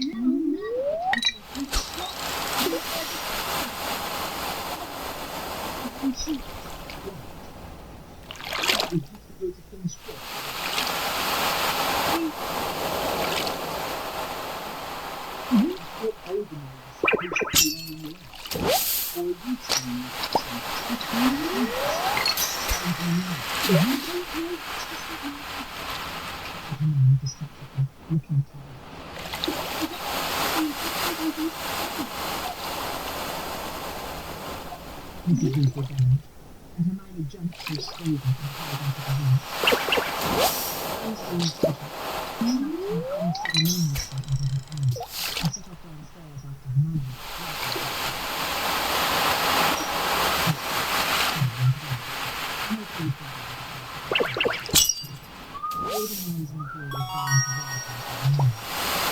There's another squid.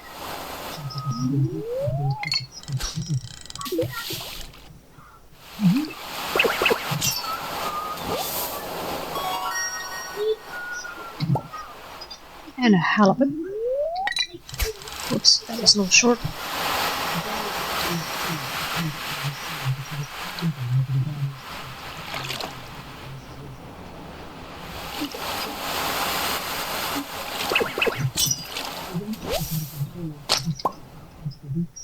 Okay, that'll do for today. I don't want to fish too much lest it go up before I want it to. Let's go find Mr. Willie.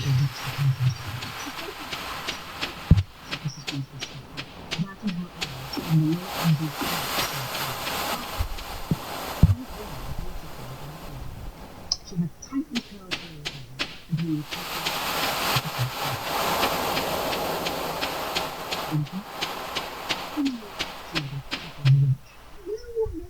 moaned Mrs. Weasley, lengthening her stride. The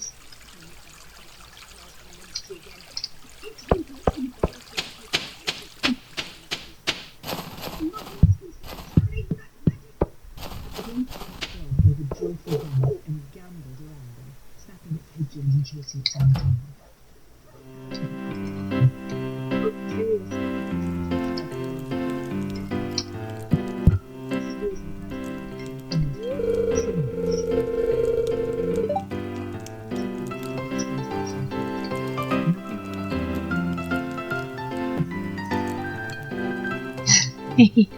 Wants to warm me up.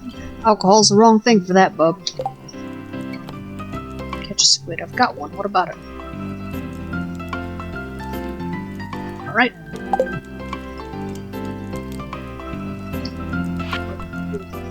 Here you go, Willie. Hey, you did it. Not bad. Not bad at all. I'm impressed. Winter's a good time to break out the old fishing rod, isn't it? Mrs. Weasley anxiously, staring behind her.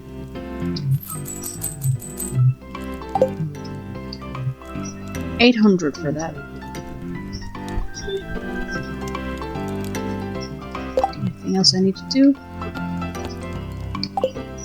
Yeah, I'm gonna go, just out of curiosity, take another look at the mountains. See if I can find anything. Yet. The Catch a King Carp has the feel of another quest to it. But if I cannot find the lake, or the mine... Nothing. Still be reporting Sturgis for Dumbledore. That's the second time he's not turned up in a week. Getting as unreliable as my Angus. Lupin, shaking hands all round. He reached Harry and gave him a clap on the shoulder. Down, and I was peeled. Said Ruby, shaking Harry's hand too. And doesn't get.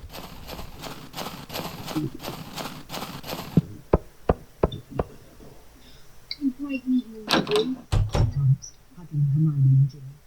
We'll see you soon upstairs. A warning whistle sounded. The students still on the platform started hurrying onto the train. Said Mrs. Weasley distractedly, hugging them at random and catching Harry twice. Right, be good. If you've got anything, we'll send it on. Onto the train now, hurry. For one brief moment, the great black dog reared onto its hind legs and placed its front paws on Harry's shoulders.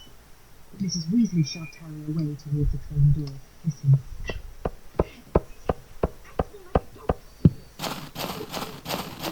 He pulled out of the open window as a train began to move. Ron, Hermione, and Ginny were beside him. The figures of Tonks, Lupin, What are you doing out here, Edith? shrank rapidly, but the black dog was bounding alongside the window, wagging its tail. Glad people on the platform were laughing to see it chasing the train. Then we rounded a bend, and Sirius was gone. He shouldn't have been with us. Oh, right enough.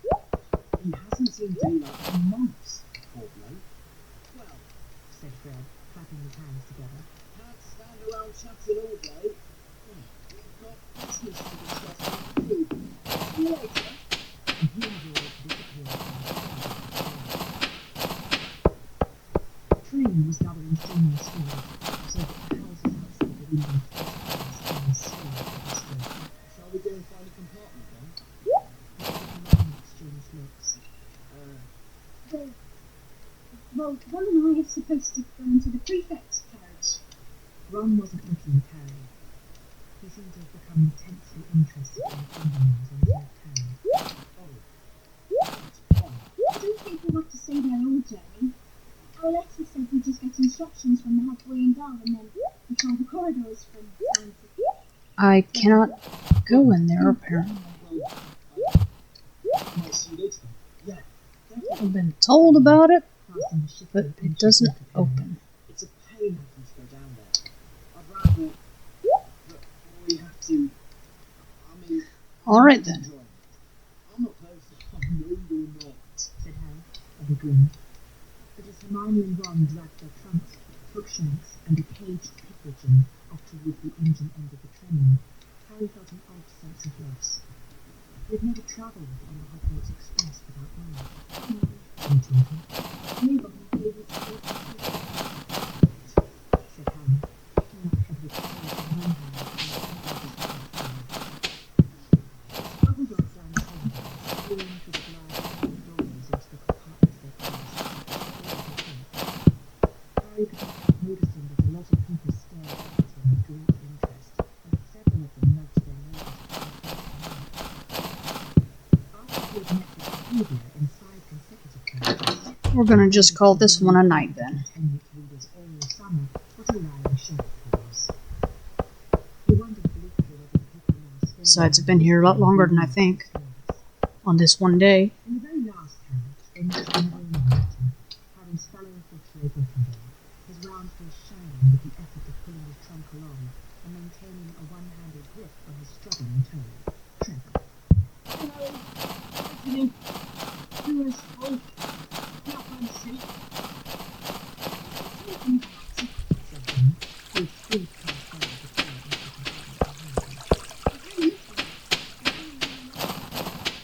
Neville mumbled something about missing such disturbing one. Oh well, it's later than I thought it was. Which means I've been here even longer than I thought I had. Is it okay if we take these seats? The girl got to the window and looked. Permanently surprised look. Harry knew at once by Neville had chosen to cast the secret fire. The girl gave up an aura of distinct deafness. Perhaps it was the fact that she had stuck her wand behind her left ear for safekeeping, or that she had chosen to wear a necklace of butterbeer corks, or that she was reading a magazine upside down. 4,004 gold. She nodded. Said Jimmy, smiling at her. Harry and Neville stowed the three trunks and Hedwig's cage in the luggage rack and sat down. Luna watched them over her upside-down magazine. She doesn't really treat you very well. I think she really wants to do. Alright, here we go with day 3 of winter. He retreated behind the cribbing again. Ron stared at the cover of his notebook for a few seconds, then looked around at Ginny for some kind of explanation. Ginny had stuffed her knuckles in her mouth to give her some giggling. Ron shook his head bemused, then checked his watch. It's supposed to be sort of cold or something. He told Harry and Neville. More snow tomorrow. You're not supposed to use your position. Spirits are still in a decent mood. Good, because I have to go down to the mines again. Queen of Sauce. It's a rerun, so should have this one. Glazed yams. It's winter, it's not yam season anymore. Because I don't think snow yams work for it.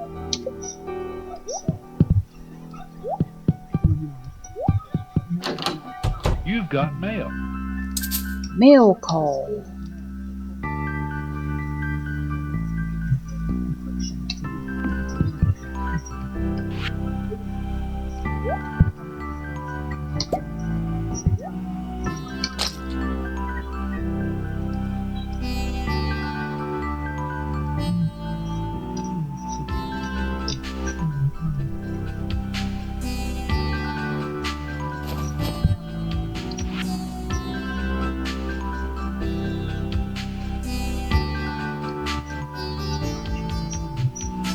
Pierre just sent me a recipe.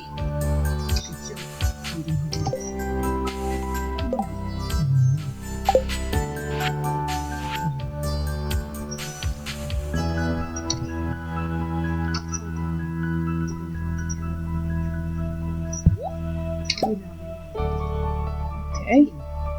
Let's see then. We got our corn juice out. Let's see what we put in next and what we get for it.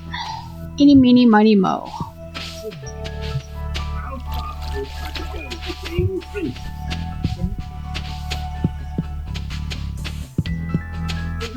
Look at it. And the tornado taking control. Secrets of the ancient runes revealed. Sirius Black. Eleanor. Look at this. Oops.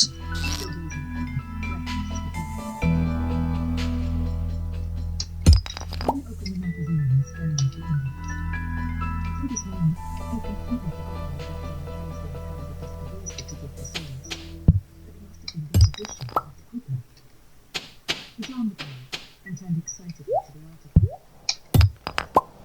This too was illustrated by a rather bad cartoon. In fact, Who would not know it was supposed to be Sirius, but it hadn't been captured. Sirius was standing on a pile of wooden bones with his rider.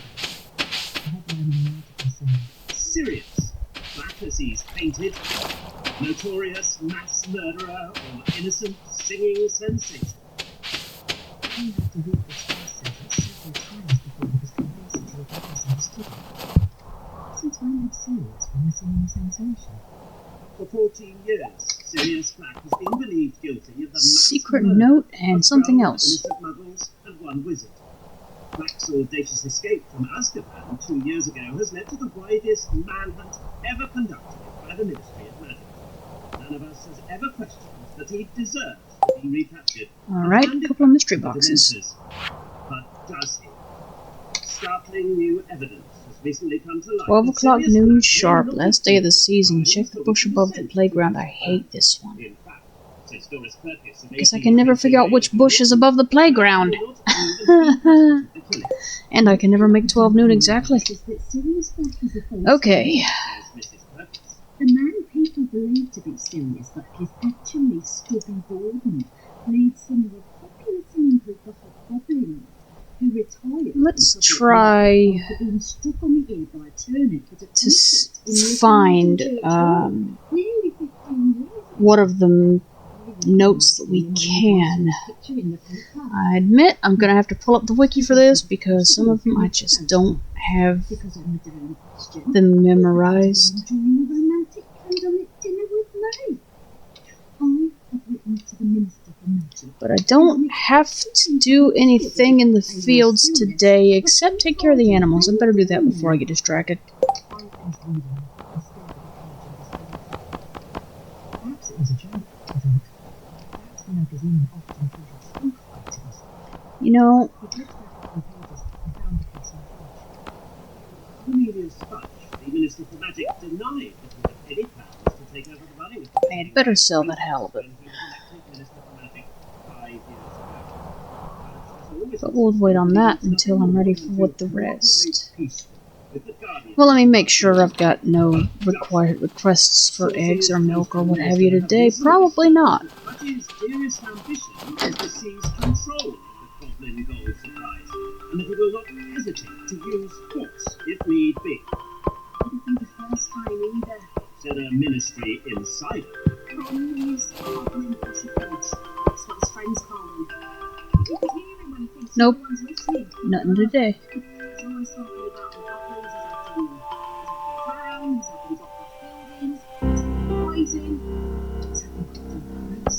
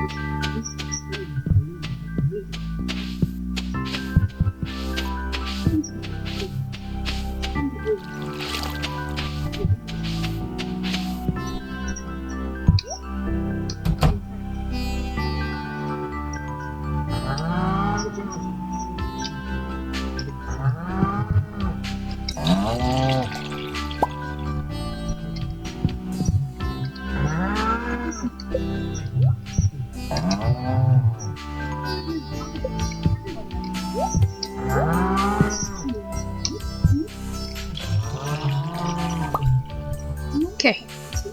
Now, over to the hopper. 1, 2, 3, 4.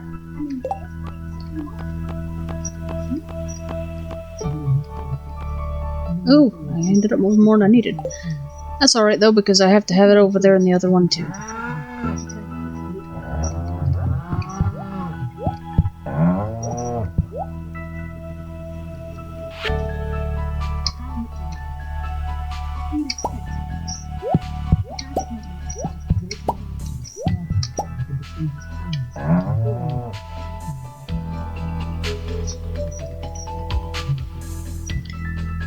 let's see. Milk.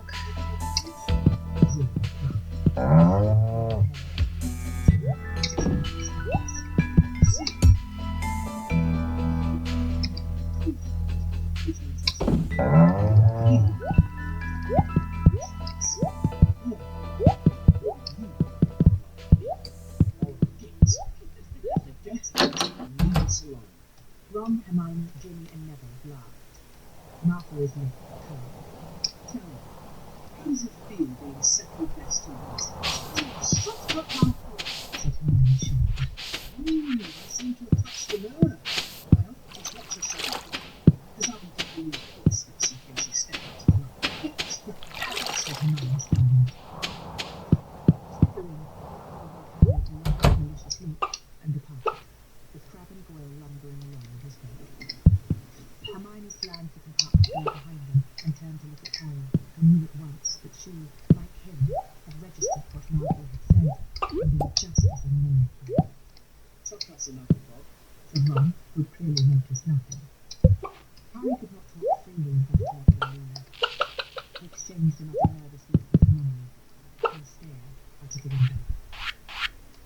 He had thought Sirius coming with him. You know what? I don't have to do that. I already had some. Suddenly it seemed reckless, if not downright dangerous. Hermione had been right. Sirius should not have come. What if Mr. Malfoy had noticed the black dog and told Draco? What if he had deduced that the Weasleys, Lupin, Tonks, and Moody knew where Sirius was hiding? What if Malfoy's use of the word goblin Do I still have hay? was a coincidence? Yes, I The do. weather remained undecided as they travelled further and further north. Rain spattered the windows in a half-hearted way. Then the sun put in a few There. rays before clouds drifted over it once more. When darkness fell and lamps came on inside the carriages, Luna rolled up the cobbler, put it carefully away over her dial, and took to staring at everyone in the compartment instead. Harry was sitting with his feet against the back of the train window, trying to get a first distant Alright, now the animals are happy and they're fed for the next couple of days. We better change. said Hermione at last. She and Ron pinned their cricket fighters And we got our first cheese in the cheese maker. At last, the train began to slow down. I'm actually not sure an orc would even know what cheese is, but okay. It's part of that learning experience.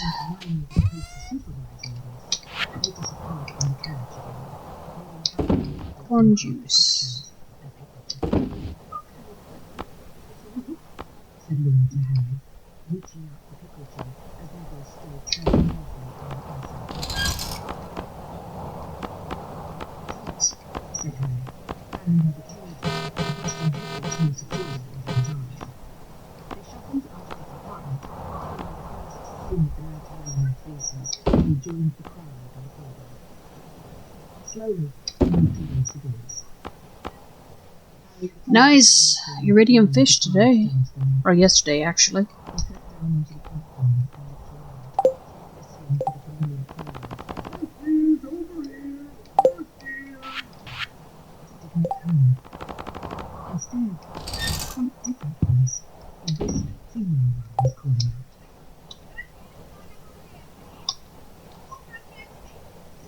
A lantern came swinging towards Harry. So which way do we want to go today? Do we want to try for that 600 wood from the for the Adventurers Guild? Or do I want to do more upgrades before I focus on the Adventurers Guild? You know what? I think I do. I think I'm gonna worry about my barn and my coop first. Because that's been the way this orc challenge has run. I've been focusing on mastering the character, mastering her skills and impulses and such before I do anything communally, and that would include the Adventurers Guild. So, Marlon, you just gotta wait, because you asked somebody with totally different priorities than you. He's just got a cold or something. However, that still means I need a whole crap ton of wood, so I may as well just grab some anyway.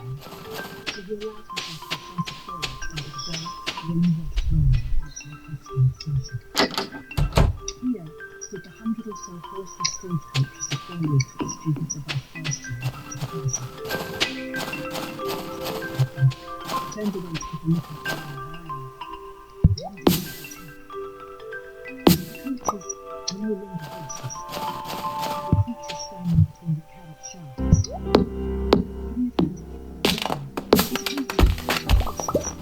Though there was something reptilian about them too. They were completely faceless. Black dots clinging to their skeletons, of which every bone was visible. Their heads were dragon, and their pupilless eyes white and staring. Wings flapped like fresh withered. Vast, black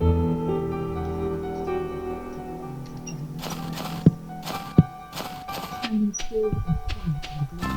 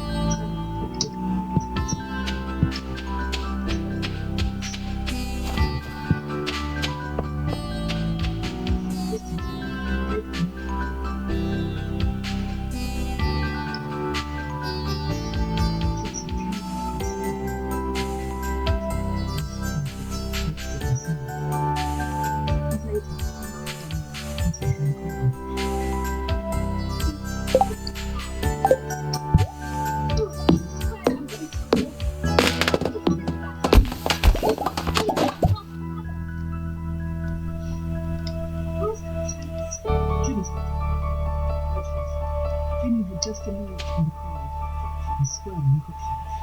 Thanks. Said Hermione, eluding Jimmy with the cat. Let's get a carriage together before we open up. Haven't got food yet, Ron said, but Hermione was already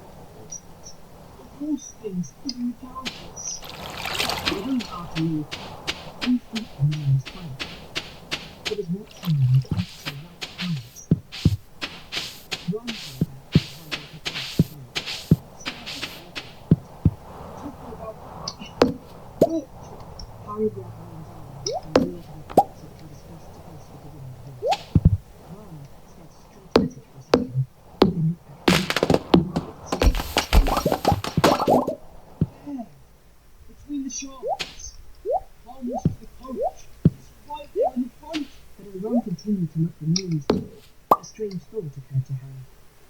Oh, Can't you see them? See what? Can't you see what's pulling the carriages? Ron looked seriously alarmed then. Are you feeling it? Yeah. Harry felt utterly bewildered. The horse was there in front of him, gleaming solidly in the dim light issuing from the station windows behind him, vapour rising from its nostrils in a genuine air. Yet, unless Ron was faking, and it was a very feeble joke if he was, Ron could not see it at all. Shall we get in then? Said Ron suddenly, looking at Harry as they leaned about him. It's alright. Said a dreamy voice from beside Harry, as Ran vanished into the creature's dark interior. Said Harry desperately, turning to Luna. He could see the dark-green faces reflected in her wide, silvery eyes. Oh, yes. I've been able to see them ever since we first stayed here. They've always been there. They're just the same as well. Smiling faintly, she climbed into the street and screamed at the carriage after Luna. Not altogether reassured, Harry followed her.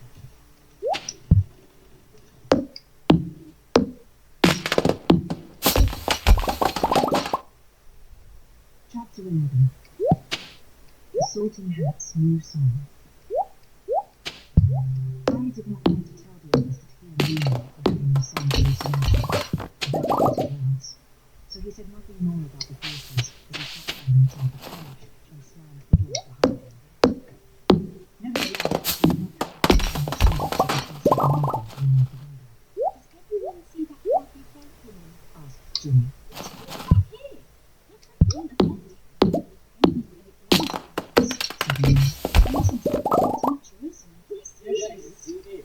Harry glared at Hermione. She cleared her throat and put her head.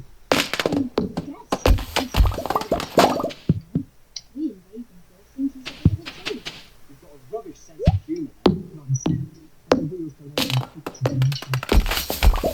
Luna did not seem perturbed by Ron's rudeness. On the contrary, she simply watched him for a while as though he were a mildly interesting television program. Giggling and smiling, the child knew when they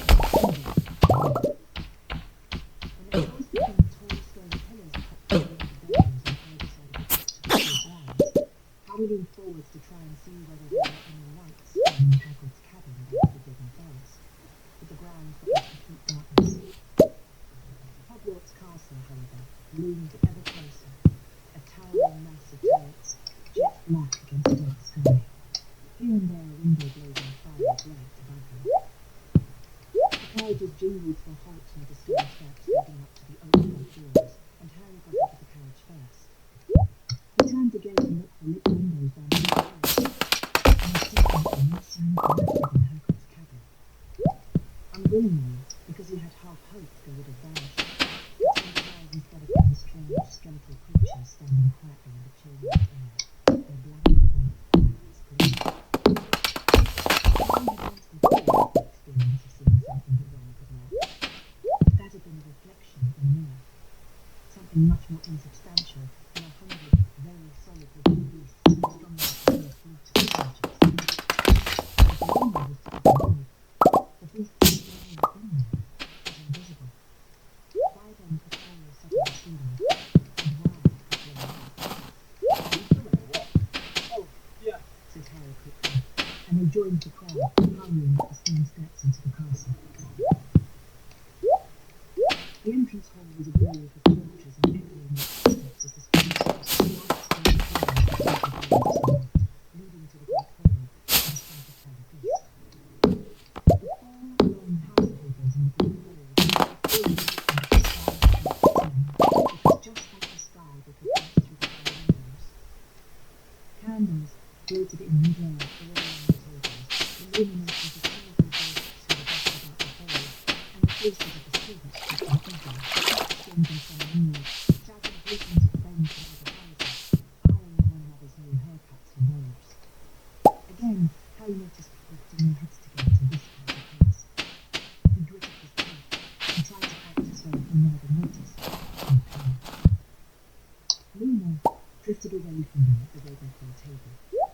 The moment they reached Gryffindor's, Ginny was hailed by some fellow Fireflies and left to settle down. Harry, Ron, Hermione and Neville found seats together about halfway down the table, between Moony Hippolyta Nick, the Gryffindor housegirls, and Father Duppatil and Lavender Brown. The last two of whom gave Harry airy, overconfident greetings and quite sure they had stopped talking about her a split second before. He had more important things to worry about, however. He was looking with his Quidditch head to the staff table between It's not there. Ron and Hermione scanned the staff table too. Though there was no real meaning. Let's see, how are we doing? He can't have left. Of course he has. You don't think he's hurt or anything? 497 pieces of wood. Where is he then? That'll probably go a long way toward either a coop or a barn, but not both. And we're going to have plenty more wood in order to do the deluxe versions. Looking up and down the staff table as though hoping for some conclusive explanation of Hagrid's absence. What's that? She said sharply. 132 drops of sap. Harry's eyes That reminds me that I should go and check. I've already done that today. I think I have to. I think I need to go check the crab pots. Check them and load them up. She looked, Harry thought, like somebody's made love. Squat, short, and muscular hair, and rich in a place a heavy pink outstanding that matched the fluffy and cardigan she wore over her robes. When she turned her face slightly to take a sip from the goblet, and he saw, with a shock of recognition, a pallid, toad-like face and a pair of prominent, pouchy eyes. What's that on, Brutalist? Is he not doing it? The pot. It's harder. He wants the pot. What do you know about it? What I? And then he scanned the square paper eyes narrowly. No. No, surely not. I did not understand what she was talking about. His attention had been caught by Professor Dudley Bennett, who had just appeared behind the square table. She worked her way along to the very end and took the secret portrait from Hagrid's. That night, the first year was to cross the lake and reach the castle. And sure enough, a few seconds later, the door and the entrance hall opened. A young man stared at the castle and Monica, who was carrying a stool on which sat an ancient wizard's hat, heavily patched and down, with a wide rip near the frayed brim. The buzz of talk in the great hall faded away.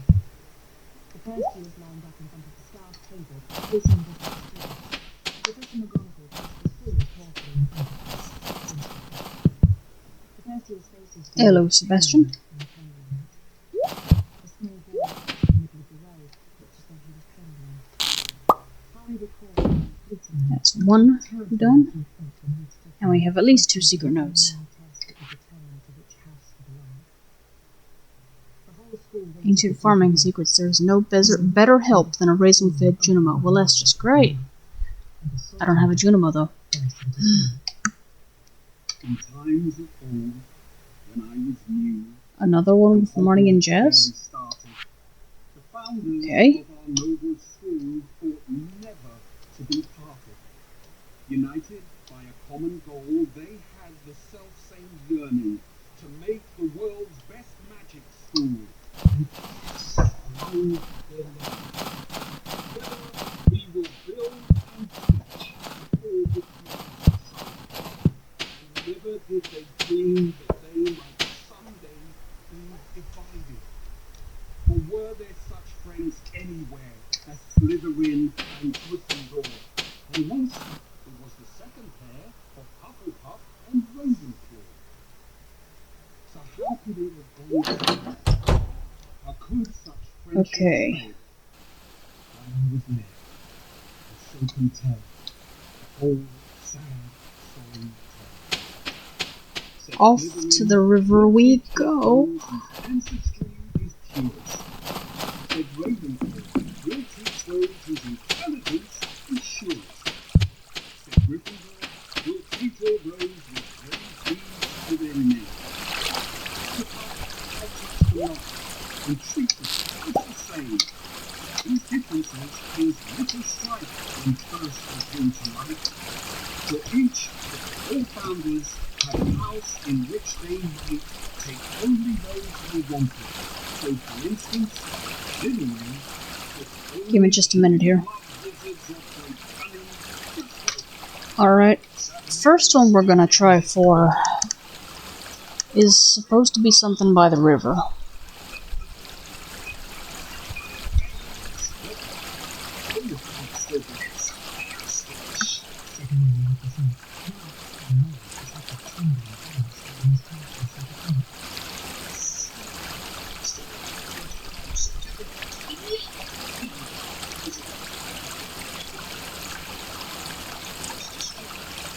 Or maybe...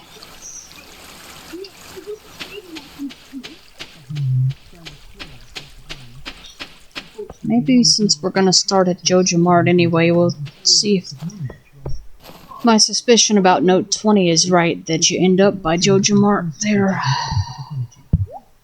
I'm gonna turn off the drone. I'm gonna be in town for a little while. And swept away from him to the other end of the table, coming to rest between the Krobus, Holly, and Bates. Ron indignantly, having managed, finally, to swallow his food. I'm not allowed to ask a simple question. Oh, forget it! Said Hermione irritably, and the pair of them spent the rest of the meal in healthy silence. Harry was too used to their bickering to bother trying to reconcile them. He felt it was a better use of his time to eat his meal steadily through his steak and kidney pie, than a large plateful of his favourite That's fruit. not... When all the students had finished eating and the noise level in the hall starting to creep upwards again, Dumbledore got to his feet once more. Talking ceased immediately as all turned to face the headmaster. Harry was feeling pleasantly drowsy now. His four-poster bed was waiting somewhere above, wonderfully warm and soft. Well, now that we're digesting another magnificent feast, I beg a few moments of your attention to the usual starter term notices. First years ought to know that the forest of the grounds is out of balance to students. A few of our older students ought to know by now too. Harry and Ron and Hermione exchanged smirks. Mr. Filch, the caretaker, has asked me, if he tells me it's the 462nd time, to remind you all that magic is not permitted in corridors between classes. I knew I should have written that down. There are a number of other things, all of which can be kept on an extensive list, now passed into Mr. Filch's The coordinates to this truck. We have had 2 changes in staffing this year. We are very pleased to welcome back Professor Grubby Plank, who will be taking care of magical creatures lessons. We are also delighted to introduce Professor Umbridge, our new Defense Against the Dark Arts teacher. There was a round of polite but fairly unenthusiastic applause, during which Harry, Ron, and Hermione exchanged slightly panicked looks. Dumbledore had not said for how long Brotherly Plank would be teaching. Tryouts for House Quidditch teams will take place on the... He broke off, looking inquiringly at Professor Umbridge, as she was not much taller at standing and sitting. There was a moment when nobody Alright, I'm gonna have to research that some more, so we'll try some other notes. And it became clear that she had got to her feet and was intending. Where's the river from here? Dumbledore only looked taken aback for a moment.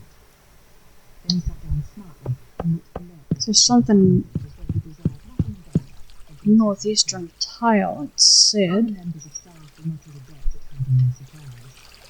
Professor Sprout's eyebrows had disappeared into her flowing hair, and Professor McGonagall's mouth was as thin as Harry had ever seen it. No new teacher had ever interrupted Dumbledore before.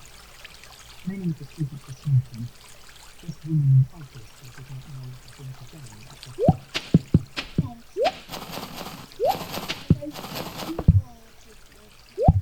Her voice was high-pitched, rueful, and a little girlish, and again, Harry felt a powerful rush of excitement into himself.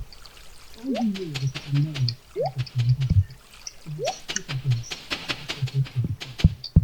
She gave another little throat clear and hot. Harry continued. She smiled, revealing a very pleasant Is this the river? Where am I supposed to go? Harry glanced around. None of the places he could see. On the contrary,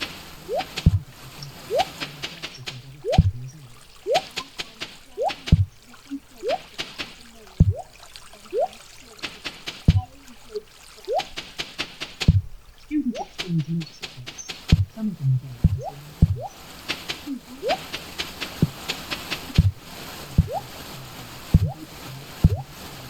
Here?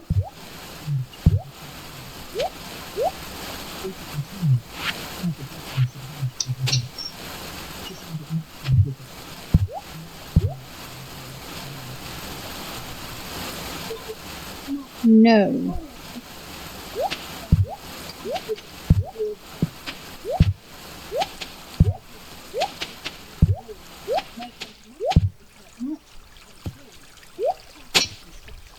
The ancient skills unique to the President passed down the generations.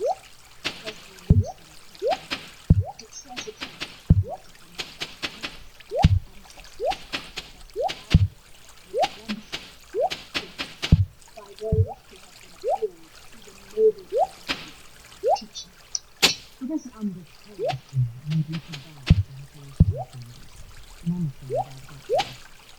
Professor McGonagall's eyebrows had contracted so that she looked positively hopeful, and Harry distinctly saw her exchange a significant glance with Professor Clark as Amber told another.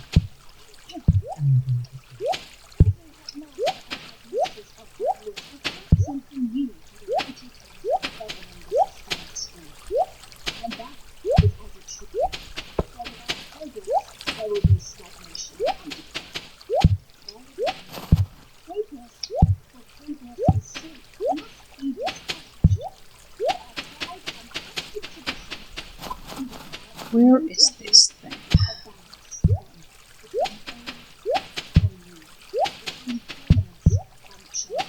Between tradition and innovation. Harry found his attentiveness ebbing as though his brain was suffering inward cooling. The quiet That's the museum bridge, that's not. was breaking up as students put their heads together whispering and giggling. Okay, where's Joja? Cho Chang was chatting animatedly with her friends. A few seats along from Cho, Luna liked to get out the Krobus again. Meanwhile, Simon's tone was furiously staring at Professor Amber, his glass eye. And Harry was sure he was only pretending to listen in an attempt to look at You know what? This is taking longer than I thought. Professor Umbridge did not seem to notice the restlessness of her audience. Harry had the impression that the I'm gonna do some more looking into these ones. See if I can figure out where the chords are. The teachers, however, Meanwhile, were still listening very attentively, and Hermione seemed to be drinking in every word. I'm gonna try to get to the mountain, see if I can do the one. Because some changes See if I can find the one at the railroad track. in the fullness of time Hmm. to be recognized as areas of judgment. Meanwhile, some aspects will be revealed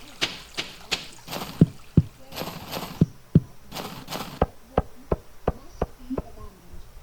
Let us move forward, then, into a new era of openness, effectiveness, and accountability, intent on preserving what ought to be preserved, what needs to be protected, and only whatever will serve Okay, so I'm still listening to this book, and this Dolores Umbridge actor, her voice doesn't strike me as particularly sweet. Put their hands together only once or twice before speaking. A few students joined in, but most had been taken unawares by the end of the talk, not having listened to more than 3 words. Before they could start applauding properly, Dumbledore had stood up again. Thank you very much, Professor Amber. Most illuminating.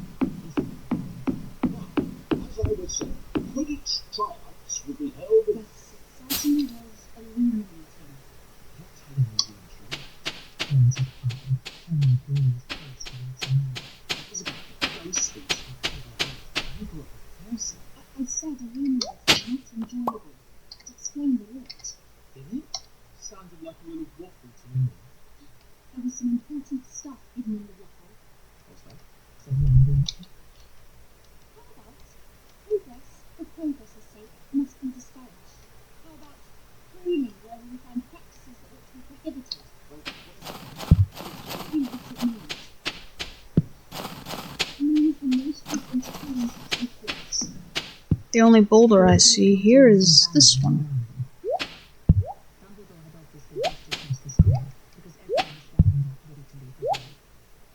Hermione jumped up looking flustered. Ron, we're supposed to show the first years where to go. oh, yeah. Said Ron, who had obviously forgotten. Hey, you lot, idiots. Ron! Well, fix it.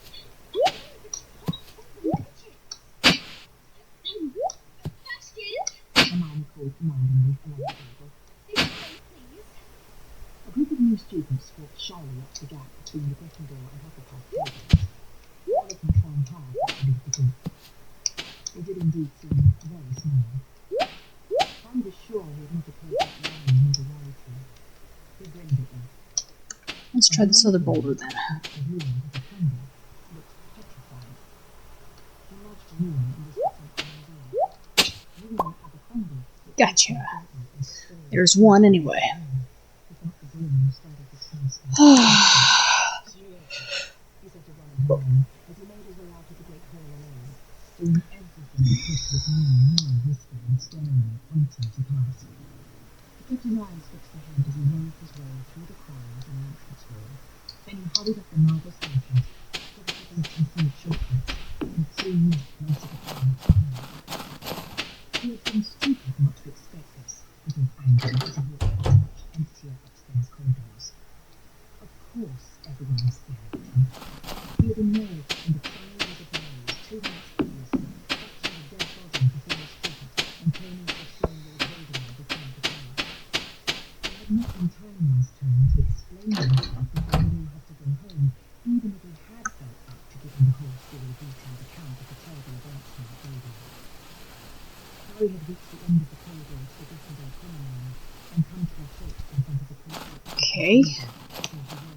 For some reason, they marked the stone Junimo, but not the other secrets. You just kind of have to dig and hope you get in the right place unless you can find somewhere that's got the coordinates.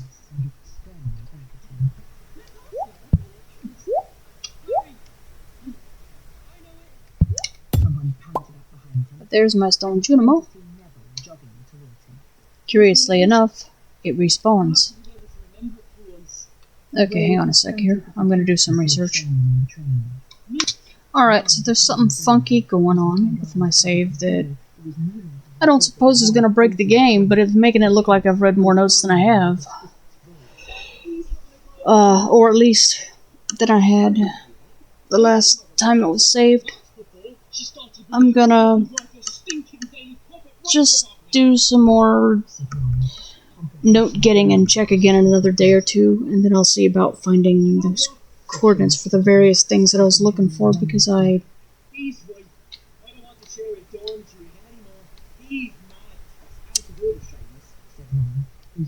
don't remember how I found them on my main save.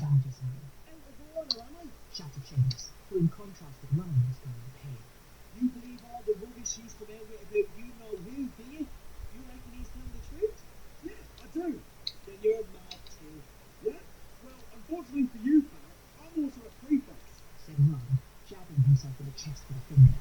So unless you want attention, watch your mouth. Seamus looked for a few seconds and thought attention would be a reasonable price to pay to say what was going through his mind. But with a noise of contempt, he turned on his heel, vaulted into bed, and pulled the hangings shut with such violence that they were ripped from the bed and fell in a dusty pile to the floor. Ron was at the house, and looked at him.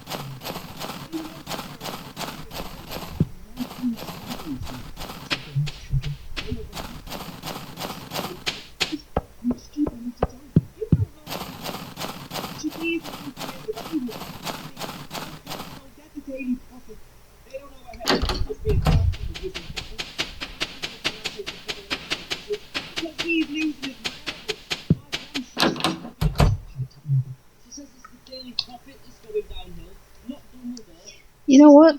I am going to take a break for a while. So we're just going to call this one a day. And tomorrow we begin with, I think we're going to check with Robin. We should also be getting our gold watering can back. Nobody else said anything. Seamus got out his wand, prepared for bedtime, and vanished. Ian got out of bed, rolled over and faced him. Neville, who appeared to have nothing more to say either, was gazing fondly. Juliet, if that's you again, I'm gonna... Harry lay back in his pillows, while Ron bustled around next door. Jessie. Without shaken by the argument with Seamus, on the door Checking on me. Thank you, but who are you? More people were going to suggest that he was lying before he finished. Had Dumbledore sacrificed all summer, as far as the Wizengamot Okay. the International Confederation of Wizards had thrown him from their ranks? Was it anger? I suspect poor Jessie doesn't have any clue. What would happen if this orc needed an ear? Dumbledore had believed Harry, announced his version of events to the whole school, and then to the wider wizarding community. Anyone who thought Harry was a liar had to be 1035. Okay, that was pretty sad by my standards, but that's alright. There's always another day.